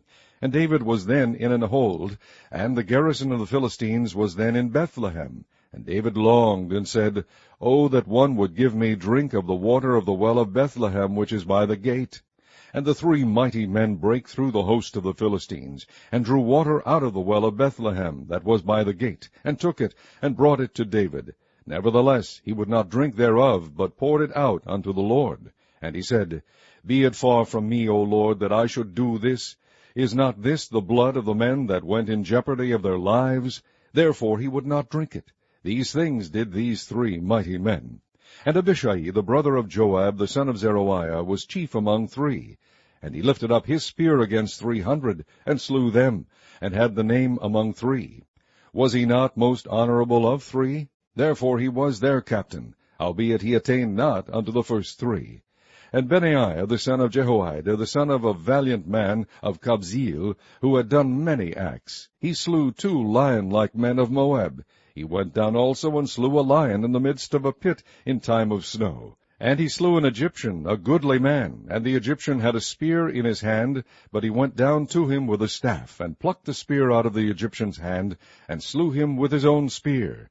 These things did Benaiah the son of Jehoiada, and had the name among 3 mighty men. He was more honorable than the 30, but he attained not to the first 3, and David set him over his guard. And Asahel the brother of Joab was one of the 30. Elhanan the son of Dodo of Bethlehem, Shammah the Harodite, Elika the Harodite, Helez the Paltite, Ira the son of Ikesh the Tekoite, Abiezar the Anathothite, Mebunai the Hushathite, Zalman the Ahohite, Maharai the Netophathite, Heleb the son of Baana, a Netophathite, Ittai the son of Ribai, out of Gibeah of the children of Benjamin, Benaiah the Pirathonite, Hidai of the brooks of Gaish, Abialban the Arbathite, Amaveth the Barhumite, Elihabah the Shaalbonite of the sons of Jashan, Jonathan, Shammah the Hararite, Ahiam the son of Sharar the Hararite, Eliphalet the son of Ahasbai, the son of Maakathite, Eliam the son of Ahithophel the Gileonite, Hazarai the Carmelite, Parai the Arbite, Igal the son of Nathan of Zobah, Bani the Gadite, Zelek the Ammonite, Neharai the Beerothite, armor-bearer to Joab the son of Zeruiah, Ira and Ithrite, Gareb and Ithrite, Uriah the Hittite, 37 in all.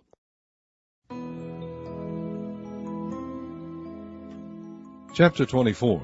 And again the anger of the Lord was kindled against Israel, and he moved David against them, to say, Go, number Israel and Judah.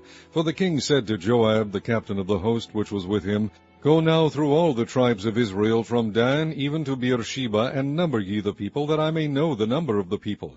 And Joab said unto the king, Now the Lord thy God add unto the people how many soever they be, 100-fold, and that the eyes of my lord the king may see it. But why doth my lord the king delight in this thing? Notwithstanding the king's word prevailed against Joab, and against the captains of the host. And Joab and the captains of the host went out from the presence of the king to number the people of Israel. And they passed over Jordan, and pitched in Aroer, on the right side of the city that lieth in the midst of the river of Gad, and toward Jazer. Then they came to Gilead, and to the land of Tahtim-Hodshai, and they came to Dan-Jaan, and about to Zidon, and came to the stronghold of Tyre, and to all the cities of the Hivites and of the Canaanites, and they went out to the south of Judah, even to Beersheba. So when they had gone through all the land, they came to Jerusalem at the end of 9 months and 20 days. And Joab gave up the sum of the number of the people unto the king. And there were in Israel 800,000 valiant men that drew the sword, and the men of Judah were 500,000 men. And David's heart smote him after that he had numbered the people. And David said unto the Lord, I have sinned greatly in that I have done. And now, I beseech thee, O Lord, take away the iniquity of thy servant, for I have done very foolishly. For when David was up in the morning, the word of the Lord came unto the prophet Gad, David's seer, saying, Go and say unto David, Thus saith the Lord, I offer thee 3 things. Choose thee one of them, that I may do it unto thee. So God came to David, and told him, and said unto him, Shall 7 years of famine come unto thee in thy land? Or wilt thou flee 3 months before thine enemies while they pursue thee? Or that there be 3 days pestilence in thy land? Now advise, and see what answer I shall return to him that sent me. And David said unto God, I am in a great strait. Let us fall now into the hand of the Lord, for his mercies are great, and let me not fall into the hand of man. So the Lord sent a pestilence upon Israel from the morning even to the time appointed. And there died of the people from Dan even to Beersheba 70,000 men. And when the angel stretched out his hand upon Jerusalem to destroy it, the Lord repented him of the evil, and said to the angel that destroyed the people, It is enough. Stay now thine hand. And the angel of the Lord was by the threshing place of Araunah the Jebusite. And David spake unto the Lord when he saw the angel that smote the people, and said, Lo, I have sinned, and I have done wickedly. But these sheep, what have they done? Let thine hand, I pray thee, be against me, and against my father's house. And God came that day to David, and said unto him, Go up, rear an altar unto the Lord in the threshing floor of Araunah the Jebusite. And David, according to the saying of God, went up as the Lord commanded. And Araunah looked, and saw the king and his servants coming on toward him. And Araunah went out, and bowed himself before the king on his face upon the ground. And Araunah said, Wherefore is my lord the king come to his servant? And David said, To buy the threshing floor of thee, to build an altar unto the Lord, that the plague may be stayed from the people. And Araunah said unto David, Let my lord the king take and offer up what seemeth good unto him.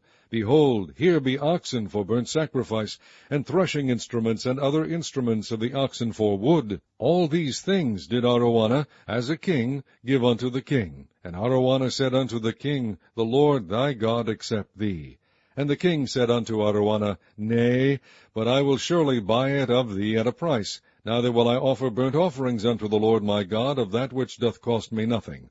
So David bought the threshing floor and the oxen for 50 shekels of silver. And David built there an altar unto the Lord, and offered burnt offerings and peace offerings. So the Lord was entreated for the land, and the plague was stayed from Israel.